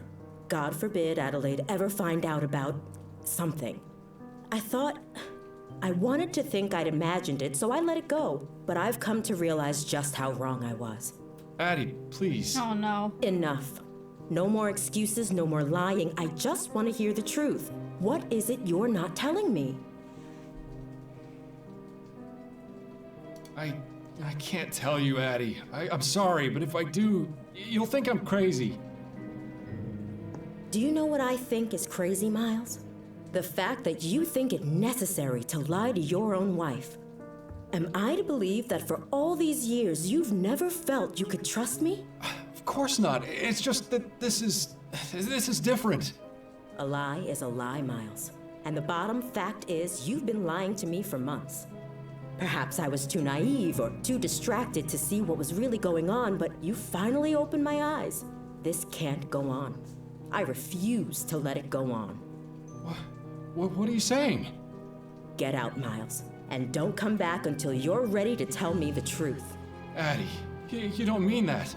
I do mean it, Miles. I don't care where you spend the night, but it's not going to be here.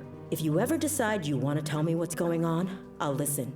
But until then, just go. Just tell her. Oh. He should have just told her.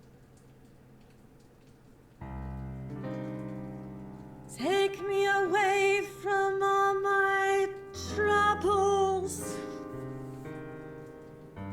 So far away from all the worries in my life.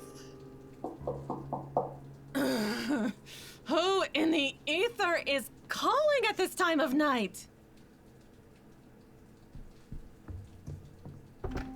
Oh, Miles! Please come in. It's so nice to see you outside of work. Oh, I get a hug and a kiss? Is that how it works now? You put up your rough and tough attitude, but I know deep down you're really a kitten. Upton, are you drunk? No, of course not. I admit I like to have a glass of wine or 6 to unwind after work, but I can hold my own. Well, I'm glad you're not, because I am. Wait, what's going on? Is everything all right?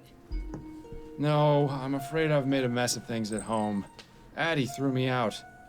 Oh, Miles. I'm terribly sorry to hear that. Not as sorry as I am, believe me. What happened? It's really not worth getting into. Let's just say I need to figure some things out about my life. Don't we all? Constance, I hate to impose, but Of course you can stay here, Miles. As long as you need to. thank you. I won't need much space. That chair in the corner should do nicely. Are you sure? You won't be uncomfortable? I've slept in worse places, believe me. All right.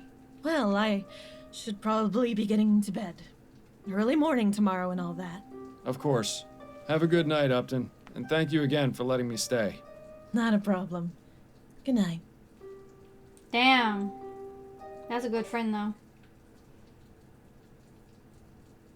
Oh, 1 week. 1 week later. Oh, my.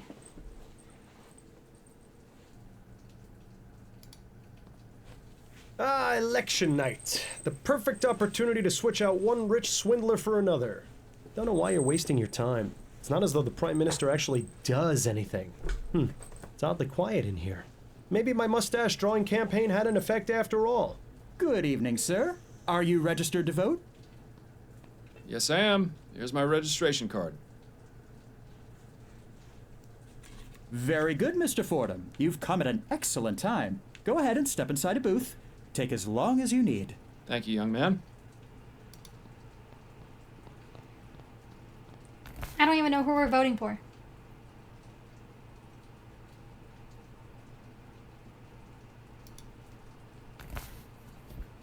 Well, that's taken care of. Thankfully, the Angel isn't a polling place, so we can still have a nice quiet evening.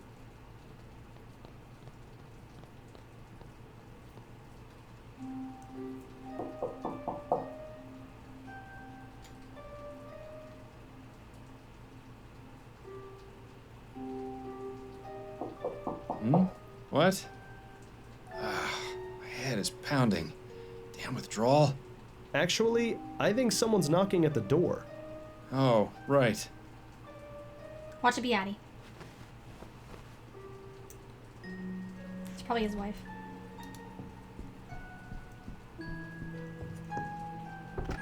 Nope. Good afternoon, miss. If you're looking for Miss Upton, I'm afraid she's not in right now.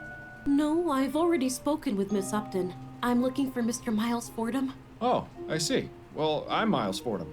What can I do for you, Miss... Mrs. Emily Morgan. I have a problem, you see.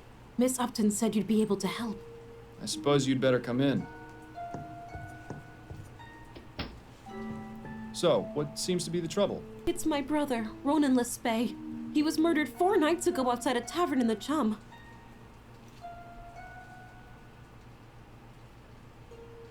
How unfortunate. Please, go on. The police took his body to the mortuary and investigated the crime scene, but they're out of ideas. I've been down there at the station every day, but they don't seem to care enough to look into it any further. All they've been able to determine was that it wasn't a robbery, and that the clothes he was wearing weren't his. My brother was a good man, Mr. Fordham. He would never have willingly gone to that part of town. I need to know why he was murdered, and I want whoever did it to pay for it. Very well, Mrs. Morgan. I'll take your case. Oh, thank you, Mr. Fordham. I just need to know where your brother was killed, and where I might be able to contact you. He was found outside the Silent Raven. It's on Alewife Avenue, on the west side of the Chum. Here, take this. It's a photo of Ronan. It might help your investigation. And if you need to speak with me, you can come to my husband's bakery. It's here in Worcester, at 15 Drummond Street. Very good. I'll begin my investigation right away. Thank you again, Mr. Fordham. You have no idea how much this means to me.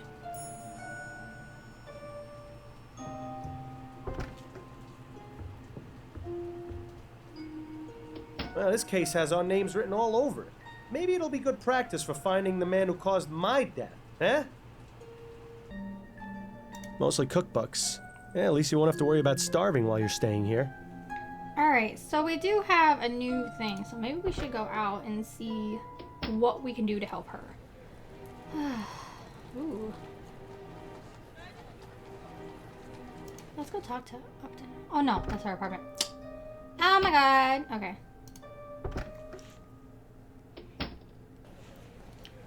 Let's go here. All right, Mr. Chavez. The cake and muffins come to a total of 6 crowns, 10 shillings. There you are, Mrs. Morgan. And thank you again. Barbara is going to love this. My pleasure. Enjoy. Ooh. Pardon me, sir. This tasty little shop. I'm sure Barbara will enjoy them, the cow. Oh, Mr. Fordham. Welcome. Thank you, Mrs. Morgan. Look at this place. Those look nice, but given the choice, I'll always side with pie over cake. What? Really? A very wise man once told me, never go poking around the back rooms of bakeries. I think you'd do well to heed that advice. Let's see if we can talk to her. You got time for a few more questions, Mrs. Morgan? Yes, of course. Let's get a little more intel. What can you tell me about your brother? Ronan was the best brother anyone could have asked for. He took care of me after our parents died. Carriage accident. I was only 9 and he was 13. Ronan went out and found work and managed to support the both of us. He was just a child himself, but he kept us out of the gutter.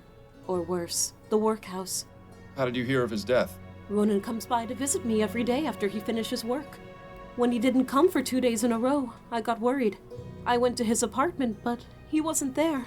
So I made a report to the police. Yesterday, they contacted me and asked me to come to the mortuary. I'm terribly sorry for your loss, Mrs. Morgan. Thank you, Mr. Fordham. Please, find whoever did this to him. Ronan deserved so much better. What do you know about your brother's murder? Only what the police told me. He was shot at close range outside that pub in the Chum. Nothing was missing, and his wallet had money in it, so they said it wasn't a robbery. I didn't recognize the clothes he was wearing. I had never seen them before, and they were far too big for him. I still can't believe he's gone. He was the only family I had left. Dr. Edwards at the mortuary might be able to give us some more detailed information. The only thing we'll get out of this one is more tears. Can you give me the address of Ronan's apartment? It's at 1172 Bushmill Street. I have a spare key. That would be most helpful. Thank you. Okay, we got the key. Got his apartment. Let's go ahead and end Those this are all the conversation. questions I have for now. All right, Mr. Fordham. Let's go poking around his apartment, eh?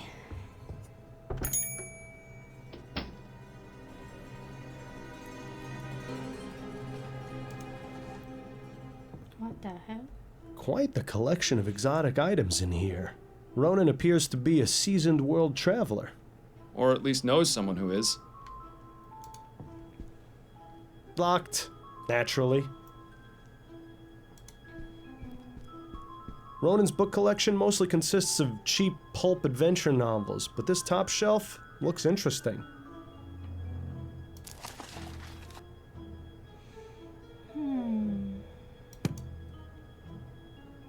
It's in another language, but it appears to be a Bible. No title, and it appears to be blank. I wonder if Ronan just kept empty books on his shelf to appear well-read. Interesting. This one is scarier than the other masks. Wait a moment. I think I saw something shiny in the back of the mouth. Yes, I did. It's a key. How about that? A perfect hiding place for a key. Now to find out what Mr. Lespay finds so precious.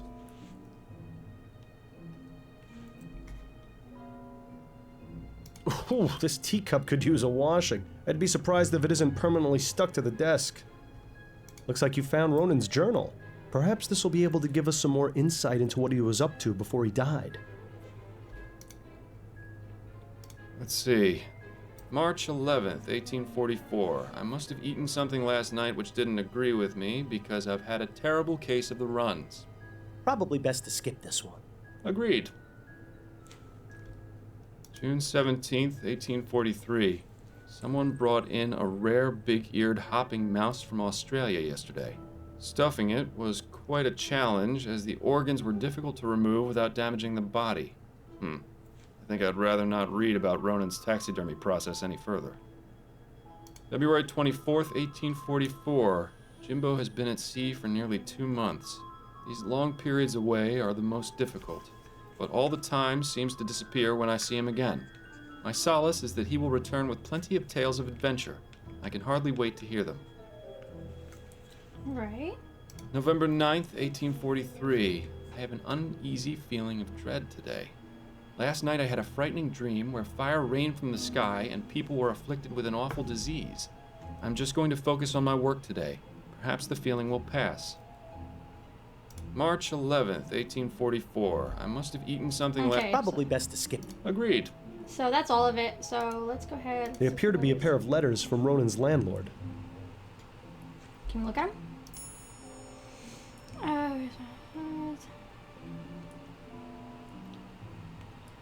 Ooh. He's not been paying his shit. This one appears to be from Emily.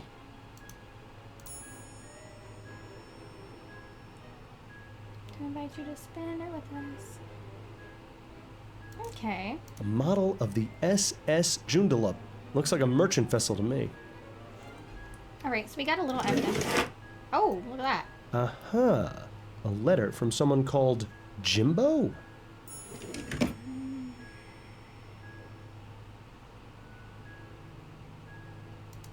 Interesting. It's empty.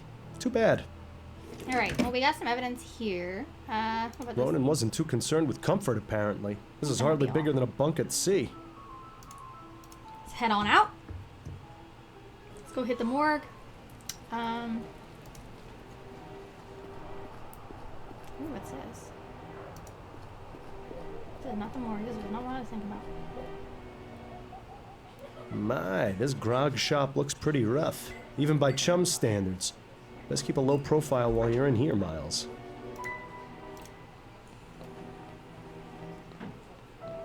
Excuse me, barmaid? Hi, what do you need? You know a man named Ronan Lespay? Nah, never heard of him. He was killed here 4 nights ago. The man in this ferrotype. Oh, that one. Well, I never saw him before that night. I didn't talk to him. You with the police or something? No, not at all. I'm just trying to help his sister find out what happened. So are you done with the questions? Can I get you a drink or what? Yeah, she's a shrewd businesswoman. You at least have to give her that. She's kind of rude. What can you tell me about this place? It's a bar. People come here to drink. Sometimes people drink too much, and then they're sick all over. I get the honor of cleaning up the mess. Sounds like you're not too pleased with your job. I never said that. There may be rough days, but there's a lot worse I could be doing. Here I get a place to sleep and a bit to eat and a few coins in my pocket if the customers are pleased. And you are pleased, ain't you, sir? Oh, yes. Yes, of course I am. Good. Where might I find the landlord? You won't find him anywhere. He doesn't come around here more than once a month. Okay. Any thoughts on the election? Nah, couldn't care less, really. Doesn't matter who's in charge. My life ain't getting any better. But it can certainly get worse with Leroy in office. We'll see. I appreciate you taking the time to chat. Yeah.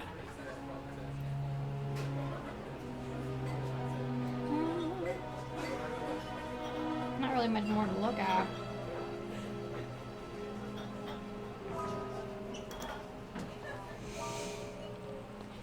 We know the landlord ain't gonna be coming back anytime soon, so that sucks. It's an ad for whiskey.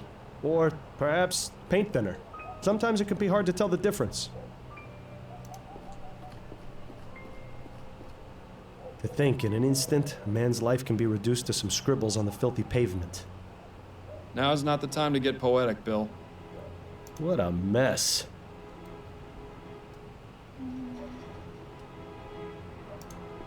Not really much here to like look at, huh? Alright. I don't remember where the morgue was. Let's go to the police station, maybe? I was beginning to wonder when you'd show up.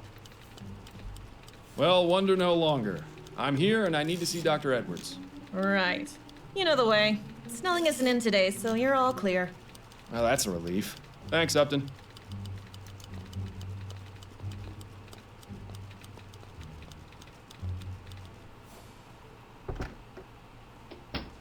Dr. Edwards' lab was always a fascinating place to learn about death. A bit less so now that I'm quite the expert. So the morgue is literally in the back of the cop station? That's something else. I hope I'm not interrupting anything, Edwards. Ah, Fordham. Always a pleasure. Have you got time for some questions? Of course. So what can you tell me about Ronan Lespay? Caucasian male, approximately 27 years old. Died of blood loss as a result of being shot at close range. He was brought in 4 nights ago. I performed the postmortem the following day. After that, his next of kin was contacted. I believe his sister came to identify the body. Any personal opinions on what might have happened? Well, the fact he was shot at such a close range would suggest it was done by someone he knew. And robbery doesn't appear to be a motive, since his wallet was found on the body with money in it. Beyond that, your guess is as good as mine.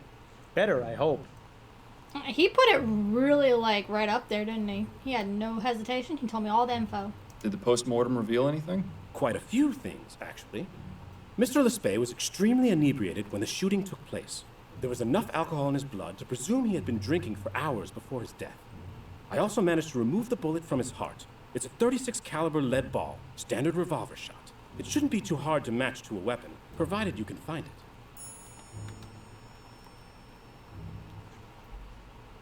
Did you notice anything unusual about the clothes Mr. Lespay was wearing? Unusual? Not really. They seemed a bit big for him, but that's all. His sister seemed convinced that they didn't belong to him.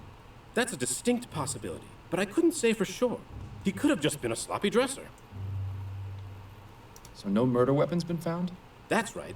Either the killer still has it, or the police just overlooked it. If you happen across any weapons in your investigation, be sure to bring them to me. I can tell you if it matches the bullet. Thank you, Edwards. I'll be on the lookout. What are your thoughts on the election? There was an election? I think our friend Edwards needs to get out a bit more. I'll be going now, Edwards. Take care, Fordham. And remember, not everyone gets to leave the morgue alive, so consider yourself lucky that you can. Ha ha ha. Such a funny joke.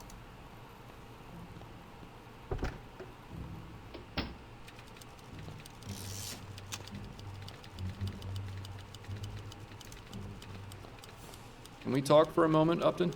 Certainly. What's on your mind? You wouldn't happen to know anything about Ronan Lespay, would you? Probably nothing more than you already know. His body is in the mortuary, and the reason for his murder is unknown. I suggest you speak with Dr. Edwards. I did. I'm guessing you can't go over this case with me either. I have to distance myself completely from this one. So when you figure it out, you'll need to speak directly to Mrs. Morgan. I can still try and help you if there's something specific giving you trouble, though. Okay. I'll let you get back to work. And you'd better do the same. Right. Okay. She is not much help this time. Kind of sucks, but okay. Let's go back to the bakery. Let's talk to her. We need something. You got time for a few more questions, Mrs. Morgan? Yes, of course. What sort of life did Ronan lead? You know, just normal. He'd go to work, come visit me afterwards, and go home. He didn't have much of a social life. At least he never mentioned any friends to me. I always hoped Ronan would meet a nice girl to settle down with, but he was so shy, you know. Where did Ronan work?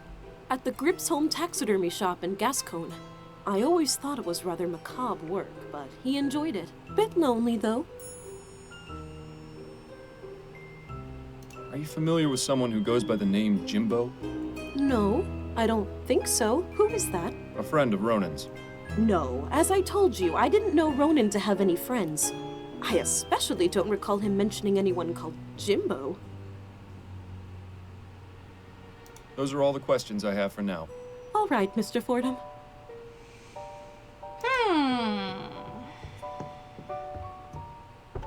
Let's go back to the bar and ask her about a Jimbo.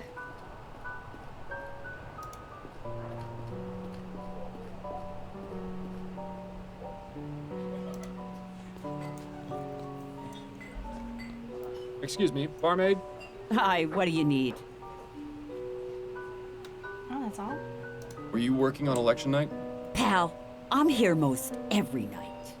So that's a yes, then? Christ on a cracker, you ain't too bright, are ya? Yes, I was here on election night. There's no need to be rude about it, madam. Tell me what you know about the murder that took place outside on election night. Listen, chum, do you know how busy we were that night? This was a polling place. We had gents coming in and out for hours, not to mention the regular clientele. I was up to my ass in drink orders and was running the shift all by myself. Had to break up God knows how many fights, too. So you'll excuse me if I didn't exactly notice something that happened out on the street. Did you at least hear the gunshot? No, I didn't. You try distinguishing a gunshot over a room full of rowdy voters. It ain't gonna happen. Okay. You mentioned regular clientele. Who are they? Oh, we get plenty of regulars in here. Too many to name. Which of them were here on election night? Let me think. I remember seeing 3 of the usual crowd. There was Darius, up to no good as always. Then there was Singin' Tom, but he wasn't around for too long. And how could I forget old Cormac? He'd have talked my ear off if I'd let him. Sound like an interesting bunch of folks. What can you tell me about Darius? Hey now, bucko. You've come in here asking me all these questions, but I ain't seen nothing from you. You want more information? You're gonna have to earn it. Right. Give me a gin, then. Coming right up. Get carried away now, Miles. There you are. 1 gin. That'll be 2 shillings. There's 3. Now then, about Darius. Now that man is trouble. I've had to throw him out a few times. Why do you say he's trouble? His mind's affected by the poppy seed. He can be gentle as a kitten or fly into a rage at a moment's notice. When he gets rowdy, he gets chucked. I see. Any idea where I might be able to find him? Don't know why you'd want to find him, but I hear he spends his day at a smokehouse nearby. I believe it's on Crisparkle Lane. Just look for the door with the oriental symbols above it. And could you describe him to me? He's a rough-looking sort, about 55 years old, has a scar on his left cheek, grayish hair, medium build. Excellent. Thank you. All right, we got 1 down. Let's do the other ones. Who is Singing Tom? Ah, Tom. Not sure what his surname is, but he's in here about twice a week. We call him Singing Tom because he leads a church choir. Is that right? Which church? Oh, I haven't a clue. Never really cared to ask. Does he associate with any of the other regulars? I've seen him talking with Darius a few times. They seem to be on friendly terms. Okay. Tell me about Cormac. He's in here most every night. Doesn't speak to many people, just me. And a right chatterbox he is, too. Between you and me, Cormac stinks. I can understand why he doesn't keep much company. He stinks? Aye, he's a sewer worker. Spends all his day underground in the muck, so he always reeks of shit. I see. Any idea where specifically he works? I believe he's at the treatment station, over near the ferry terminal. If this is going where I think it is, then I'm especially glad I can't smell anything anymore. All right, we got 2 locations open. Awesome. Have you worked here long? 13 years. I see. Anything else you can tell me about yourself? I ain't the friendly type. Right. Understood. I appreciate you taking the time to chat. Yeah. Alrighty.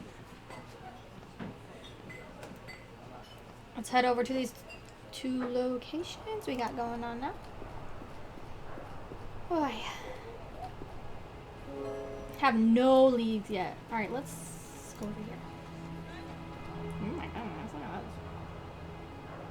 Advertisement.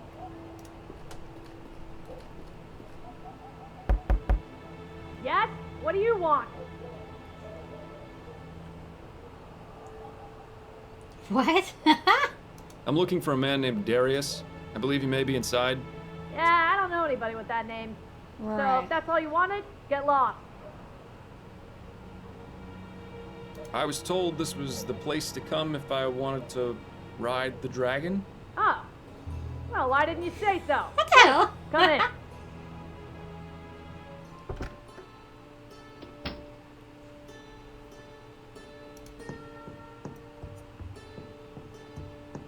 excuse me, I'm looking for a man by the name of Darius. Well, look no further. Welcome, friend. Sit, join me. I'll stand, if that's all right. I was wondering if I could ask you a few questions. Questions are the path to enlightenment. Answers fly by as birds on the breeze. But will a caged bird sing? That is the true question. Wonderful. He's as high as a kite. This is gonna be worse than pulling teeth. Oh my. Do you often come to this establishment, Darius? Oh, yes. This place is better than any doctor or hospital. It has exactly the cure I need. Cure? For what? I'm ill, sir. Just as you are. Just as we all are. Infected by a terrible disease known as life. Speak for yourself. But spend a few hours in here with the intoxicating nectar of the poppy, and you'll find nothing can defeat you. So did you manage to get out of here and vote? Please don't bother me with such trivial matters. Why should I care who leads the government? As long as they don't outlaw places like this, they can do whatever they please. Is this guy ignorant or just apathetic? Yeah, well, I don't know, and I don't care. All right. What can you tell me about the Silent Raven? Ah, the Raven. My home away from home. I would have thought that was this place. Unless this one is just the home. Do you have many friends there? People you speak with often?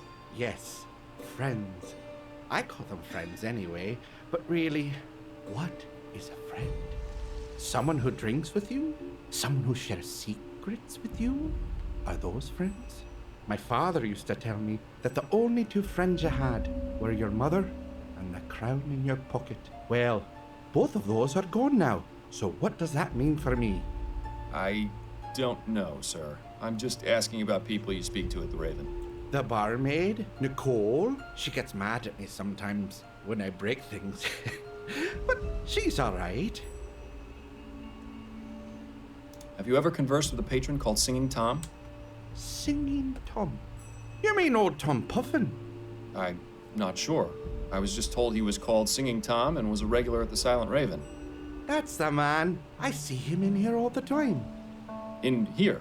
Not just at the Raven? Tom is a child of the poppy, just as I am. He truly understands the world as it is. Do you know where I might be able to find him? Yes. He's the choir master at St. Denis Cathedral. That's where he spends his time when he's not here. You mean to tell me we have to talk to another one of these loonies? Wonderful. All right. Are you familiar with a man named Ronan Lespay? I know many men. Some old, some young, some my rich, goodness. some poor. Some I know by name, some by face. But this man you speak of, this Ronan, he is unfamiliar to me. I have a ferrotype. Do you recognize him? Forgive me, but my eyes are blurry. I cannot make out his features. Well, he's useless, isn't he? Too bad there's no way to snap him out of it, like there was with Dupre's kid. Do you know anything about the murder outside the Silent Raven on election night? Murder? Was it a murder? It was. A man was shot in cold blood. That would explain the commotion, as well as the sound. So you heard the gunshot? I did. I thought it might have been one of the voting machines making the noise. But then there were shouts, and people began to run. Did you see or hear anything before you heard the gunshot? I seem to remember hearing a man shouting a name. A name? Yes. It sounded like Priscilla. Well, how about that? He's managed to be of some use after all. Assuming he's telling the truth, of course. And does the name Priscilla mean anything to you? Afraid not, young man. All right, all right. Goodbye, sir. Goodbye, young man. May you find peace and happiness. Oh my goodness. Okay. Lovely. She's not gonna be much help right now. That's not to bother her. Alrighty. Let's get up out of here.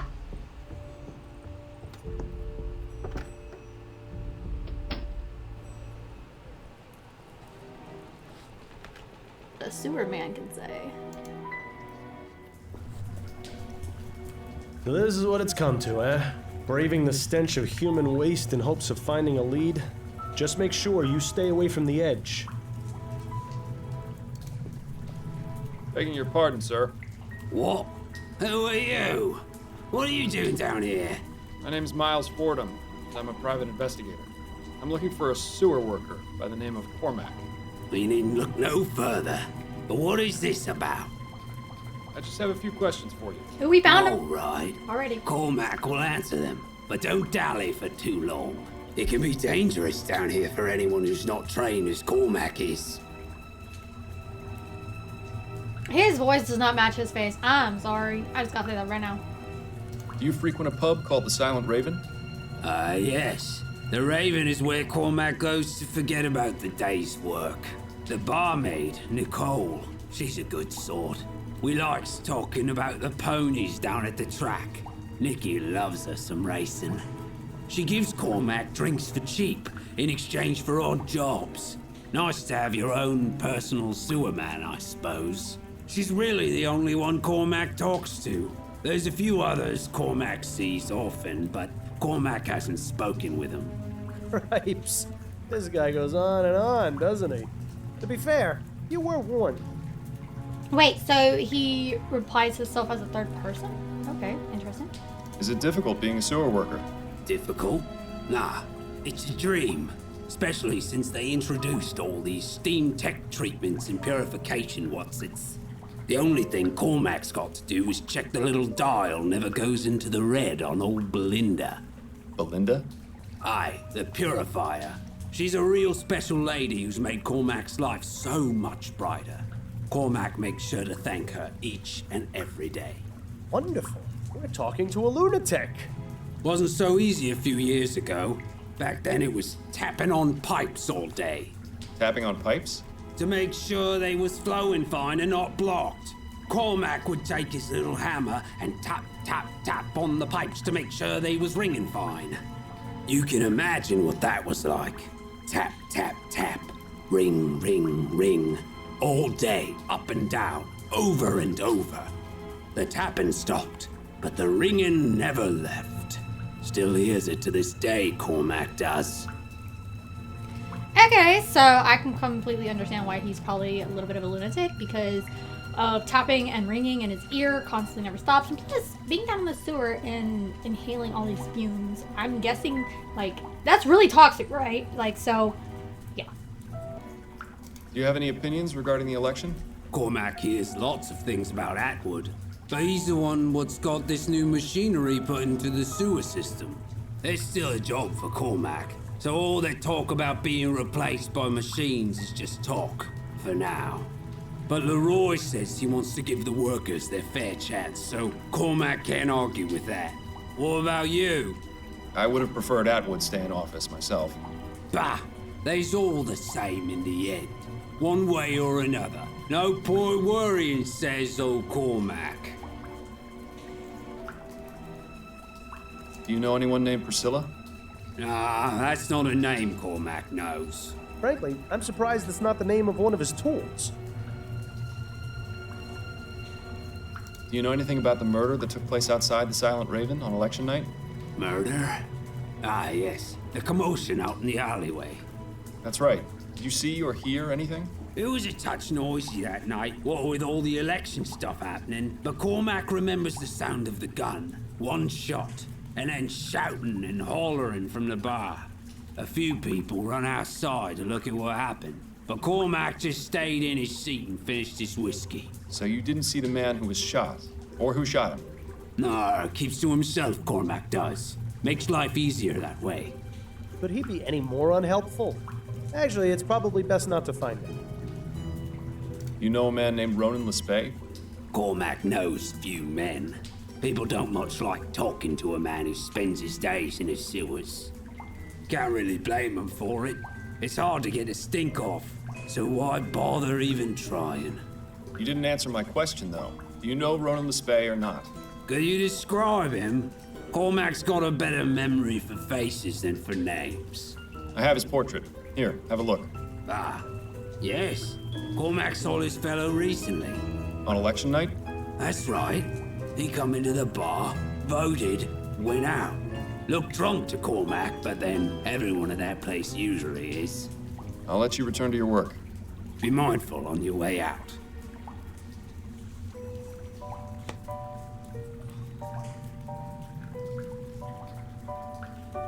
I ain't gonna mess with none of his stuff. Alright, so we got some information on him. Now let's go on ahead and go down here.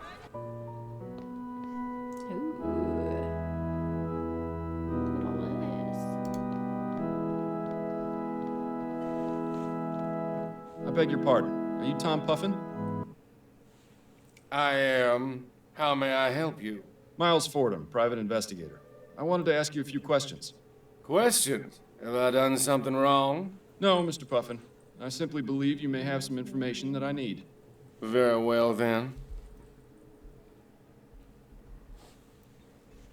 Jesus, okay. What were you doing on election night, Mr. Puffin? Election night? That was ages ago, wasn't it? It was 4 nights ago, to be precise. Oh, you have to understand. I have trouble recalling what I ate for breakfast this morning, let alone what happened 4 nights ago. Well, isn't that convenient? Do try to remember, Mr. Puffin. It's quite important. Well, I know I voted at my local polling place, the Silent Raven. And then... I'm not sure, actually. How did you become choir master of this church? Oh, well, I studied music at the University of New Britannia. Once I completed my studies, I began writing symphonies in hopes of securing a patron, but I had no luck. So I decided to focus on choral compositions. I sent a few pieces to the bishop, and he offered me the position. And you enjoy it? Oh, yes, sir, immensely. I'm able to continue composing songs for our choir, as well as teach music to our young members. I take my church duties very seriously. What else do you do besides lead the choir? Just a few things here and there, making sure the aisles and the pews are clean, tending to the prayer candles, and that sort of thing.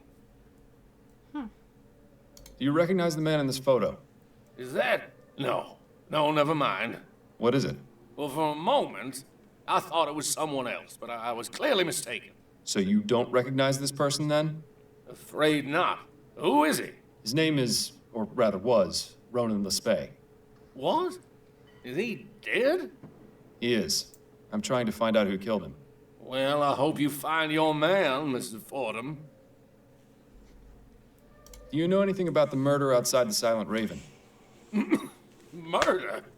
Yes, a man was shot. Did you see or hear anything? I don't remember. I don't think so, no. How long were you at the Raven that evening? Not very long, I don't think. I went, voted, stayed for a drink, and then I left. You recall what you did the rest of the evening? Not specifically. I probably went home and went to bed, like I always do. Are you in the habit of using opium, Mr. Puffin? What? Why would you think that? I met your friend Darius. He told me you share a pastime. All right, yes, I do enjoy a visit to the opium den from time to time. From time to time? More like morning, noon, and night. Have you found the drug has had any adverse effects? Memory loss, for example. I admit I'm not quite as quick as I used to be, but without it, I'm in constant pain. Is that right? I fell off a horse when I was 15, and ever since then, my back's not been right. The doctors haven't been able to help. Poppy is my only comfort. I wish there were another way. It might be worth seeking a more professional opinion about the effects of opium. Does the name Priscilla mean anything to you? Priscilla? What does that have to do with anything? The name has come up in my investigation. Is it someone you're acquainted with? No, it isn't. I don't know anyone by that name. You certainly seem concerned about her, though. I'll let you resume your practicing, Mr. Puffin. Thank you. Have a blessed day. Alrighty. It's really pretty, though.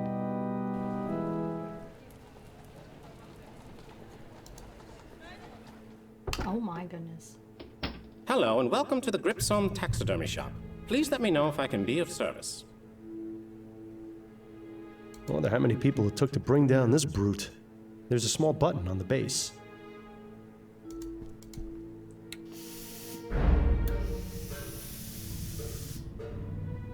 Just when I thought I'd seen it all.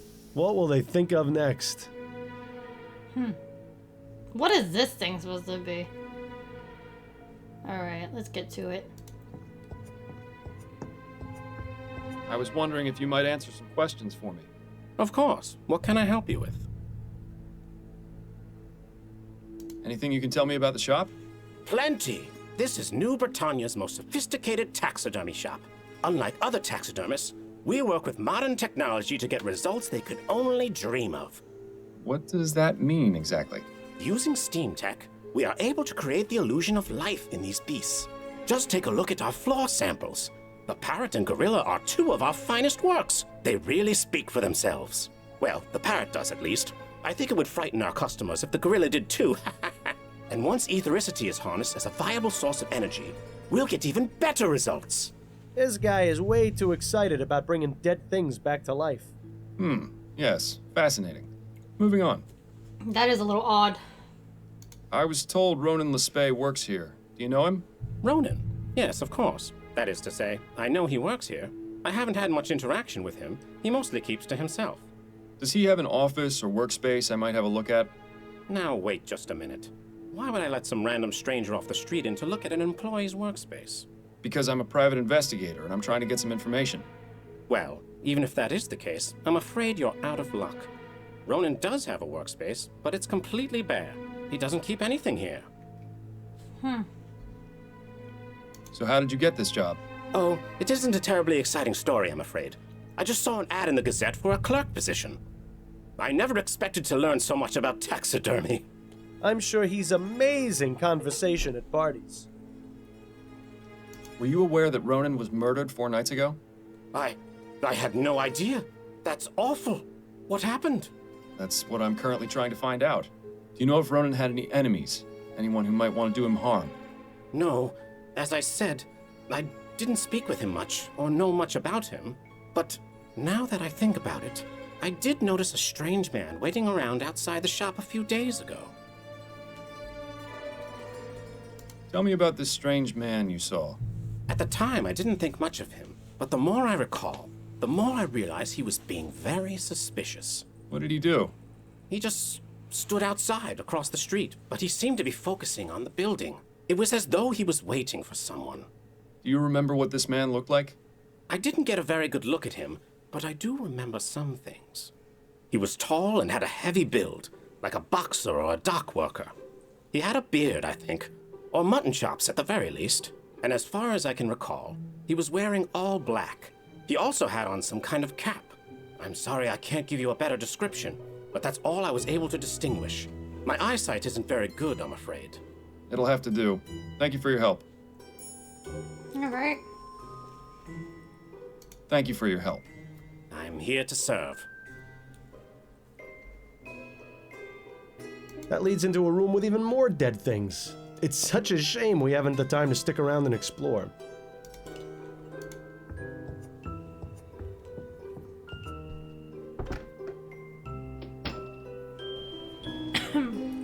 Alright. Here. Position. Let's go back to talk to her again.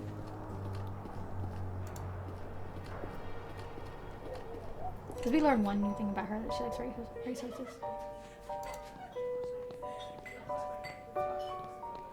Excuse me, barmaid? Hi, what do you need? I was given the physical description of a man, and I was wondering if you might recognize him if I told you. Perhaps. Go on, then. He's tall, strong build, with a beard or mutton chops, dressing all in black and possibly wearing a cap. Bit vague, wouldn't you say? That covers about half our clientele. I was afraid that might be the case. Did you notice anyone of that description here on election night? No. Can't say I did, sorry. Does the name Priscilla mean anything to you? Nope. I appreciate you taking the time to chat. Yeah.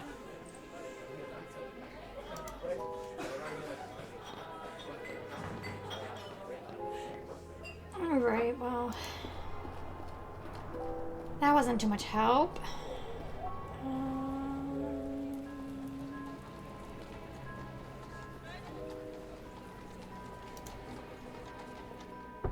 go back and talk to the sister. Have you got time for a few more questions, Mrs. Morgan? Yes, of course. Did Ronan know anyone named Priscilla? Priscilla? No, I never heard that name before. Who is she? Just a name that's come up in my investigation. I wonder if Ronan had finally met a young woman. Oh, boy. Now you've done it. Those are all the questions I have for now. All right, Mr. Fordham. She's not very helpful.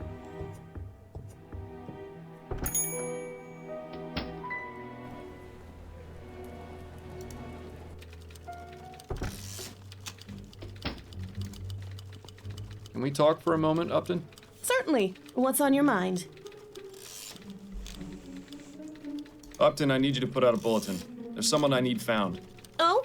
Who's that? I don't know his name. I only have a description. All right, I'll need to ask you a few questions. Could you describe the man's height and build?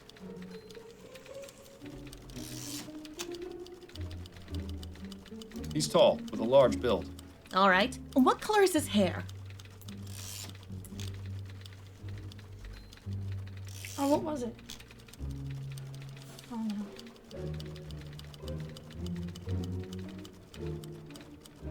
I believe it's black. All right. Do you know of any unique details that might make him easier to identify? I was told he was dressed all in black. I see. Well, I'll put out the bulletin, but that's a bit of a generic description. All right. The bulletin is out. I'll let you know if I hear anything. Thanks, Upton. I appreciate the help.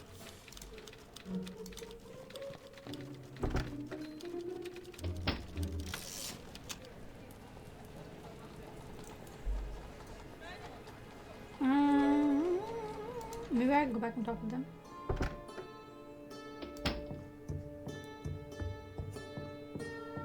I have a few more questions for you. I'm listening. I was wondering if you could tell me whether you saw a certain man at the Raven on election night. He's tall, strong build, with a beard or mutton chops, dressing all in black and possibly wearing a cap. Lots of people like that go to the Raven. I see loads of them every night. But now that you mention it, I do remember someone like that. He was a strange one. How so? I remember one of the times he came in, he was adjusting his hat. I could have sworn when he took it off for just a moment, his hair was bright red. Fuck! How is that strange, exactly? Because his beard was jet black. It was the oddest thing I'd seen. Well, it was the oddest thing I'd seen. Until his beard slid halfway down his face.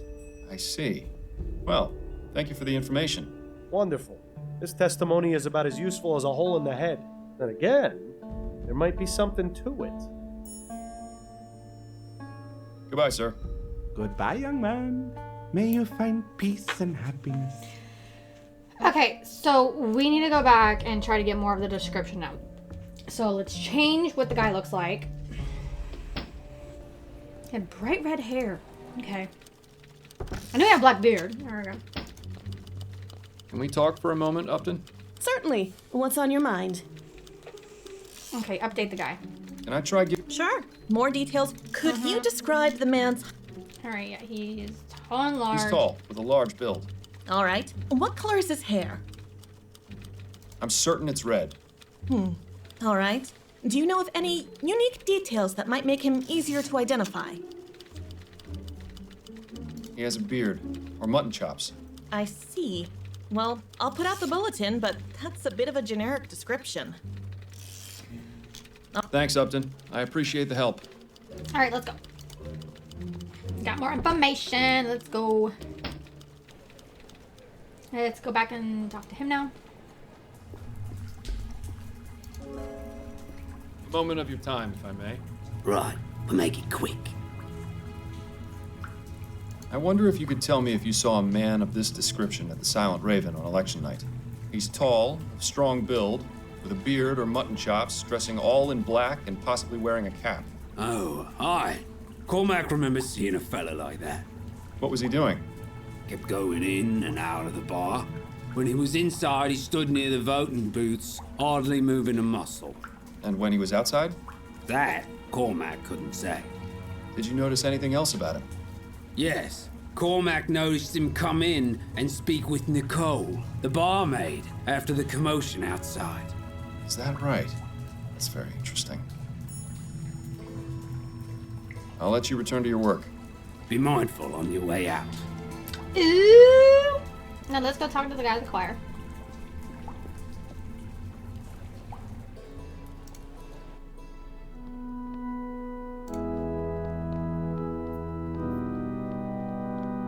Could I have another moment of your time, Mr. Puffin? Yes, I suppose so. Oh, he doesn't know nothing. So, what do you think of the election results? All right, the election. Who won? Leroy. He beat Atwood by a significant margin. Oh, I suppose that's good. I think I may have voted for him, but I'm not sure. I'll let you resume your practicing, Mr. Puffin. Thank you. Have a blessed day. I guess him being so messed up on opiates, he wouldn't be much of a help, so it wasn't worth of a try.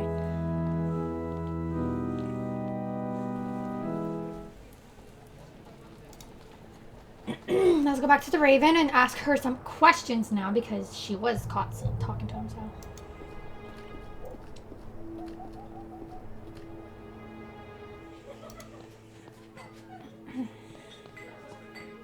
Excuse me, barmaid? Hi, what do you need?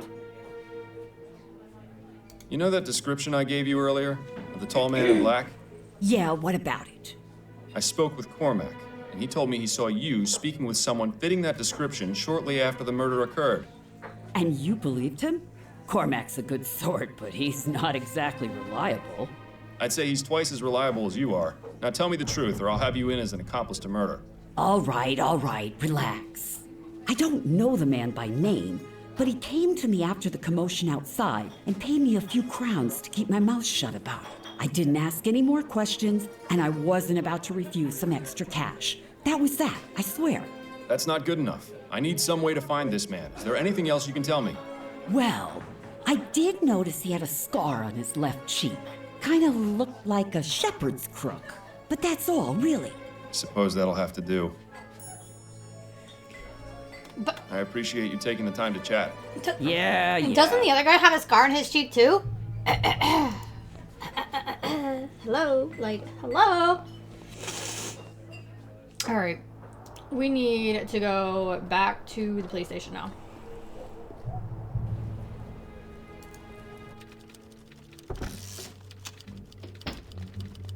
Can we talk for a moment, Upton? Certainly. What's on your mind? Can I try giving you that description again? I may have more details now. Sure. More details will definitely help. Could you describe the man's height and build? He's tall, with a large build. All right. What color is his hair? I'm certain it's red. All right. Do you know of any unique details that might make him easier to identify?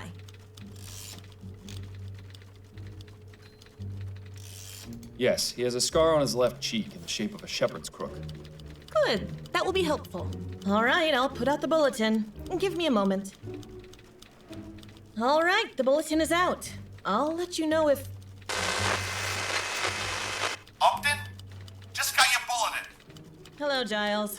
Have you got something for me? As a matter of fact, I've got someone in the jail fitting your description perfectly. You don't say. Yup. Name's Harvey Presser. Got picked up a couple of days ago. Thank you, Giles. You heard the man, Fordham. You've got yourself someone to interrogate over at Bow Street.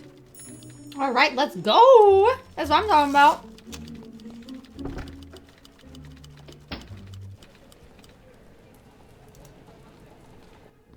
Looky here. Fordham? You look even worse than the last time I saw you. We can't all manage to keep looking as good as you, Giles. What brings you back? I'm looking to speak with your prisoner. Presser? I just got off the horn with Upton about him. Seems you're not the only one interested in finding the man. Then I suppose it's lucky I got here first. Suppose so. What was he brought in for, exactly? He's the suspected leader of a cooping gang. Makes me glad I didn't bother to vote. All those dirty politics are just a waste of time. And people wonder why nothing in Parliament ever changes. Interesting. Okay, let's ask him some questions. Harvey Presser, I presume. Who's asking? Miles Fordham. I'm a private investigator. What do you want from me? Just a few minutes of your time. You don't have anywhere to be, do you? Hardy ha. Ask what you want, but I'm not answering anything until I see a lawyer. I hear you were arrested for leading a cooping gang. Is that right? I don't have to tell you a thing. You're not a copper. All right. Do you recognize the man in this ferrotype? Should I? His name is Ronan Lespay. He was shot outside the Silent Raven on election night. That's a real shame. Are you saying you know nothing about the murder outside the Silent Raven on election night? Not a thing. I've never even heard of the Silent Raven. Is that right? Because I've spoken to at least 3 people who swore they saw you there that night. Yeah, and you're not police, so that doesn't scare me. You can't do a thing about it. This guy's starting to get on my nerves. There has to be a way to make him talk. That's all the questions I have for now. Good. Leave me in peace. He's not a very nice man. Now, how can we make him crack?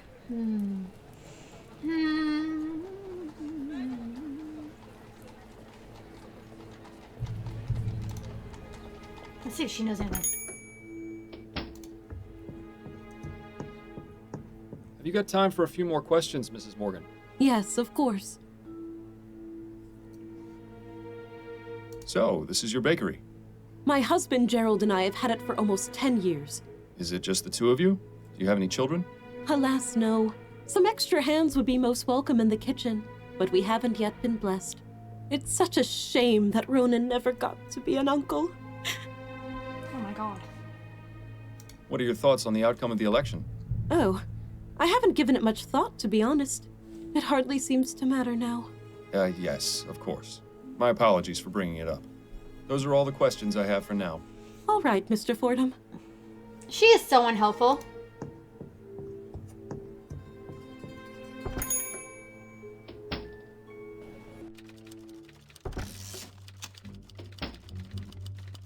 Can we talk for a moment, Upton?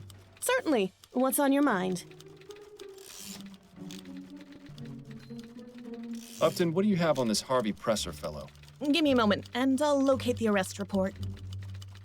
Here we are. He was picked up in a bar in Chumley after being identified as the leader of a cooping gang by one of his fellow gang members. So much for loyalty. Anything else about him? Not much besides his address. That might be worth looking into. It's 5885 Riverview Road, right near the asylum. Ah, wonderful. Maybe afterwards you can drop by and pick out a room.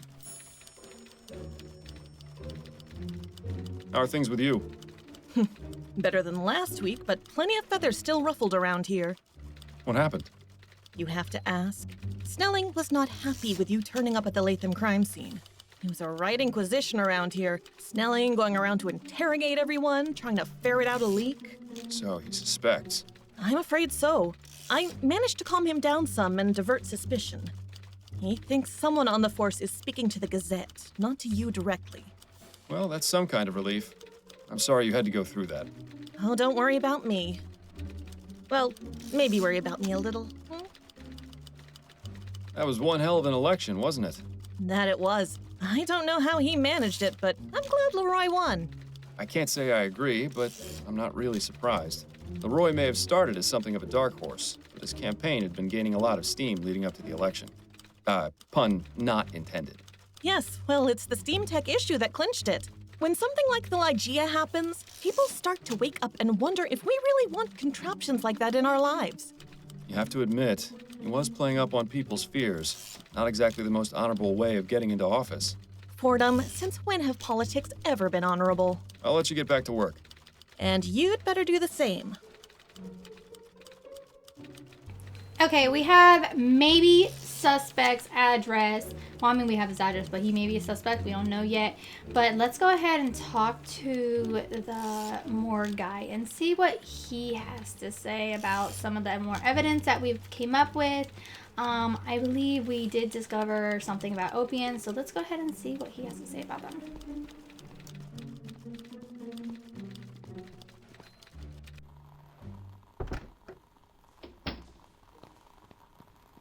Pardon me, Edwards. Yes? How's the coroner business? Things have been pretty dead around here lately. Don't quit your day job, Edwards. Edwards, do you know much about the effects of opium? Quite a great deal, unfortunately. It's all the rage these days. Most people use it to calm the nerves or relieve pain, but it's highly addictive and has numerous adverse effects. Such as? It depends, really. Most common are sweating, nausea, memory loss, or blurred vision. But more serious cases can lead to hallucination, violent mood swings, coma, or even death. I just had a case in here a few weeks ago who died from an opium overdose. It wasn't pretty. Doesn't sound like it. Thanks for the information, Edwards. Anytime. I'll be going now, Edwards. Take care, Fordham.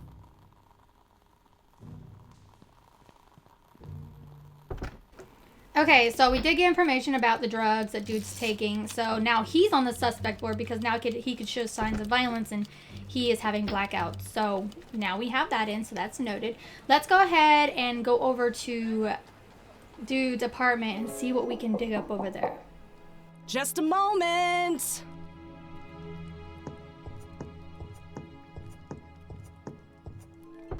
Yeah? What do you want?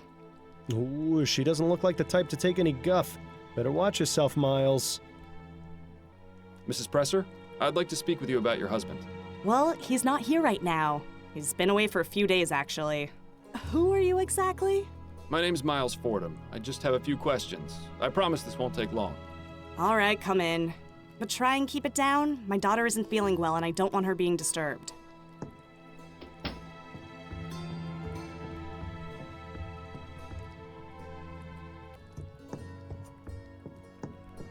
Mrs. Presser? Yeah, what? What does your husband do for a living, Mrs. Presser? Harvey? He's a traveling salesman. Sells steam-powered cleaners like the ones in the corner there. Oh? Doesn't make much money on account of most people being afraid of steam tech these days. But Harvey tries his best to provide for me and little Mary. He's a good man. The job takes him out of town for days at a time, but we get by. And that's all he does? What are you asking? You know something I don't? No, not at all. I was just curious. Oh, look, another husband keeping secrets from his wife. There are a copper a dozen around here, it seems. So what do you do while your husband's away? Hang on there, what are you playing at? I'm a married woman. I merely wanted to know a bit more about you, that's all. I meant no disrespect. Is that your game?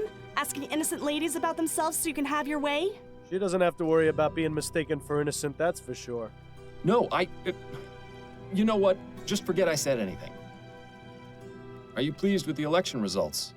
Yeah, I'm glad that no-good high muck-a-muck Outwood was voted out.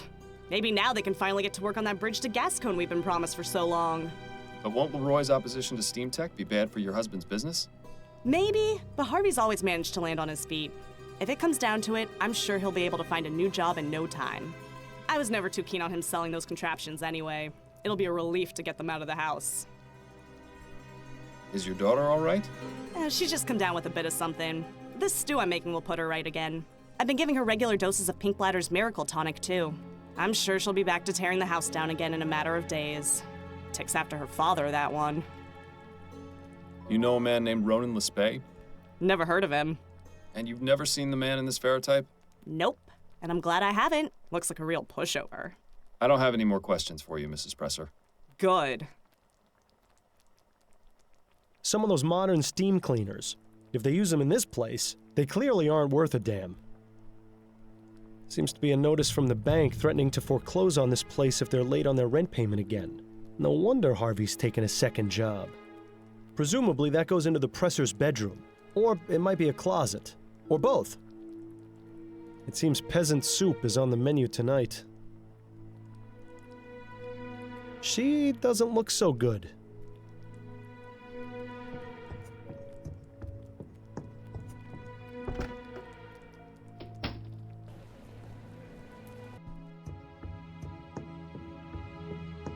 I was wondering if you might answer some questions for me. Of course. What can I help you with? Any thoughts on the recent election? I'd really rather not talk about it. I don't know how the people of this country could put someone like Hart Leroy in charge. I know what you mean. Leroy may be a champion of the common man, but Atwood's vision for the future is more important right now. I couldn't agree more. Leroy wants to forsake all the technological advances of the last decade and take us back to the Dark Ages. Next thing you know, he'll be bringing slavery back. I doubt he'd go to such extremes. Perhaps we should drop the subject. I get a bit passionate when it comes to these sorts of things. Thank you for your help. I'm here to serve. Okay. Jude seemed to get a little defensive when I asked about the election. I'll take note on that and keep that in memory. But let's go ahead and go back to the jail cell and let's see if we can rile him up and get more evidence out, since we did go over there and scope out his apartment and actually get to, speak with his wife. And let's see how he changes his attitude A few now. more questions for you, Mr. Presser. Whatever you say. I had a little chat with your wife. You have a lovely family. Mildred? How did you... I may not be with the police anymore, but that doesn't mean I can't still get the information I need. You didn't tell her about me being in jail, did you? Don't worry. It was quite obvious your wife has no idea what you're involved in.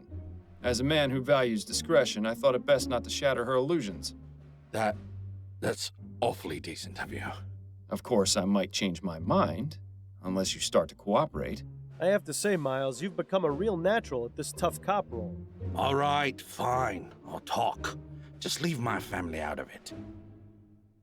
Do you recognize the man in this ferrotype? Yes, I do. That's Mr. Lespay. And how is it you know him? I was assigned to watch him and then pick him up on election night. Assigned? By whom? My employer. I'd really rather not name names, Mr. Fordham. I don't care about your employer. What I care about is what you were doing with Mr. Lespay. Well, it was a cooping scheme. He was one of the people I was told to pick up. Tell me what you know about the murder outside the Silent Raven. The most important thing I can tell you is that I didn't kill him. Do you know who did? Not a clue. I was inside the bar when I heard the gunshot. I went outside to see what had happened and found Lespay on the sidewalk. And what happened next? What do you think? I panicked. He was in my care. I wasn't expecting anyone to get killed. I think Mr. Presser has a wildly different definition of the word care. I went inside and gave the barmaid 10 crowns to keep her mouth shut. Clearly, that was money misspent. Then I went back home, told my wife I was going away on a business trip for a few days, just in case. Good thing I did, too. I might get out of this with her none the wiser. What makes you so sure they'll let you out? Me? I'm just a small fish, but I could talk and talk about whales. That's valuable information. Quite the shrewd negotiator, this one. I think his skills have been wasted. Tell me more about this cooping scheme. I got paid to find men to vote for Atwood. Simple, really. Once I found a good mark, I followed him a bit, knocked him out, then took him to the coop, a little room I rented near the Raven. I had about 5 men on election night, including Lespay. Got them all liquored up and walked them over to the polls. Once each of them voted, we'd walk back over to the coop. I'd change their clothes, maybe give them a fake beard, and walk back for another vote. Did it for myself, too, so people would be less likely to notice. Kept it up for a few hours, until the murder. Is this your first time in jail? Yeah, actually. Suppose you think I'm just some criminal scum, born for the gibbet? I'm not a bad man, Mr. Fordham. I just made some mistakes. You've met my family. I'd do anything for them. Anything. I suppose no good deed goes unpunished. You can say that again. That's all the questions I have for now. Good. Leave me in peace. Okay, now I want to say I'm going to take him off my suspect board because he does seem like a good man, no matter if he is in a gang doing some bad, stuff behind the scenes. But he did seem awfully worried when I said something about his wife. So maybe he's not it. Maybe he's not the killer. I don't know. I don't think he is now.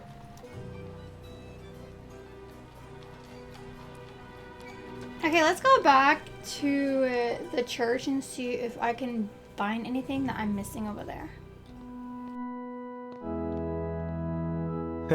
Prayer candles? People think lighting one of these is going to solve their problems.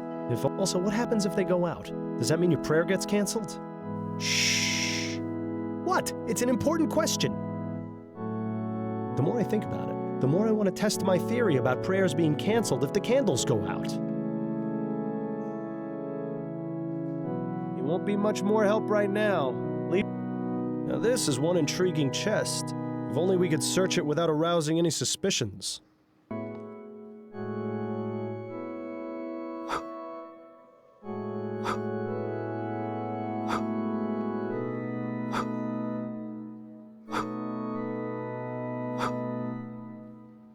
Well, that's all of them. Hope you made a wish.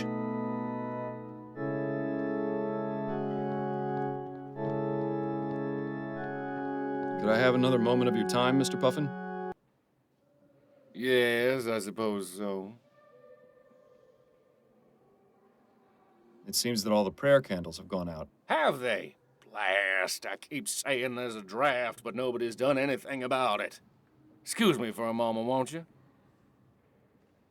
Okay, surprisingly that actually worked. Now let's go ahead and check out this chest.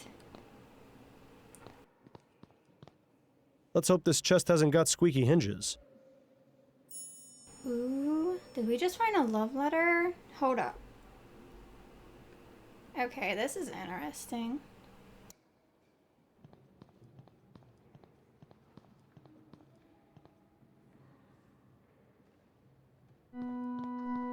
Could I have another moment of your time, Mr. Puffin? Yes, I suppose so. Do you know anyone named Ned? Ned? Well, yes, I do. My nephew, Ned Bunkridge. Your nephew?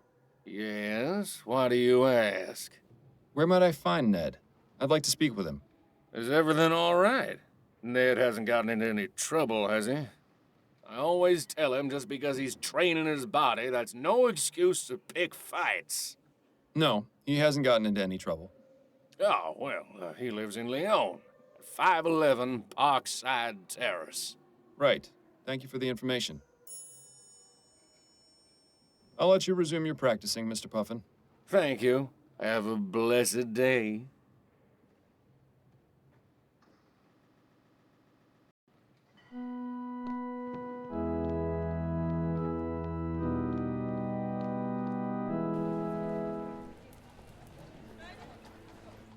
Right this way, sir.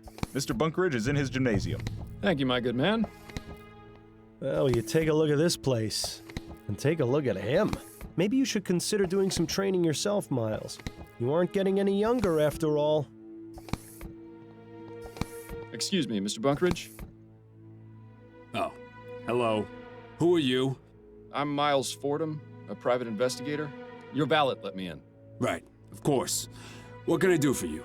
I have a few questions for you, if you'd be so kind. Yes, all right. I could use a bit of a rest anyway.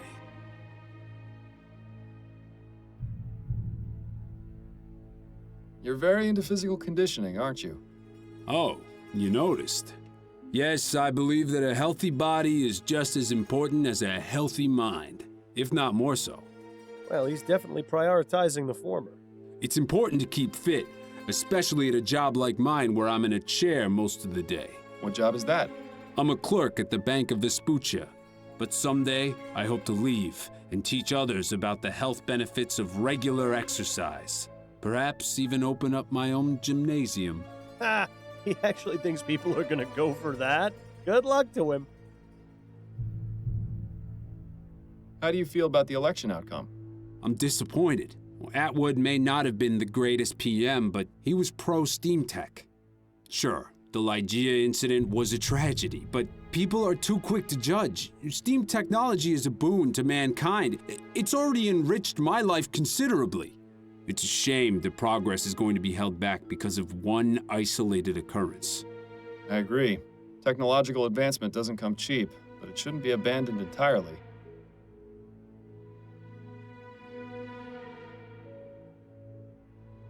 Does the name Priscilla mean anything to you? Yes, it most certainly does. My lady love is named Priscilla Poundstone. I see. What can you tell me about her? Oh, she's a darling. I love her very much. Such a kind and gentle soul she is, too. Loves animals, especially dogs. We've been together for ages and are due to be married soon. When was the last time you saw her? Saw her? Oh, No, Mr. Fordham. She doesn't live in New Britannia. She attends Miss Threadneedle's Academy for Young Ladies in Cormorant. She lives in New Holland? That's right. I've never actually met Priscilla face to face. We communicate exclusively through correspondence. How did you two get involved? Her father and mine were old military friends. They decided between them that their children would be engaged. And you're both in agreement? Yes. I admit at first I was a bit hesitant, but we share many of the same interests. The distance between us is not a detriment to our love. I wonder how that will change once they actually begin cohabiting. Tell me about your uncle. You know Tom? I've met him, yes. He's the one who told me where you lived. Oh, right. Well, my uncle is an interesting man. Is that an interesting of the good or bad variety? I really wish he would take better care of himself is all. I have the feeling that he's on some sort of drug, although he always denies it. What gives you that impression? Well, most of the time he acts completely normal. He goes to work, visits with me. Sometimes we go out together to the theater or a gallery. But some days his mood changes. He goes very solitary, won't leave his house, gets short with me. One time I went to visit him. I heard him yelling along with what sounded like furniture being knocked about. It only happened once, but it worried me. I hope Tom isn't in any sort of trouble. Opium is one hell of a drug. It's a good thing you never got to that point with the soporific, or Adelaide would have thrown you out much sooner. Are you all right, Mr. Fordham? Yes, I'm fine. What? Too soon? So you correspond regularly with Priscilla? That's right. At least one letter a week. My uncle does me the kindness of acting as courier. Do you think I might have a look at one of those letters? What for? They're private correspondence. I understand, but I feel this is important. Perhaps you could show me one that isn't too personal. Yes, I suppose that would be all right. In fact, I think there's a recent one on the shelf there. That's not too private. But you won't need to take it, will you? Not at all. I just want to have a look. Are you familiar with a man named Ronan Lespay? Never heard of him. I have his portrait. Maybe you recognize him? No, I've never seen this man before, but... How about that? How about what? The detail in this ferrotype is a bit fuzzy, but his facial features and hair, they vaguely resemble mine. You know, now that he mentions it, it's true. Lespay does bear a passing resemblance to this fellow. Not quite as handsome, though. So, you know nothing about the murder outside the Silent Raven 4 nights ago? That's right. I don't even know what the Silent Raven is. It's a bar in the Chum. Well, that explains it. For one thing, I don't go to that part of town. A man like me sets foot in that den of ruffians, and I'll have every Tom, Dick, and Harry challenging me to a fight. Not that I couldn't take them, but I have better ways to train my body than beating thugs. Anyway, I don't drink. Dulls the mind and softens the body. I see. Well, just thought I'd ask. I'm sorry I can't help you, Mr. Fordham, but I hope you solve whatever it is you're investigating. You seem like a nice enough sort. Could you give me Tom's address? You don't have it? I thought you said you'd spoken with him. I visited him at the cathedral. But if he's there, why do you want his address? I have reason to believe he may be somehow involved in a murder. That's a serious accusation, Mr. Fordham. What proof do you have? Nothing concrete just yet, which is why I'd like to investigate his home. Well, you're not the police, so I'm not obligated to tell you. I'm sorry, but you'll need more than just a suspicion to convince me. On second thought, never mind. Thanks for your time. Not a problem.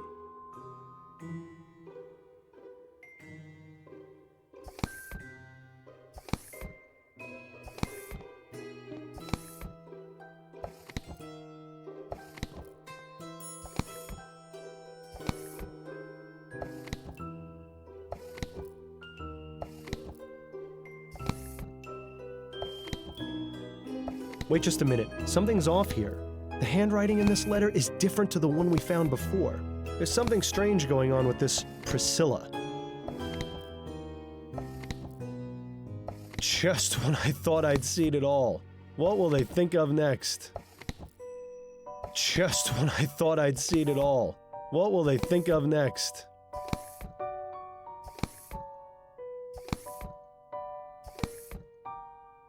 What in the ether is that supposed to be? Looks like some kind of medieval torture device. Then again, so does most of this newfangled exercise equipment.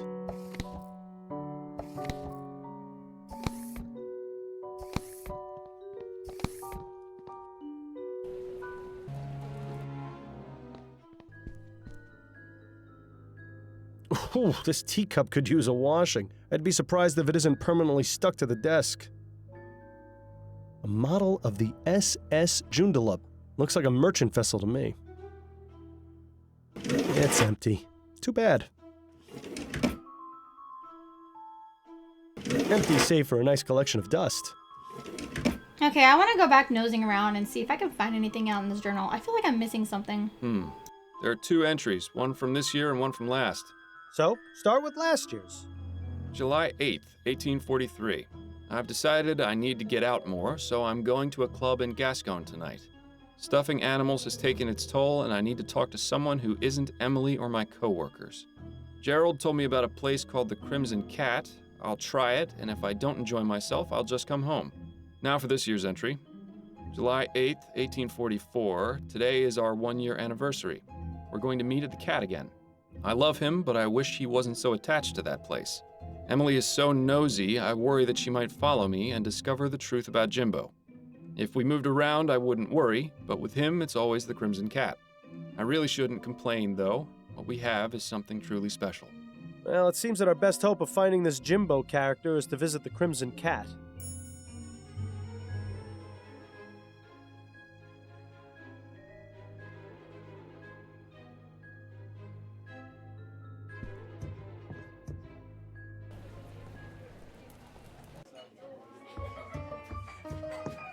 Ah, the Crimson Cat.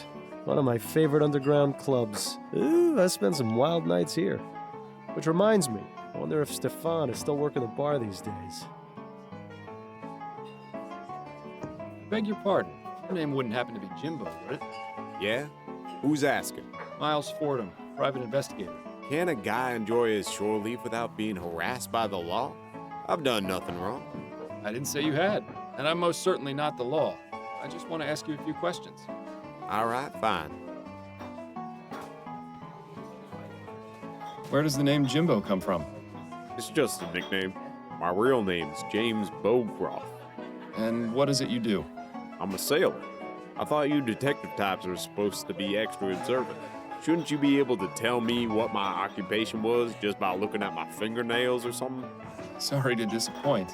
Perceptiveness is important in my line of work, but I'm also just a man. I think perhaps Jimbo has been reading too many of those detective stories in Brentwood's.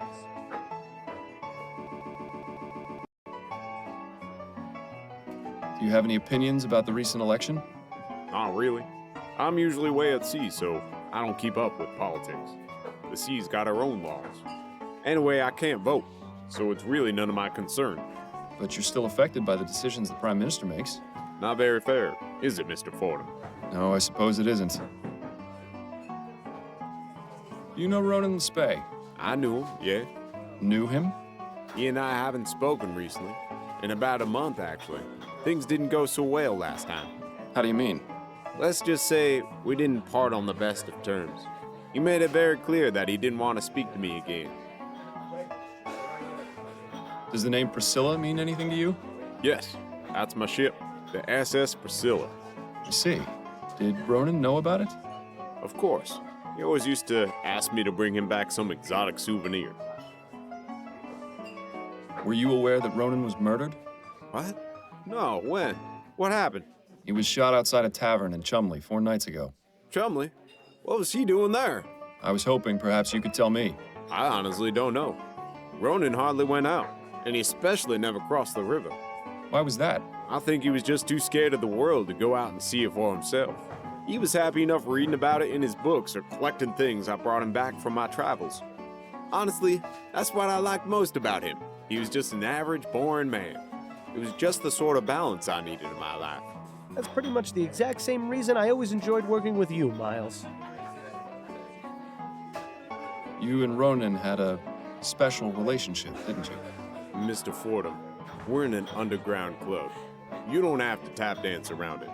Yes, Ronan and I were a couple. At least up until last month. What happened, if you don't mind me asking? We had a misunderstanding. Ronan thought I had been seeing someone else. He was extremely jealous. I tried to explain that he had it all wrong, but he wouldn't hear me out. I was going to give him some time to cool off, but, well, that's not going to happen now, is it? If it's any consolation, I found a letter you wrote him, which he still kept in his desk. Damn. Thank you for telling me that. Thank you for your time. You're welcome.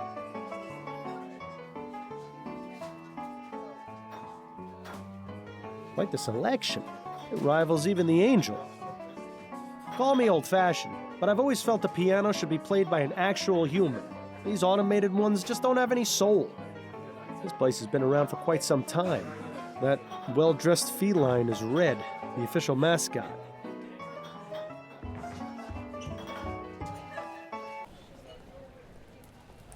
Okay, well that was interesting to find out. Maybe let's head back to Ned and see if we can get that address now. Could I ask you a few more questions, Mr. Bunkeridge? All right, but try not to take too long. Don't want to drop my heart rate too much. About your uncle's address? What about it? Why do you want it? I think there's something going on between him and Priscilla. Something going on? What do you mean? I found a letter addressed to you from her at the cathedral, and the handwriting is different to the letter you have here. He has one of her letters? Why would he? I'm not sure, which is why I'd like to search his home and find out more. If he's going behind my back, I swear I'll... Calm yourself, Mr. Bunkeridge. If I find anything, you'll be the first to know. All right. Tom lives at 117 Gimlet Terrace in Worcester. Hey, we're practically neighbors. Here, I've got a spare key. If you find anything about him and Priscilla, you'll tell me, won't you? Of course. Thank you, Mr. Bunkeridge. Thanks for your time. Not a problem. All right, now we got the address to him. Let's go ahead and check out his apartment and see what he's hiding.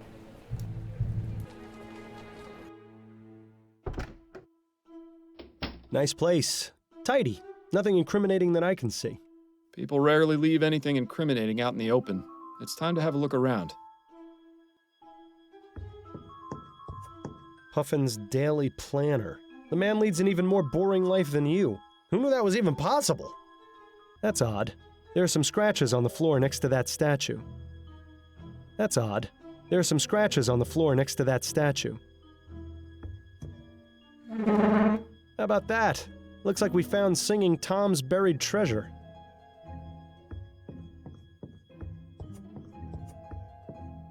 Let's just see what we have here.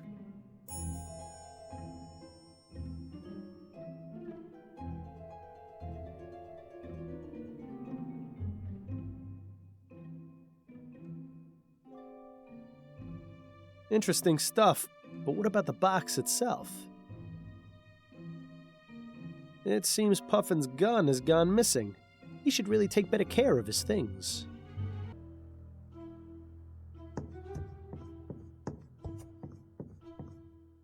Nothing else in there. Too bad. Alright, literally, we just found the gun. I bet you that this is the gun that killed the girl's brother. I bet you, because I have a feeling of it. Now I feel like he is a hard suspect now.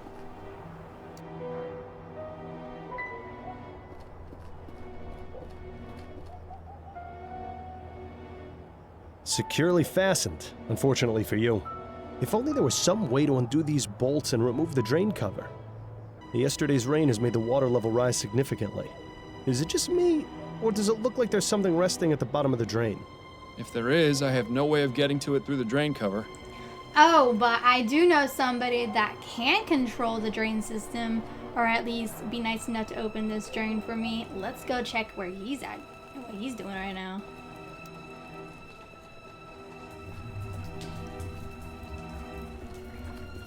Moment of your time, if I may. Right, I'll make it quick.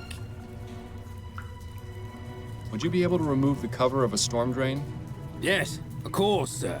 Cormac's got the right tool for the job.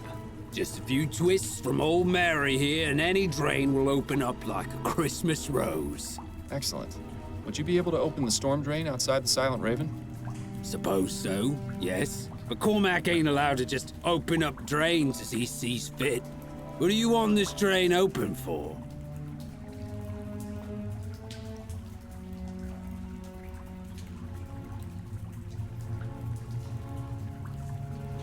I believe there's a vital piece of evidence at the bottom of the drain.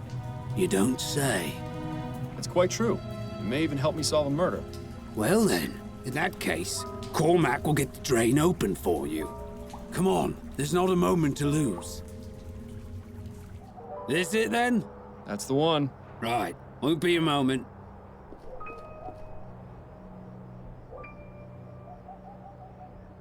There we are. Thank you for your help, Cormac. Not a problem. Now, if you don't mind, Cormac's just going to pop inside for a quick pint.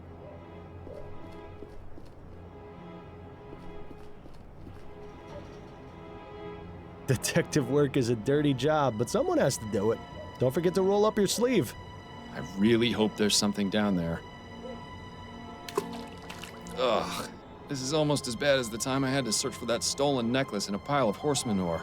I'm really glad I didn't draw the short straw in that case. Well, how about that? A shame the police managed to overlook this. Well, well, well, look at what we just found here. That just got really interesting.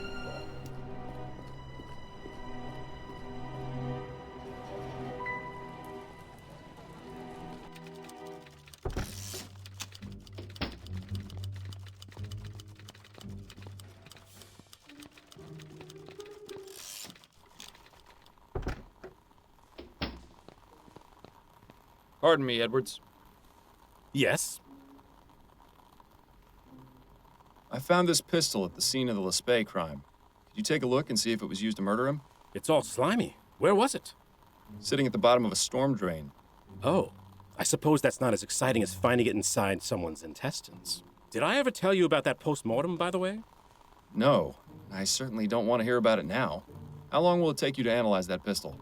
I should have something conclusive within the hour, if you don't mind waiting. No, it'll give me some time to gather my thoughts. Right. I've concluded my analysis, and this gun was definitely used to shoot Mr. Lespay. The bullet I removed from his body is a perfect match. Thank you, Edwards. That is extremely helpful. There's one more thing. I cleaned off some of the muck and found the initials JB etched into the handle. Interesting.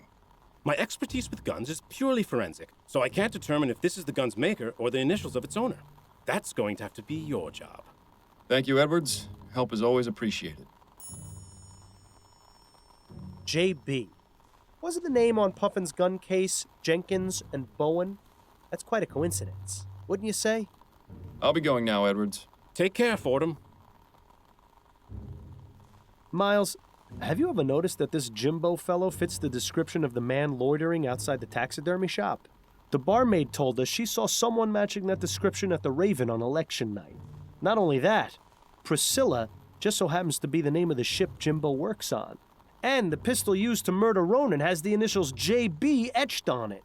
It could be a coincidence, but I think it's quite reasonable to consider him as a suspect. Things are starting to fall into place here, Miles. Between the letters, the missing gun, and what Edwards told us about the effects of opium, I think we have enough evidence to consider Puffin a suspect. Yeah, I would say I don't think it's Jumbo. I definitely think it's Mr. Puffins over here. It's red written all over it. I mean, it's literally his gun. We went to his apartment, found his gun safe box hidden in his apartment, and the gun was missing, and it fits the description perfectly. And he's on drugs, so he doesn't understand what he's doing. He's having blackouts and forgetting everything. So I'm gonna really say it's him. It has to be him. Have you got time for a few more questions, Mrs. Morgan? Yes, of course. I've completed my investigation of your brother's murder, Mrs. Morgan. You have? Oh, that's such a relief to hear. Who killed him? It was Tom Puffin, choir master at St. Denis Cathedral. What? But why would a member of the church do something like that? Puffin is in love with his nephew Ned's fiancée, Priscilla. He's even gone so far as to intercept their letters and write to each of them under false pretenses. Mr. Puffin is also an avid opium user and is prone to fits of rage as well as hallucinations. The evening of the murder, Puffin was at the Silent Raven, and in his opium-induced fog, mistook your brother for Ned. He had his pistol on him, and his rage and jealousy got the better of him. Poor Ronan was simply in the wrong place at the wrong time. And what about the clothes he was wearing? Or why he was in Chumley in the first place? I'm afraid your brother fell victim to a cooping gang. They dragged him to Chumley and forced him to vote multiple times. He was wearing someone else's clothes as part of a disguise. My poor brother. So what happens now? Now, I'll inform Miss Upton of my findings, and she'll send an officer along to arrest Puffin. From there, justice will be served accordingly. I see. Thank you for your help, Mr. Fordham.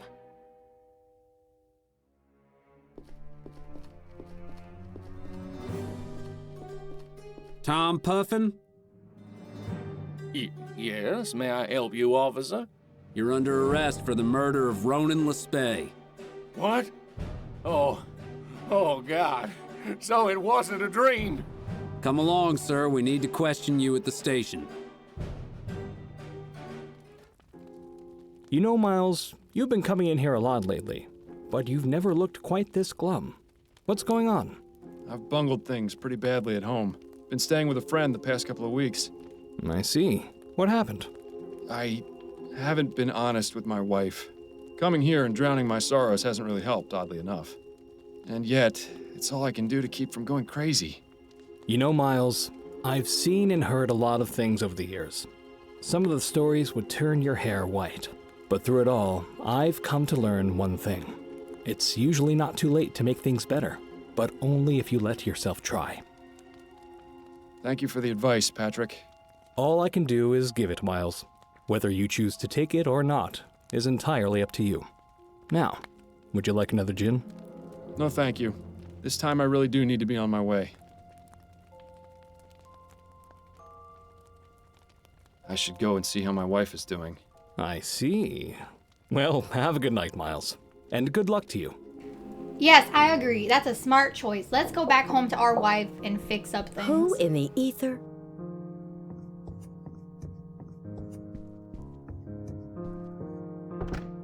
Miles? This is a surprise. Addie, it's so good to see you. I've been such an idiot lately. Well, I'm glad you can admit to it. Would you like to come in? Very much.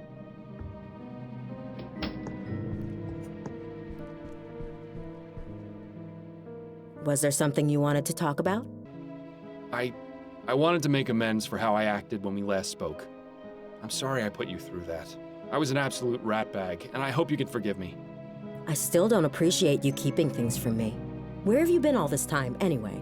Upton's been letting me stay with her. Better than sleeping under a bridge, I suppose. Yes, although I don't know how much longer I can impose on her generosity. Are you asking me to let you come back here? Yes, but I know I need to earn it. That's why I'm finally going to tell you the truth. Miles, what are you doing? You know this is a terrible idea. The truth? About why I've been acting the way I have been since Bill died. Well, go on. I'm listening. Don't do it, Miles. You know it's a one-way ticket to Riverview if you do. I've been hearing Bill's voice ever since he died. Fordham, what is wrong with you? His voice? I can't believe this! You've just destroyed your life! I hope you realize that! Yes, in my head, at all hours. That's why I was taking the soporific. It was the only way to keep him quiet. Or so I thought. Turns out that alcohol has the same effect. What does he say to you? The type of things he'd say when he was alive. Snarky comments, inappropriate jokes. Mainly he nags me to find the flower shop burglar. He thinks doing that will let him find peace and move on. I see. I told you you'd think I was crazy.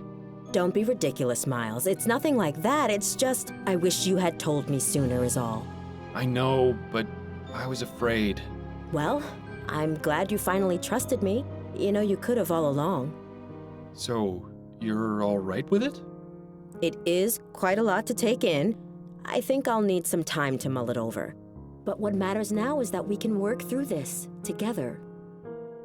I understand. Well, I should probably go. It was lovely to see you again, Addie. Lovely to see you too, Miles. Perhaps I'll stop by again next week?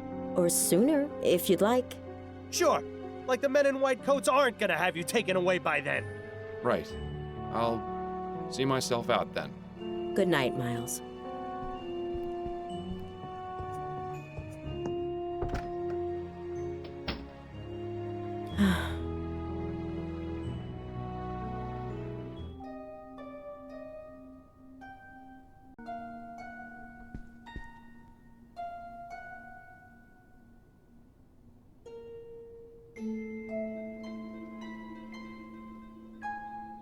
I'm really not in the mood to be analyzing crime scene sketches right now. Boring. Yeah, he's dead. Big deal. Boring, just like everything else in this sketch. Maybe you should write crazy over your bed. Wait, what's that? I see an important clue. Just kidding.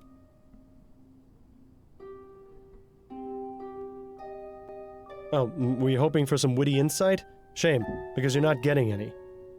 I'm sure this is terribly relevant, but I've got nothing to say about it.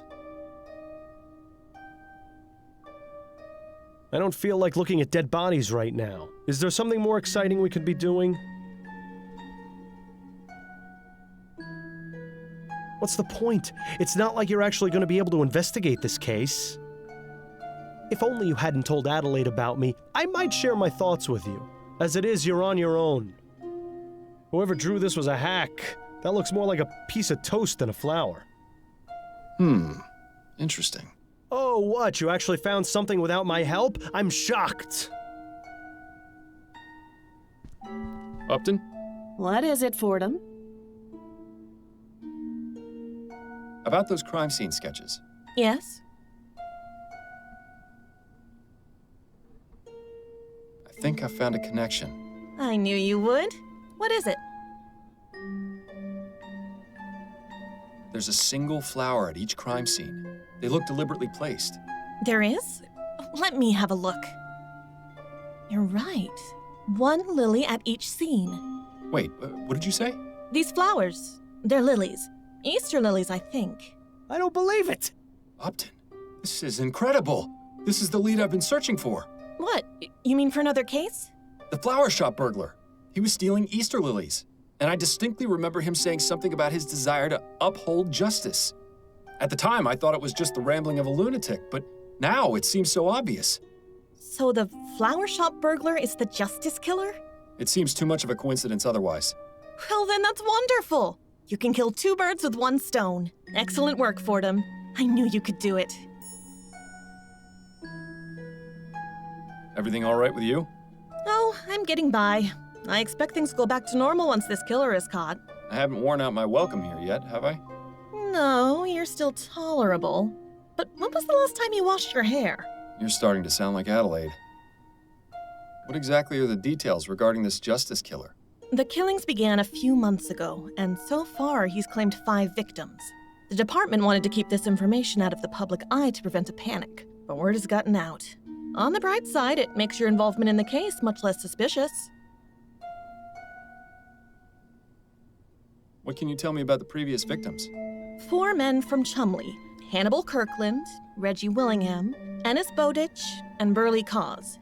No known connection between any of them aside from the borough they lived in. I have copies of the police reports from each of the crime scenes. Go ahead and take them. Thank you, Upton.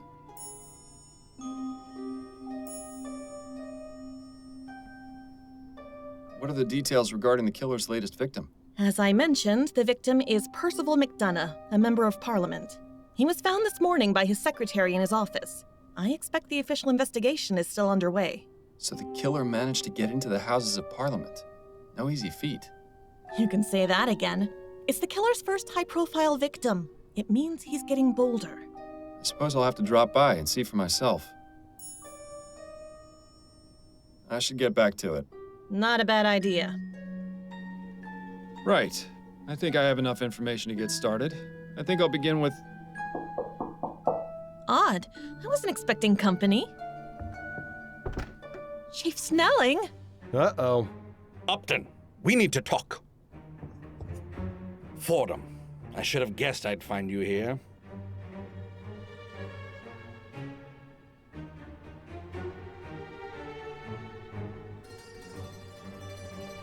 Ah, Chief Snelling.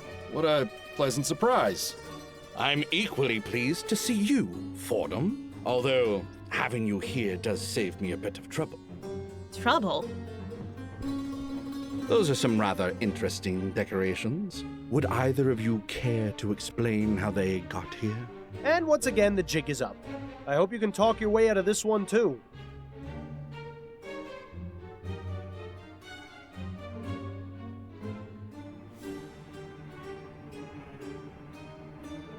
I brought them here, after I made duplicates and took them from the police department. Nice try, Fordham, but I know for a fact that isn't true. The ferroduplicator makes a report of every employee who uses it, as well as what was copied. A rather useful feature for instances such as these. Wouldn't you agree? These gadgets are going to be the undoing of us all. In any case, I did some digging and discovered some intriguing information. Upton, why have you been passing on classified police information to Mr. Fordham? Because he's the best detective you ever had on the force, and you know it. Is that right? Personally, I don't consider getting your partner killed the mark of a great detective. But what's done is done. Constance Upton, your employment with the New Britannia Police Department is hereby terminated.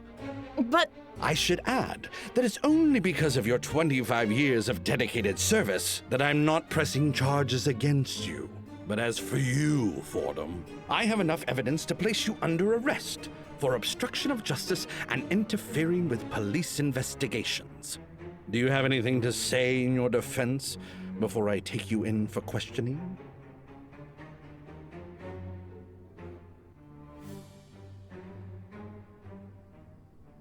Yes, as a matter of fact, I do. I know who the Justice Killer is. Fordham, if this is your idea of a diversion... It's true. I found a link in the sketches of the crime scenes. All right, let's hear it then. What do you think you found? I'll tell you if you promise to let me take the case. Out of the question, Fordham. This is a police matter.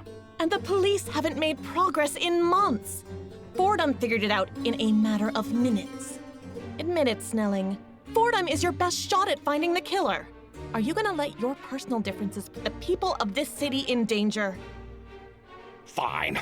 I'll let you continue to operate as an assistant in this case, if you have actually found something of value. Now, what is this link? He leaves a single Easter lily at each crime scene. The same type of flowers the burglar and the chum was stealing. I see. A tenuous link, but plausible. I'll give you until tomorrow afternoon. If you haven't come up with anything, I'm throwing you in jail. Sounds fair to me.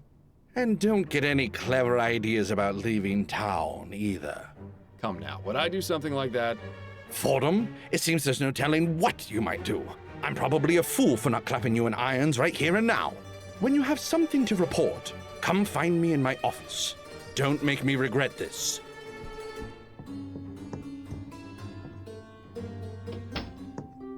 Well, that went better than I expected. Except you're still fired. I didn't have a chance to get him to change his mind. We'll worry about that after you catch the killer. In the meantime, I could use a drink. I'll see you later, Fordham. Well, better get to work then. The clock is ticking.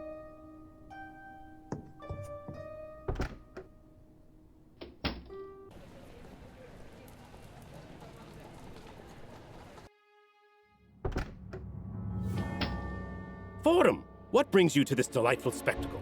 Hello, Edwards. I'm investigating the Justice Killer. I believe I've got a very promising lead.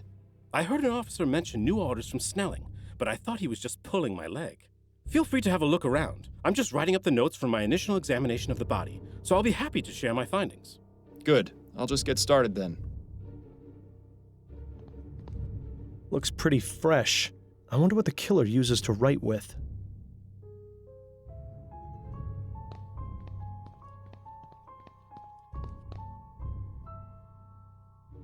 Nothing has been written in yet for next month. Curious. Odd. The page for this month has been torn out. You suppose Edwards might know anything about that? The former Percival McDonough, being a good politician. History books and political theory. I might die of boredom. Again. Nothing but a bunch of boring documents. You'd think he could have at least been considerate enough to keep something scandalous in here. Leave it to a politician to hang a portrait of himself in his own office. Got a moment, Edwards? Of course. What's on your mind? Edwards, did you notice McDonough's desk calendar? I did. This month has been torn out. I asked the officers investigating the scene, and they had no idea what happened to it. So it wasn't found in this room? That's right. My theory is that the killer took it. Which means there was probably something incriminating written on it. If only there was some way of knowing what it was. Miles, have you forgotten the oldest trick in the book? Just find a pencil and you'll have that information in no time. Edwards, do you have a pencil I might borrow? Of course. Take this one. Thank you. What's your take on this whole justice killer situation? It's giving me a lot of extra work, let me tell you. We haven't had a serial murderer in a long time. Not since that fellow who was poisoning people about 10 years ago. Ah, yes. Gascon Ghoul. Now there was a case. Any theories or insights regarding the killer's motive or identity? That's not really my specialty. If you want to get into that psychology stuff, you're better off talking to someone like Snelling. So, what was found at the crime scene? A dead body. Edwards. Hey, just trying to lighten the mood a bit. Anyway, there was also the word justice written in blood, as you can see on the floor there. Is that all? What more do you need? All the pieces are in place. This is the work of the justice killer. Did you find an Easter lily anywhere? An Easter lily? Yes. The justice killer leaves one at every crime scene. Is that right? I never noticed. Neither did anyone else, apparently. So how does leaving a lily at the scene of the crime figure into all of this? I'm still trying to figure that out, but I think it might be important to understanding his motive. Well, be sure to let me know if you do figure it out. The thought process of killers is a twisted, curious thing. What did your examination of the body turn up? Apparent cause of death was a single gunshot to the head, exactly like all the other victims. The bullet is still lodged in his brain. I'll remove it once I transport the body back to the mortuary. Anything else? No personal effects of note, just a folded up piece of paper in his breast pocket. It's blank, so the police weren't interested. I assume you aren't either. Never assume, Edwards. I'll take it if you don't mind. Be my guest. Did the police manage to learn anything during their investigation? Not much beyond what I've already told you. I think they were planning on speaking to the victim's wife, though. Did you get the address? I did, as a matter of fact. 1820 Kent Place. Now we get to deal with the grieving widow. Hopefully the officers who delivered the news got the worst of it. Does it feel good to be out of the office? As long as I have the chance to examine a body and learn something in the process, I don't care where I am.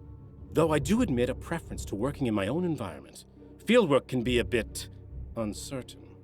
There's so much more potential for contamination, especially with those clumsy officers trouncing about groping everything. Present company excluded, of course. That's all for now, Edwards. Good luck with your investigation. A classic trick. Let's see if it works.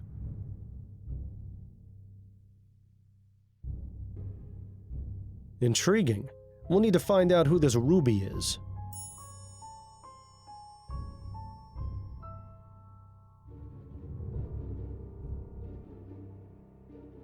No time to waste with further conversation right now. You've got a killer to find.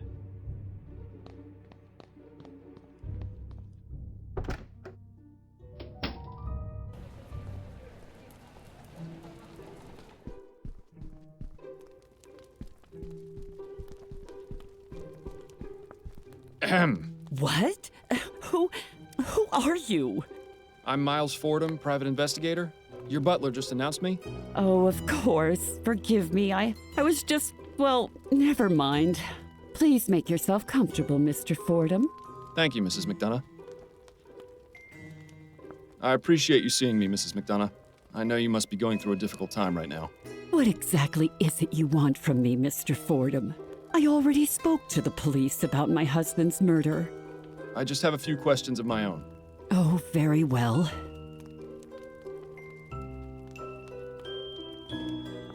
What can you tell me about your husband? I'll tell you the same thing I told the police, Mr. Fordham.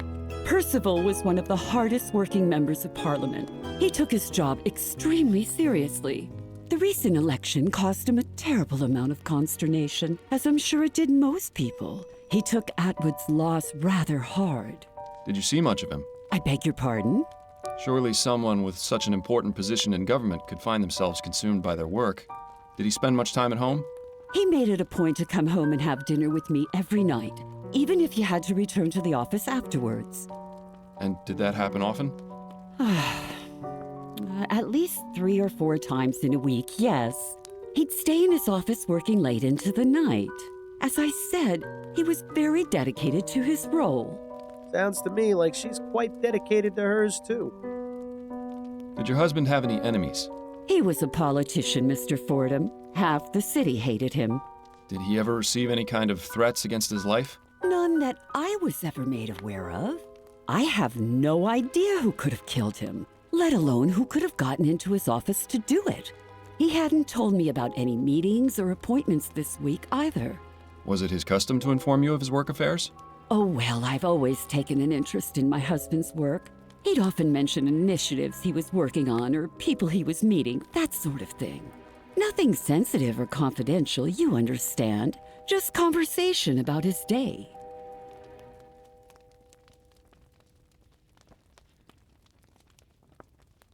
Can you think of any reason why your husband would have been murdered?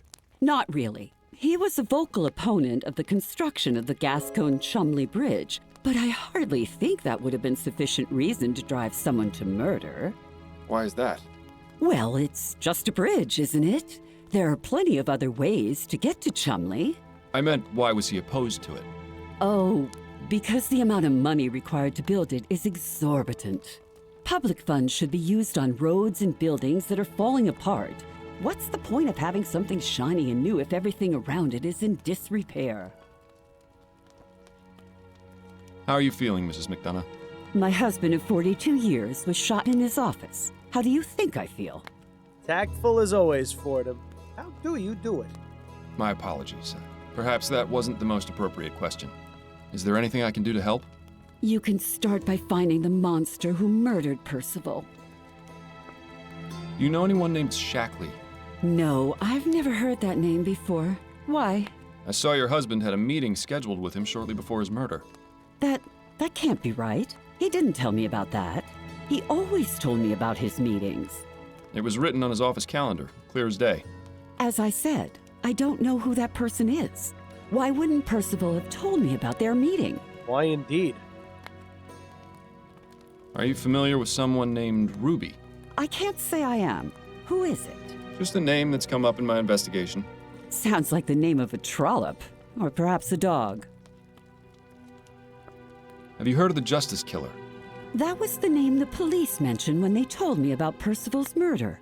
It's absolutely terrifying to think that one sick person could be capable of such evil. Why is he called the Justice Killer? What justice was done by murdering my husband?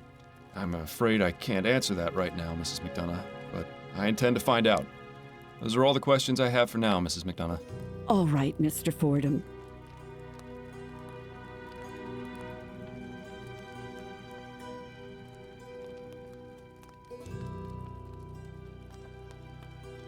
Just a painting of some boring old aristocrat. Surely this one was called Lady Felicity Euphemia Beaversnatch the Simple.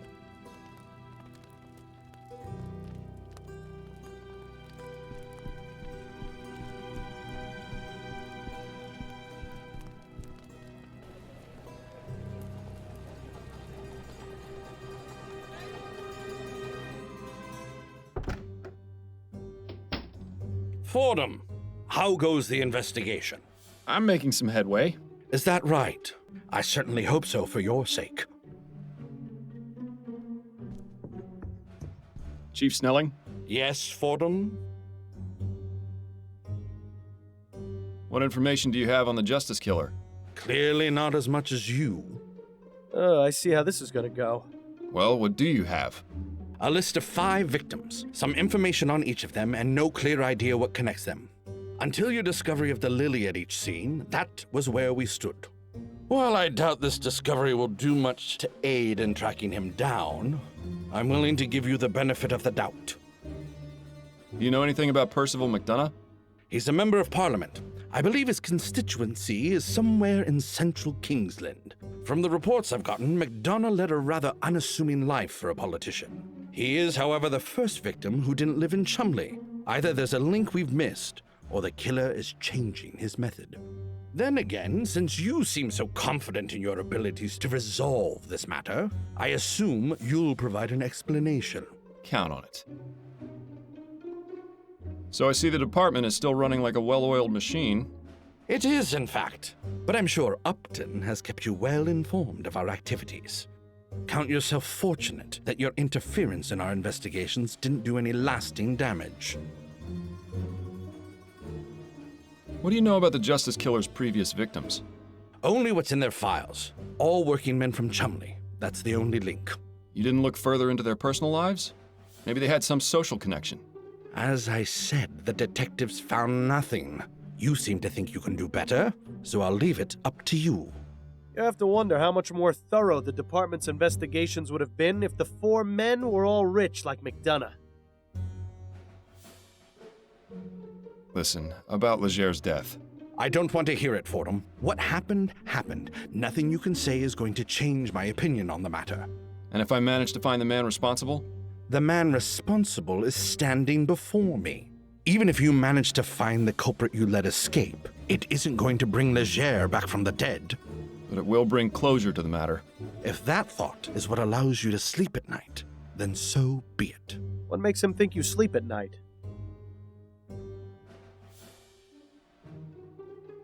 Enjoying your new position, Snelling? Reaping the rewards for years of hard work and dedicated service. A gratifying feeling you'll never be able to experience. Oh, I get my gratification in other ways. I'm sure you do, and I'd honestly rather not know about them. I need to get back to my investigation. Yes, time is not on your side, Fordham. The rumor was always that the chief kept a bottle of something in a secret compartment in this cabinet. In Snelling's case, it's probably just water.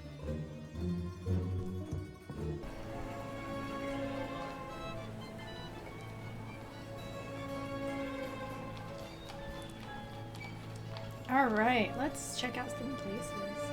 Let's go here.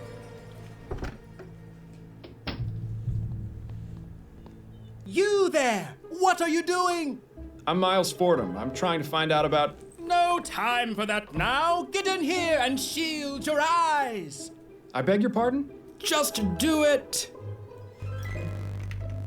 What's going on exactly? Shh! Everything ready, Alex? 3, 2, 1, go!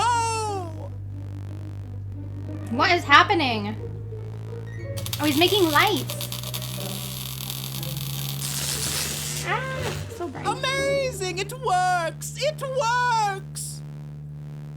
What works? Etheric lamps! Our experiment was a success! What exactly have we wandered into here, Miles? May I ask you a few questions? Of course! What would you like to know? You worked with a man named Burley Cause, is that right?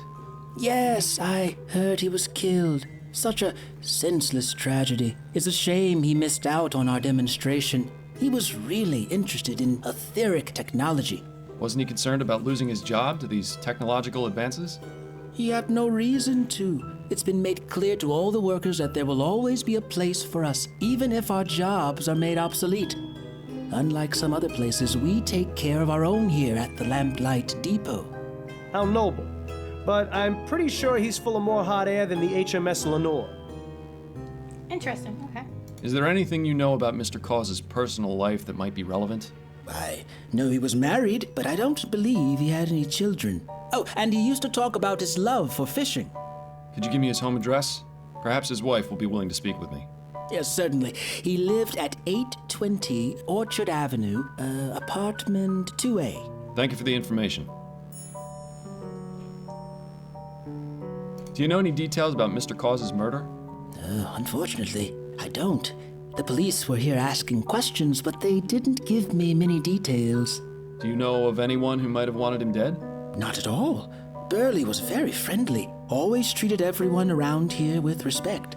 You know, it's sad to think that for all our leaps forward, we're still really just a bunch of savages. Are you familiar with the Justice Killer? I've read about it in the newspaper. A horrible business. It makes me wish we could install more street lamps to keep this city safer at night. Someday, I hope to realize that dream. Then we'll really deserve to be called Lamplight City.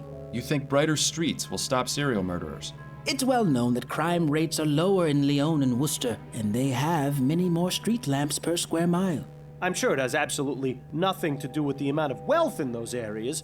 Has to be all about the lighting. You mentioned something about etheric lamps?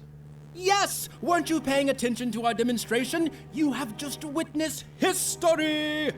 What I witnessed was a blinding flash of light. Exactly! That flash was the result of years of painstaking research and experimentation. It means that not only does ethericity exist, but it can be used as a source of illumination. If these experiments continue to be successful, as I suspect they will, we'll have etheric street lamps before the end of the decade. Imagine lamps that burn twice as bright, 4 times as long. Oh, this will change everything. And if it's like anything else we've seen, it'll put a lot of people out of work, too. What is it you do here exactly? Oh, several things. This is the main hub of the city's Department of Illumination. It's really just a grandiose way of saying that this is where all affairs related to street lamps and public lighting are taken care of. But in addition to sending out lamplighters or mechanics to repair damaged lamps, we also do research into new methods of illumination. That's what my personal specialization is. I help develop and test more efficient ways of lighting our streets. I guess you could consider me a modern-day Prometheus. Yes. More like an everyday pretentious. Thank you. Your cooperation is much appreciated. Happy to help. I wouldn't get too close to that thing. It might end up turning you inside out. Creepy. There's the bunch of crap they use to build street lamps with.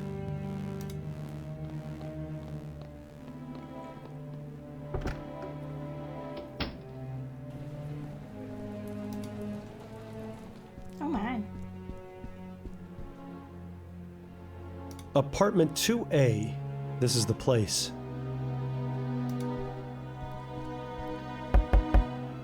There doesn't seem to be anyone at home. The number is a bit faded. Is this 2B or is it not 2B? That's the question.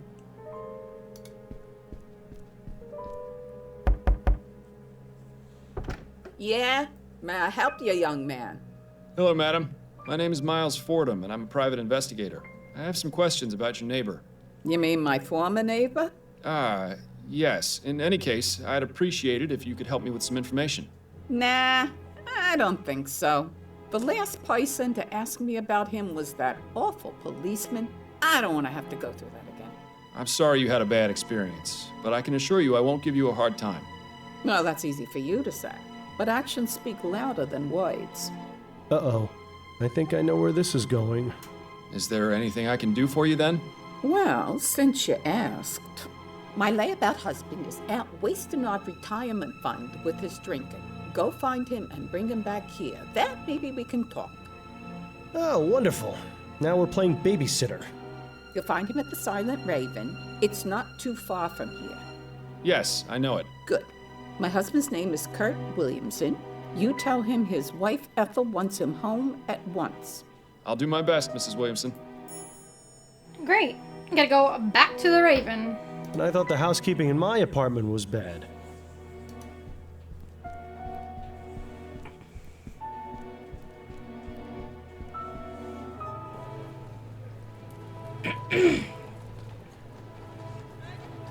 Ah, the good old Raven. Let's go.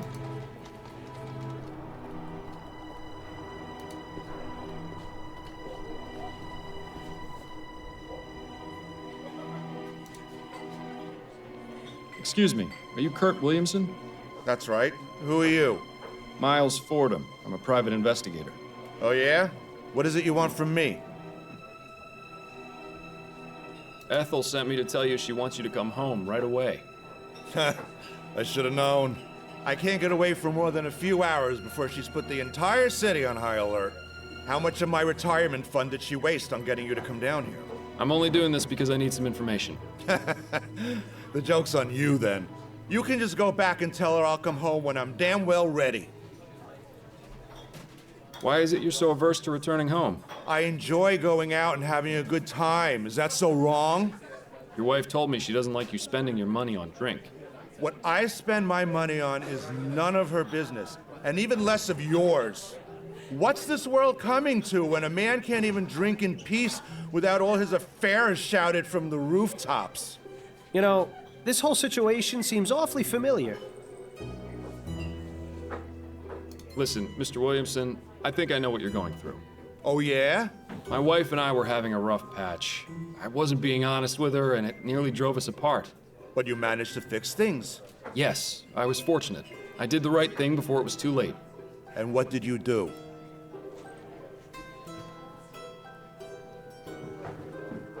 It was simple. I just communicated honestly and openly with her. I told her what was wrong and how I was feeling. And you know what? She listened. Have you ever told Ethel why you like going out? No. I assumed she wouldn't understand. I really wish she would come out with me, but I know she'd never agree. How do you know? Have you actually talked to her about this? Well, no. Well, then maybe you should. If she knew you wanted company, she might just give it a try. You know, I never thought of it like that. I'm going to go home right now and tell her. And if she refuses, well, at least I asked, right? That's the spirit. Thanks for the advice, friend. I really do appreciate it. Alrighty then. Not bad. I have to say, I'm impressed. Let's follow him home. Let's hope they're not fighting.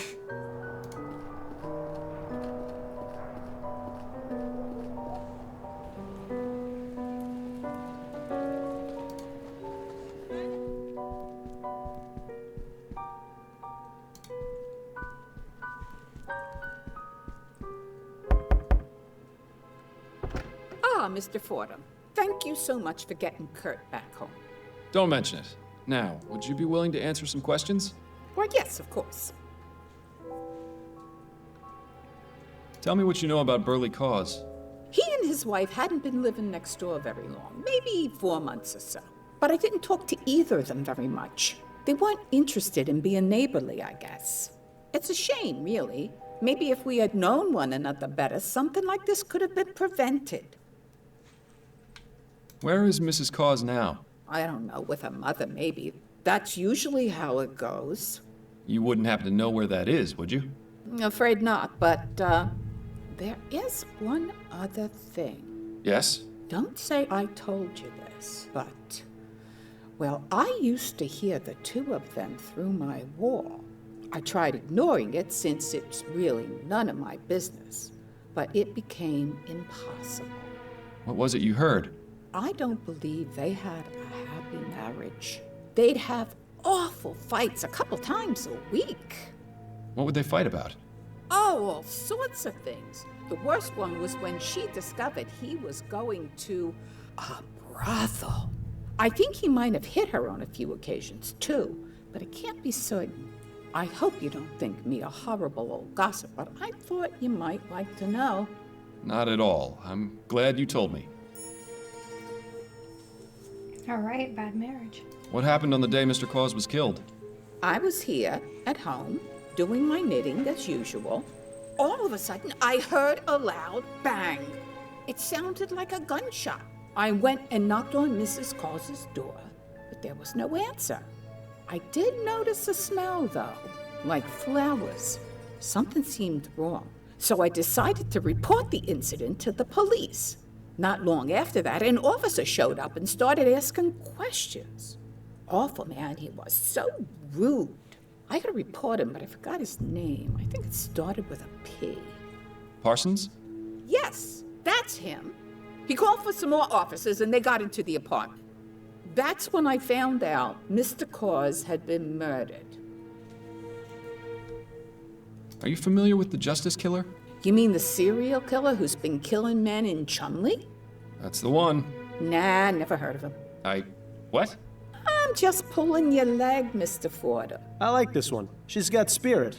Unfortunately, I only know what I read in the Gazette, but it's scary to think some maniac is loose on the streets doing such terrible things. And with Kurt going out by himself for hours at a time, oh, I don't like it one bit.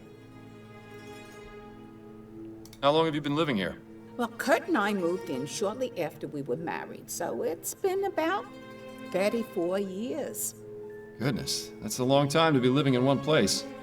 Yes, well, the building may be a bit run down, and it gets colder than cold in the winter, but the rent has always been cheap. You can't really ask for much more than that.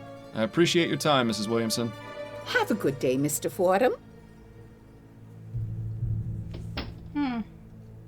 Okay.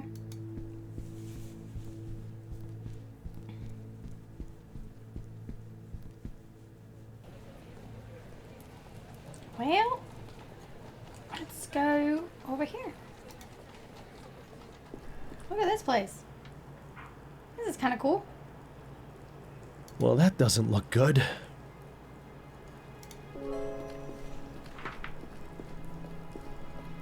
Excuse me, sir. Are you in charge here? Unfortunately. Who are you? This area isn't open to the public. I'm Miles Fordham, and I'm a private investigator looking into the murder of one of your workers. A private investigator, eh? Then maybe you can help me out. I'll do what I can, but I'll need to ask you some questions, Mr. Mims. Sanford Mims. Go ahead, but make it snappy. What can you tell me about Hannibal Kirkland? A former employee here? Listen, I've got a lot on my mind right now. I understand, but it's important to my investigation that you tell me what you know about him. I'm sure it is, but as you can see, I've got a lot to deal with right now. Well, he's no help. Maybe you can figure out a way to help him help us. How long have you been the foreman here? Sometimes I think it's been too long.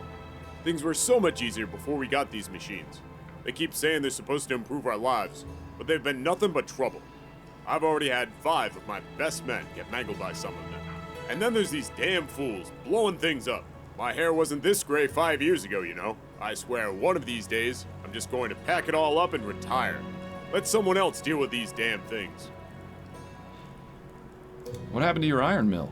What's it look like? The damn thing went and got blown up. Was it in disrepair? Of course not. All my machinery is sound, checked and serviced regularly.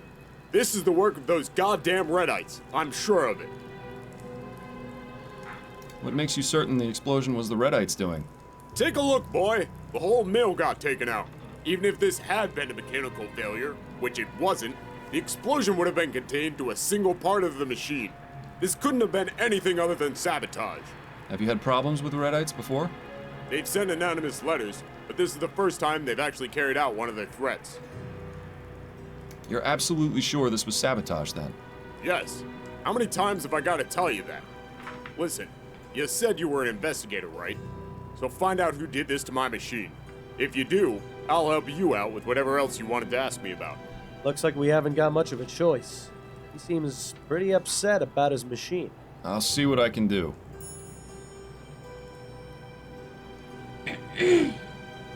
All right, I'll be going now. Be careful on your way out.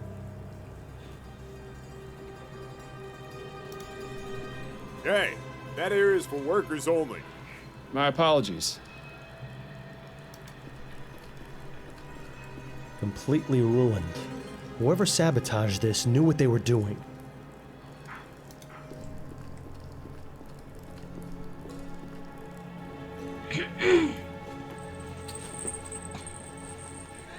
Well, I guess now we gotta freaking find whoever sabotaged him. God only knows who that could be.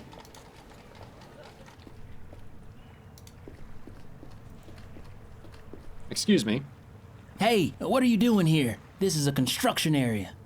I'm Miles Fordham, a private investigator.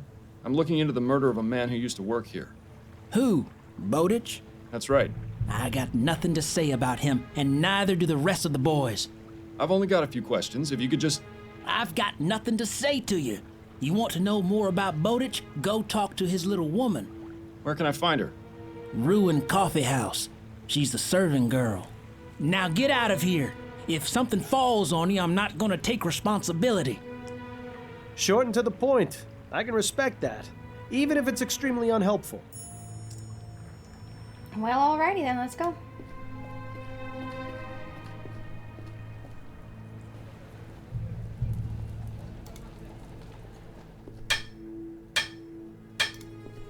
Good evening. Evening to you, sir. If you're looking for a job, I'm afraid we're currently all booked up. No, actually, I was wondering if I might ask you a few questions. Shouldn't be a problem. Did you know Reggie Willingham? Reggie? Sure, I knew him. Well, just as rather I didn't. Oh? Why do you say that? The man was a bore, a scoundrel, a no-good bounder. I wish he would tell us how he really felt. Only reason they kept him on here was because he was a good driver. So it's fair to say you didn't like him? Nobody did. When I heard he'd been killed, wasn't exactly a surprise. If I treated people the way he did, I'd surely have a lot of enemies. Could you elaborate a bit on Mr. Willingham's behavior? Oh, he was a proud one. Thought he was God's gift to mankind. Always strutting around, bragging about how many gratuities he'd earned, or how many fist fights he'd won against drivers from Phillips. He had the shortest fuse I've ever seen, too. Just looking at him the wrong way could set him off.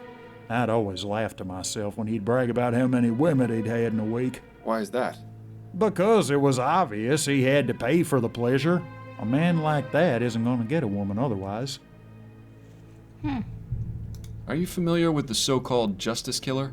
I've heard a few rumors here and there about some murders in the Chum, but I haven't paid him much attention. There's plenty for me to worry about in my own life. Aren't you concerned for your safety? Not really. Well, I haven't done anything wrong. So if this loony's going around doing justice, nothing for me to worry about. He makes a good point. I think we need to get a better idea of what exactly these victims did to incur the wrath of our killer. What can you tell me about Colson Cabs? Not a bad place, really. Only problem is the number of people always coming here for work. Lots of folks think driving a cab is an easy job that anyone can do, but that's not the case. You need to know this city like the back of your hand, and it helps to know how to drive. So we get lots of fellas starting here who don't have the slightest clue what they're doing. They don't last long. What about the automated cabs? Are those a problem for you? I prefer not to think about those. Colson has said he's got no plans to replace his fleet, so it's all that matters to me. Have you had any trouble from the Redites? No, sir. They got no reason to give us any trouble. What with us still using horse-strong cabs? I imagine the fellas over at Phillips have, but I can't be certain. We don't deal with those lot if we can help it. I don't think interviewing anyone from Phillips would be a good use of our time. Our priority is finding the Justice Killer, after all. So you're a driver here? I am, sir. The pay isn't so great, but beat starving to death in the gutter. Don't know what else to tell you, really. I appreciate your time, sir. Pleasure's all mine. I thought about a career as a mechanic once. Glad I chose police work. Way less messy. Remember, a black eye is not a badge of honor. Anyone picking a fight will be dismissed immediately. Well, that's hardly any fun, is it?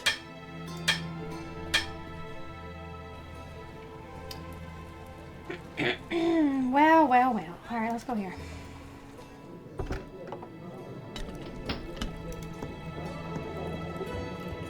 Begging your pardon, miss.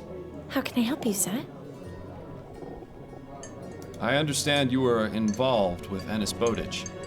Was involved, yes. I haven't spoken to him in nearly 2 months. Oh, were you not aware of his death then? What? Ennis is is dead? Well, this is awkward. Indeed. I'm sorry to have to be the bearer of bad news. How did it happen? I'm afraid he was murdered. Murdered? By who? And why? Those are exactly the questions I'm trying to answer myself. Oh, I see. Are you a detective? A private investigator, yes. Well, I'll answer what I can, if it helps any, that is. I'm certain it will. What was your relationship with Mr. Bowditch like? Oh, well, it was nice at first. He was a proper gentleman-like. But then something changed. Oh? It's like I told Ruby. I think he might have got hit on the head at work, because he seemed to be a completely different person. He'd get angry for no reason. He even... Well, that bit's not important. At first, I thought he was just going through some rough times, but after a while I realized he'd changed for the worse. So I broke things off. He wasn't too happy about it, but I wasn't going to stick with a man like that. This friend of yours, Ruby, did she know an MP named Percival McDonough? I'm not sure. Ruby knows a lot of men. Is that so? No, I don't mean... It's just... Oh, damn it all, me and my big mouth. She'll have my guts for garters now. It's all right. No one's in trouble. But I think I'd like to speak with Ruby. Could you tell me where I can find her? No. You see, she moves around quite a lot. Never in the same place for more than a night or two. Right. I think she's given us a clear picture of what Ruby does for a living. Normally, I'd be all for pressing this girl more until she cracks, but I like her. I think we'll be able to find Ruby without causing her more discomfort. Well, thank you for the information. You've been very helpful. You've been working here for quite a while, haven't you? I have, yes. Coming up on 3 years. Been a real pleasure getting to know all the regulars. They've come to be sort of like a second family. By the way, whatever happened with you and your lady friend? I beg your pardon? Well, that nice lady you met in here a couple of times. Did it work out between the two of you? Oh, that? No, that was strictly business. Right. Well, if you see her, tell her I said hello. Are you familiar with the Justice Killer? Justice Killer? Is that some kind of pesticide? No, it isn't. Never mind. I'll let you get back to work. Thank you, sir. No, she wasn't too much of a help.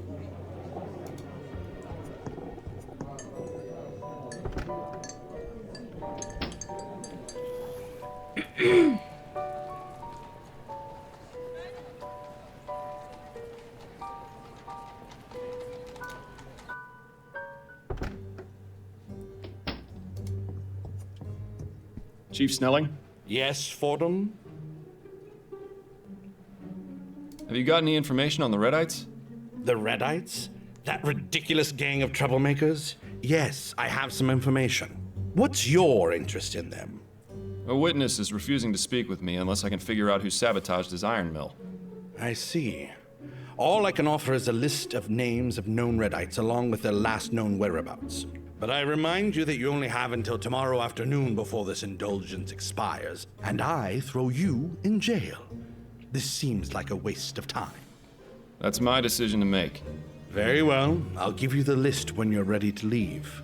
I need to get back to my investigation. Yes. Time is not on your side, Fordham. Here you are. This is the most recent list of known Redites. This is a lot of names.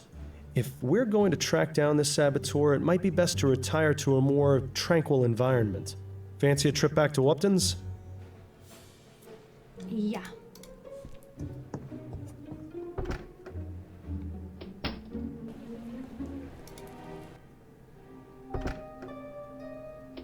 Right. This should be a quiet enough spot to concentrate on finding that saboteur.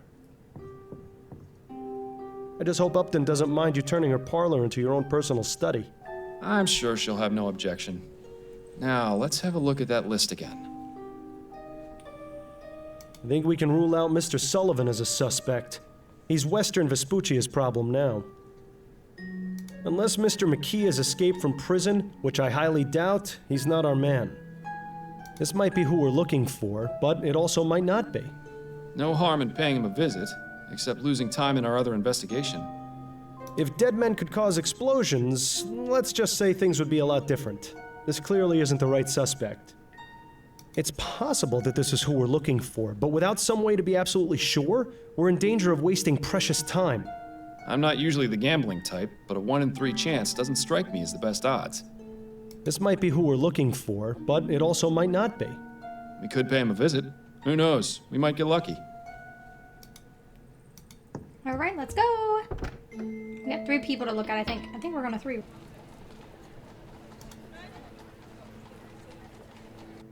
Well, well. Who's this lovely specimen? Allow me to introduce Peyton Ferguson, known Redite and prime suspect in a sabotage at the Thorbomb Ironworks. I picked him up and brought him straight to you. Ooh, a saboteur. Just leave him to me and I'll make him feel right at home. Please find the Justice Killer soon, Miles. Being Giles' prisoner is not my idea of a good time. Right. I'll leave you to it then. All right, well, I guess we found him, right? We got it. We found him. Okay. We go back here.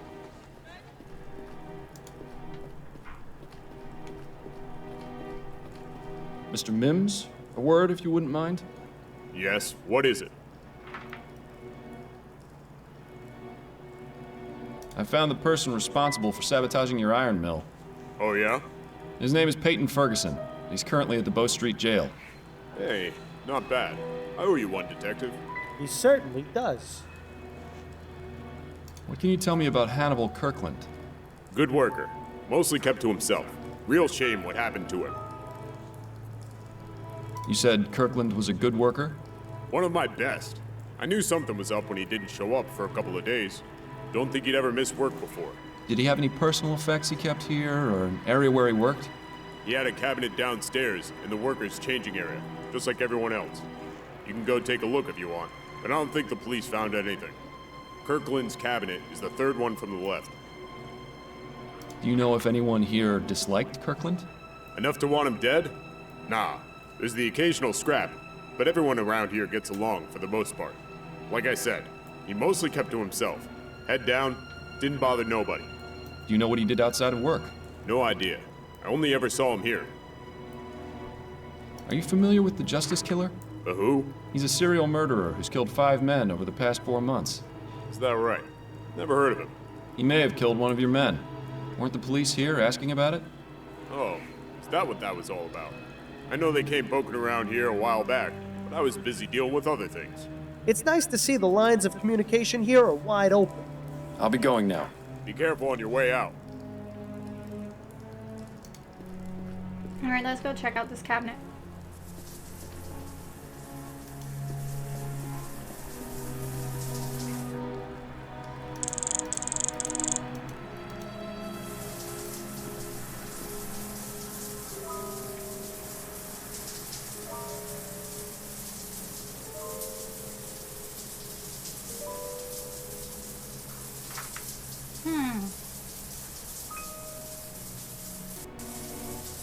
Alright, let's figure out.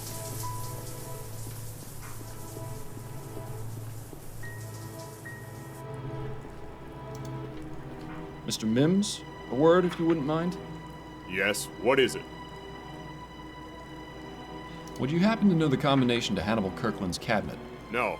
Every worker sets their own combination, and I don't ask for it. What happens if they were to forget it? Well, I have them come up with some sort of personal reminder. Keep those in a file. And do you still have Kirkland's? I'll give it to you as soon as we're done talking. I'll be going now. Be careful on your way out. There you go.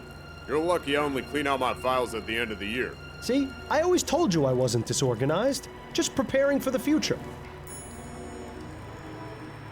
Okay.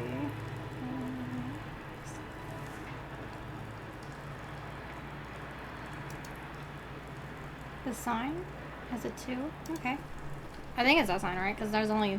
Okay. So, the sign was there?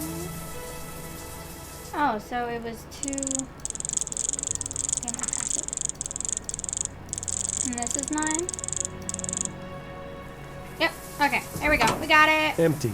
That's disappointing. Not completely empty. There's something at the bottom here.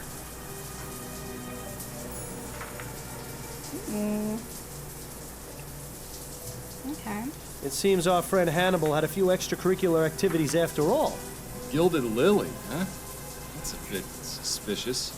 Who knew such a pretty flower could cause such an inconvenience? Yeah. That's enough, Bill. We need to get a move on.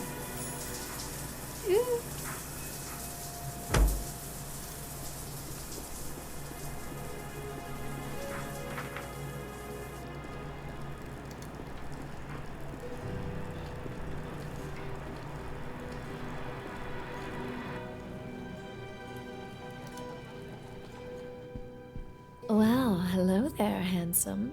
Welcome to the Gilded Lily. Come over here and tell me what kind of pleasure it is you're looking for.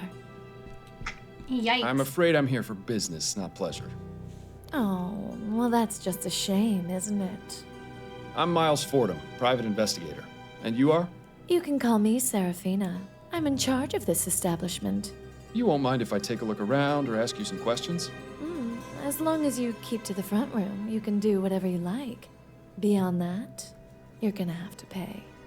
Maybe it's best if you leave this part out when you tell Adelaide about the case later. May I ask you a few questions, Serafina? Of course you may, but What a I name. can't guarantee the answers will be free. Do you know anything about the Justice Killer? I'm afraid not, dear. I don't normally associate with killers. Are you sure you don't know anything? He's the reason I'm here. Well, I can assure you I know nothing about your murderer. If the trail has led you here, it's surely just coincidence. Yeah, she seems awfully certain of that. It's a good thing we don't believe in coincidences. Do you by chance have a girl named Ruby in your service? Ruby? Yes, she's one of our newest girls. She's not in any sort of trouble, is she? Not at all. I merely wanted to speak with her. Well, she should be in the dressing room. If you go through the rear door and follow the hallway down, it's the last door on the left. I see. Thank you. Did you have a man named Hannibal Kirkland as a client? I make it my practice not to learn the names of any customers here, Mr. Fordham.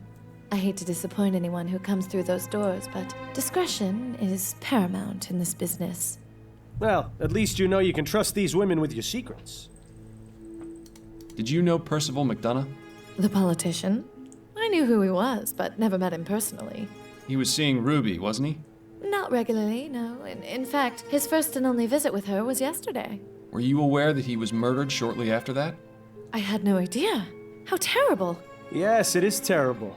This means she's lost a potential repeat customer. So, how did you get into this business? Like many of the other girls, it was the best of some bad options. I had no interest in being beholden to a husband. I may be a fallen woman, but better to fly and fall than to have your wings clipped. Do you enjoy the work? It's a job like any other, Mr. Fordham. There are good days and there are bad days. But my girls are my family. We take care of each other. I couldn't ask for anything better. This is a lovely establishment you have, and such a nice name, too. Thank you, my dear. It wasn't always called the Gilded Lily, though. We were formerly known as Le Maison de Tolérance. What inspired the name change? That's a bit of a long story. Not worth getting into. How long have you been operating? Going on 25 years. Business has been good. There's a reason this is the world's oldest profession, you know. Thank you for your time. Of course, my dear. Looks nervous. Wonder if this is his first time. I'm not too familiar with places like this, but I believe that's where the fun happens. If you've got the crowns for it.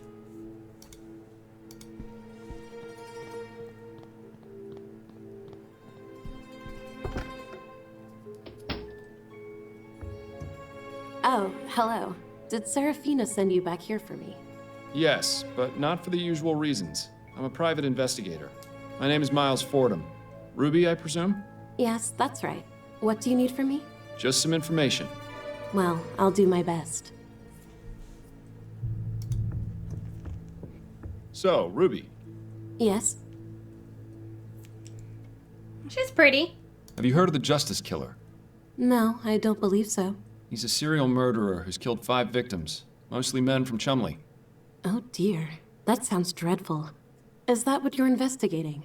It is. Do you know anyone who might have some information about him? I don't. Sorry I can't be more help. Did you ever have a client named Hannibal Kirkland? No, that name doesn't sound familiar. Sorry. Do you know Ennis Bowditch? Bowditch? Didn't think I'd be hearing that name again. As I understand it, he was seeing your friend, the serving girl at the ruined coffee house.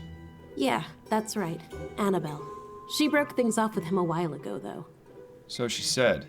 Did you ever know him to be violent? Violent? The bastard nearly beat Annabelle's brains in once. Why do you think she chucked him? Oh, I'm sorry to hear that. At least she had the good sense to get rid of him. Perhaps we should go confirm this newly discovered fact with Annabelle. Did you ever meet a man named Burley Cause? No, I never met him, but one of the other girls had him as a client. I remember because she was laughing about his name. He wasn't very burly, if you get my meaning. Right. Are you familiar with Reggie Willingham? Oh, him? He had to be banned from here. Really? What happened? He got way too rough with one of the girls. She ended up shy a few teeth. Dear Lord. Yeah, apparently he wasn't too fond of boundaries. Good riddance to him, I say. Were you aware that Mr. Willingham was murdered? What? Oh, well, now I feel terrible for saying good riddance. I meant...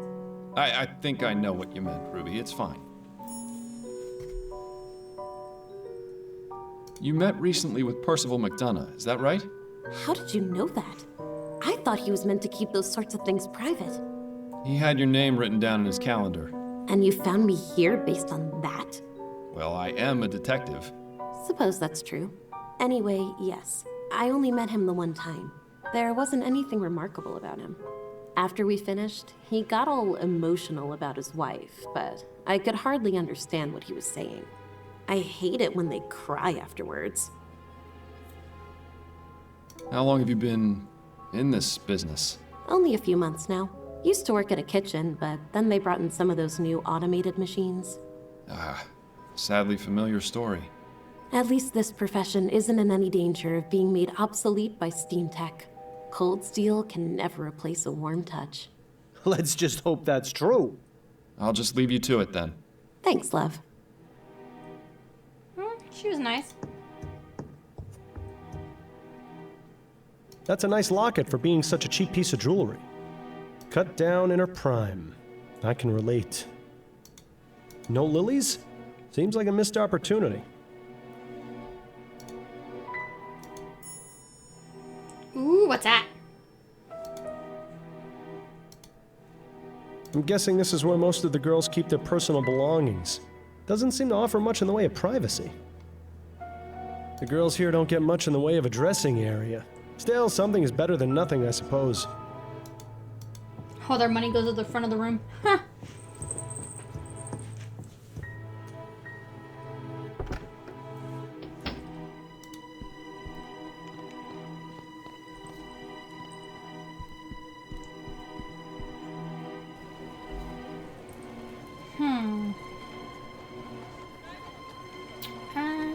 Let's see. Oh, we gotta go back and talk to her.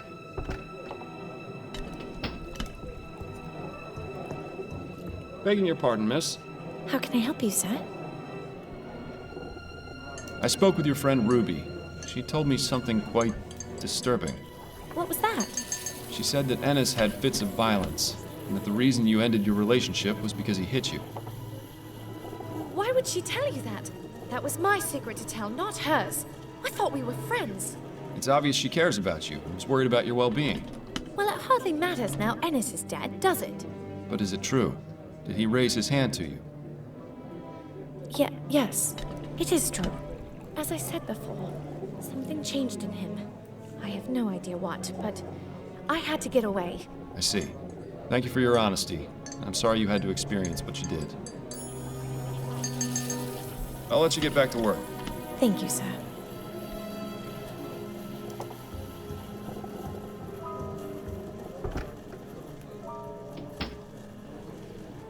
Who can I talk to?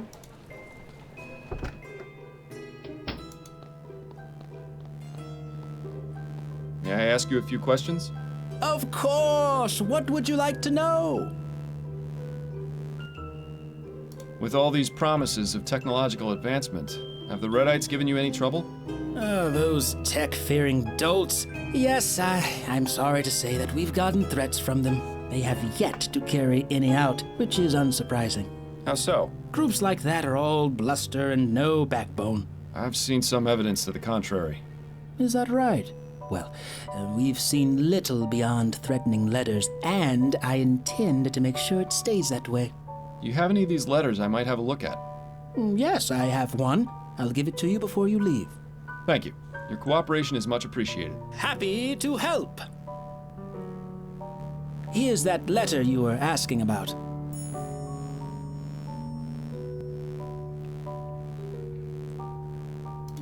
Now that's interesting. Whoever wrote this letter signed it with initials. They can't have been so stupid as to make themselves so easily identifiable, can they? Perhaps it would be a good idea to take another look at that list you got from Snelling.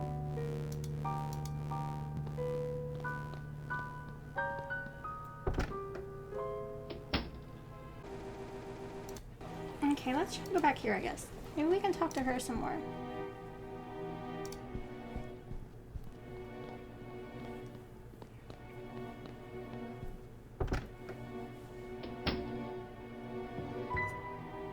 I think we're good on questions for now.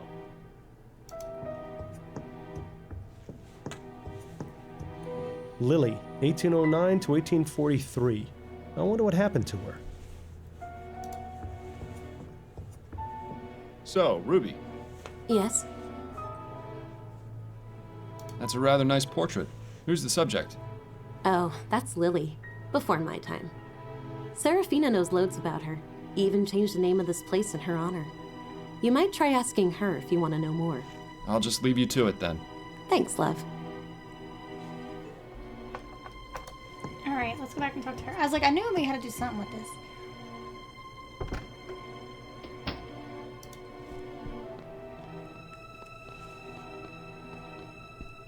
May I ask you a few questions, Serafina? Of course you may, but I can't guarantee the answers will be free. Could you tell me about the young lady in the portrait hanging in the back room? Ah, that's Lily Peterson. She was a wonderful woman and a great friend. What happened to her? It's a rather tragic story, Mr. Fordham. I'd rather not go into too much detail. The short version is this. She was with a client who got very carried away. She was able to defend herself enough to mortally wound the bastard, but the damage had already been done. The girls and I decided among us that we would rename this establishment in her honor. Some days it's still hard to believe she's gone. I haven't even been able to get rid of her box of things. I'm very sorry for your loss, Serafina. Thank you, dear. It was especially awful given Lily's past. Her sister died at the hands of her own husband some 16 years before. Some people just can't escape tragedy, no matter how far they run. Huh. Something tells me these deaths are significant. It might be a good idea to learn as much as we can about Lily Peterson. Thank you for your time. Of course, my dear.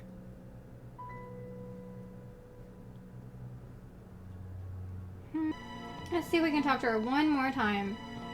To see if she can give us any more info.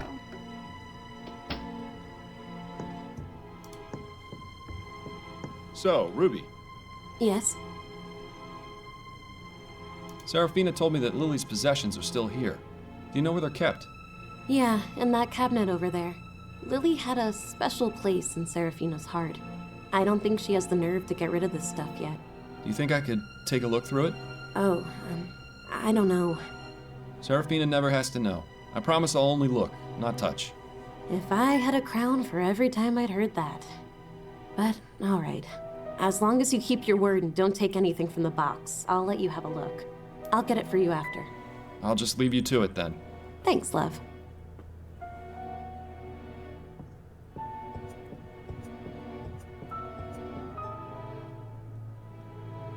There you go. All yours for the browsing.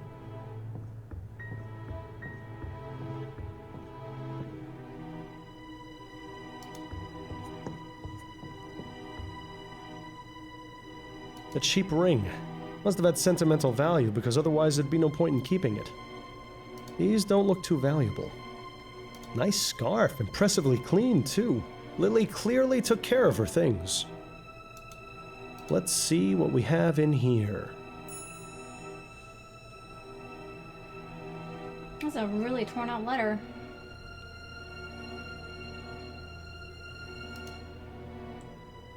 It's kind of sad that Lily kept that letter all these years. Guess she never really got over her sister's death.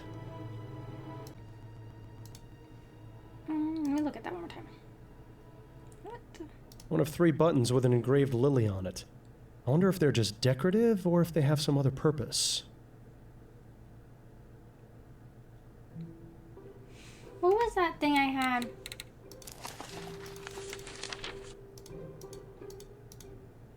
Yeah, this. 3, 1, 3, 2, 2, 1, 3. 3, 1. Oh, I already messed up. 3, 1. 3, 1. 3, 2, 2. 2, 2. 1, 3. Oh! Well now, I think we just found ourselves a bonanza. That's coffee, right? That's coffee? Coffee? Yeah? Coffee, right? I'm gonna say it's coffee. Oh. Aw. I was gonna try to maybe see if I talked one more time, but not. Of course you may, but I can't guarantee the answers will be free. Serafina, what can you tell me about Lily's nephew? Her nephew? I didn't know she had a nephew. Lily didn't talk much about her family, as you can probably imagine. You're not lying to me, are you? I have nothing to hide from you. Except maybe the truth. But I don't think we have what we need to make her talk. If there even is anything that would make her talk. Thank you for your time. Of course, my dear. And of course, she's not gonna know anything, right? Maybe. So, Ruby, Yes? I found this letter inside a secret compartment in the box belonging to Lily. Do you know anything about it? I thought we agreed you wouldn't take anything from there. This is a special case. This letter's from Lily's nephew, the Justice Killer. Oh, I see. Look, I've only been here a short time. I don't know anything about Lily or any killers or anything, I swear. You know, I think she's telling the truth. I'll just leave you to it then. Thanks, love. She got panicked, though. She panicked. She panicked.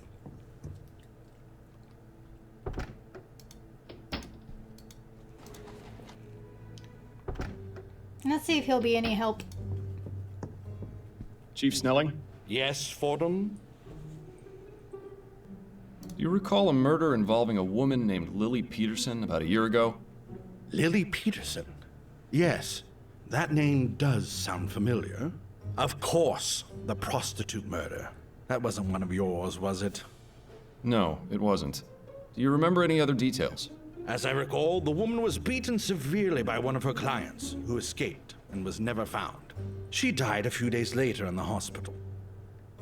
How is this of any relevance, exactly? That's what I'm trying to piece together. Did you know that Lily Peterson had a sister who was killed some 16 years ago? I didn't.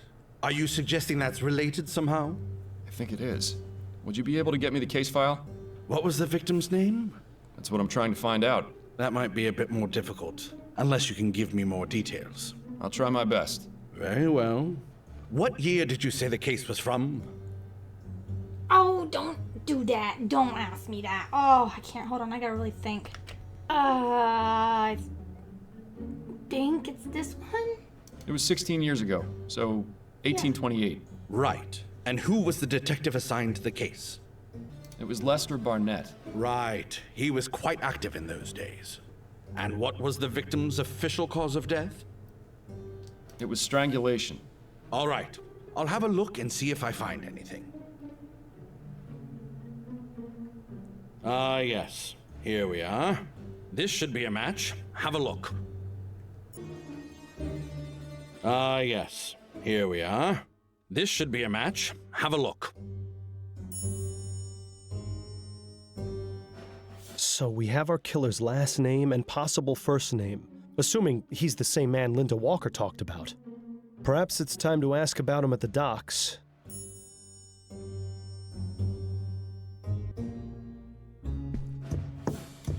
All right, to the docks we go. Here we go.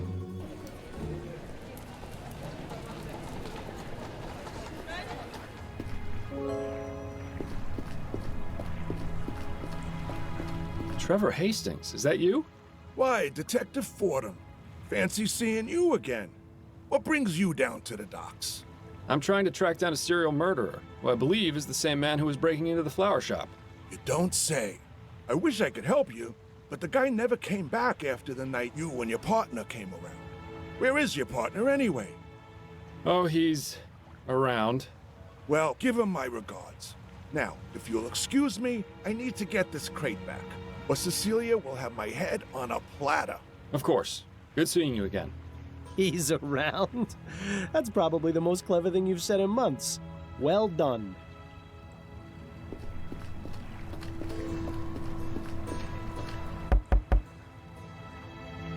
Huh? What? Who is it? Hello, sir. I was wondering if I could ask you a few questions. Go ahead, but make it quick. Time is money, after all. Did you employ a man named Ennis Bowditch? I did, yes. He only worked for me occasionally, but he was always punctual and performed his job well. I learned recently that he had been killed. It was a tremendous shame. Workers of his caliber are so hard to come by. Do you have any information relating to Mr. Bowditch's murder? I'm afraid not. The truth is, I knew very little about him. It's the same with most of my men. I have a business to run, you see. It affords me very little time to socialize. Are you familiar with the Justice Killer? I believe I saw a headline in the newspaper recently mentioning that name, but I dismissed it as fear-mongering nonsense. There are more important things I need to worry about. But the Justice Killer is directly responsible for the death of one of your workers. Oh? Is that right? Well, there's nothing I can do about it. What my men get up to in their off time is none of my business. Wow, this guy is even worse than you, Miles. Do you know a man named Samuel Collins? Yes, I do. He's one of my workers. Is he working today? No, it's his day off. Why do you ask? I'm very interested in speaking with him. Could you tell me where I can find him? I don't just give out information on my men to strangers. What reason do you have for wanting to speak with him? I believe he may be involved in some serious crimes. Is that right? And what are these serious crimes, exactly? I believe he stole from one of your customers. What? From who? The Hanbrook Flower Shop. He stole several orders of Easter lilies. The Hanbrook Flower Shop? They're not one of my customers. I only sell to wholesalers. A minor detail. The point remains that your man's a burglar. That's quite a serious claim. What proof do you have? You can hear it straight from the man who works at the shop that was burgled. Well, where is he then? Wait here just a moment. Excuse me, Mr. Hastings? What is it, Detective? As I said, I'm rather busy. I was wondering if you might help me with something. Could you please tell the shipping manager over there about the burglaries at your flower shop? Certainly. Go ahead, Mr. Hastings. Right. It all started around 5 months ago. And he didn't come around again after that night. Thank you, Mr. Hastings. That'll do. Now are you convinced? Fine.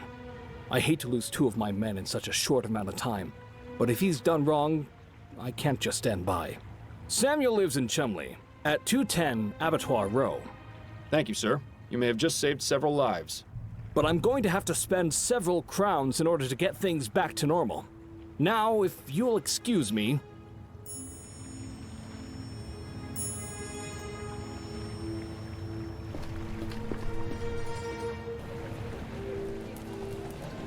All right, let's get going. Let's see what we can find. He's got the flowers. Samuel Collins? Yes? I'm Terrence Shackley from the Labor Department. I wanted to ask you some questions about your employer at the docks. Oh, of course. Please come in. I'm sorry, what did you say your name was? Terrence Shackley? But it's not my real name. I just used it to get into your apartment. I believe you did something similar at the Houses of Parliament with Mr. McDonough. So, you're Fordham, the one who was snooping around at the Gilded Lily. Indeed. We meet again, Mr. Collins. Of course. The rooftop. I'm sorry about what happened to your partner. It wasn't my intent for him to die. Oh, he's sorry, is he? Is that supposed to make things better? I suppose this encounter was inevitable. But I admit I didn't think it would be this soon. So, you're here to arrest me.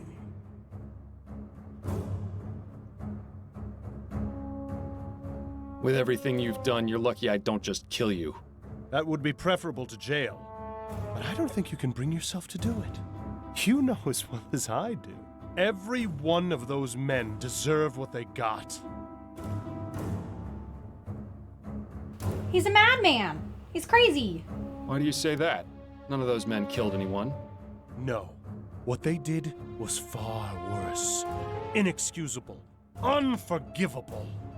I had to make sure justice was done. I understand your reasons, but that doesn't mean your actions were justified. You need to pay for your crimes, one way or another. My crimes?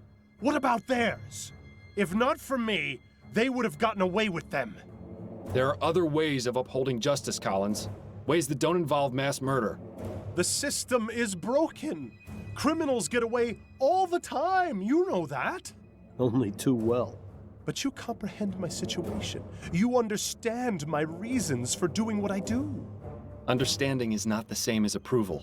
But it is the first step. Is this bastard really suggesting what I think he is? All I ask is that you allow me to continue my work in peace. You asked me to look the other way once before, and I refused. Yes, and it cost your partner's life. Well, this time it's just you and me, and I'm still not going to let you off. You're out of your mind if you think I'm going to just let you keep killing. Damn right, Miles. This has to end. This is getting juicy. Leave me no choice. Oh, oh. No! Oh my god! Ah! Fordham, are you all right? Yes, I'm fine. Thank God you're a better shot than I was. So, this is our justice killer? That's right. I suppose congratulations are in order. You did well in finding him. Thank you, Chief Snelling. I'm glad we were finally able to work together. Yes, well, I'm glad you weren't so brash as to confront him without notifying me first. Perhaps there is hope for you yet. Now then, I'll go get the other officers so we can lock down the scene and remove the body. Wait here. Quite a night, eh, Bill? Bill? Are you there? He's gone. Bill? Bill! Oh no. Forever alone! I'll be forever alone! Oh no. 2 weeks later.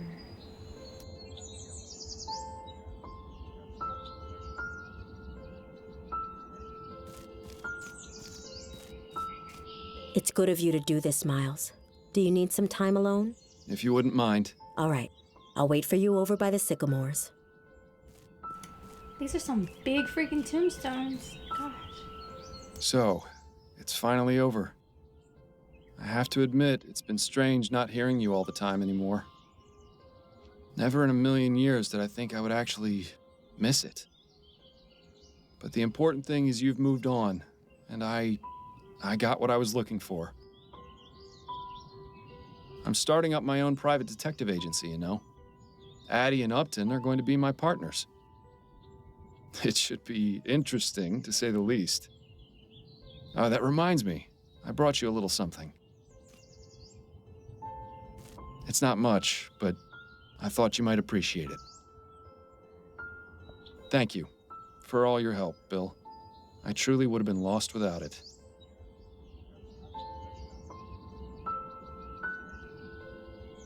Goodbye, old friend. I love you. Aww. It's finally over. No. I don't want it to be over. We got justice. We got peace of mind. Oh. Oh my goodness. Guys, that was such a good game. It took me forever to play it. I had to go back a couple times and fix some things, but we did it. We finally did it. And I actually love this game, and I can't wait to bust out more games like this. So make sure you hit that like and subscribe button, guys, and I will see you in the next serious game. Bye-bye!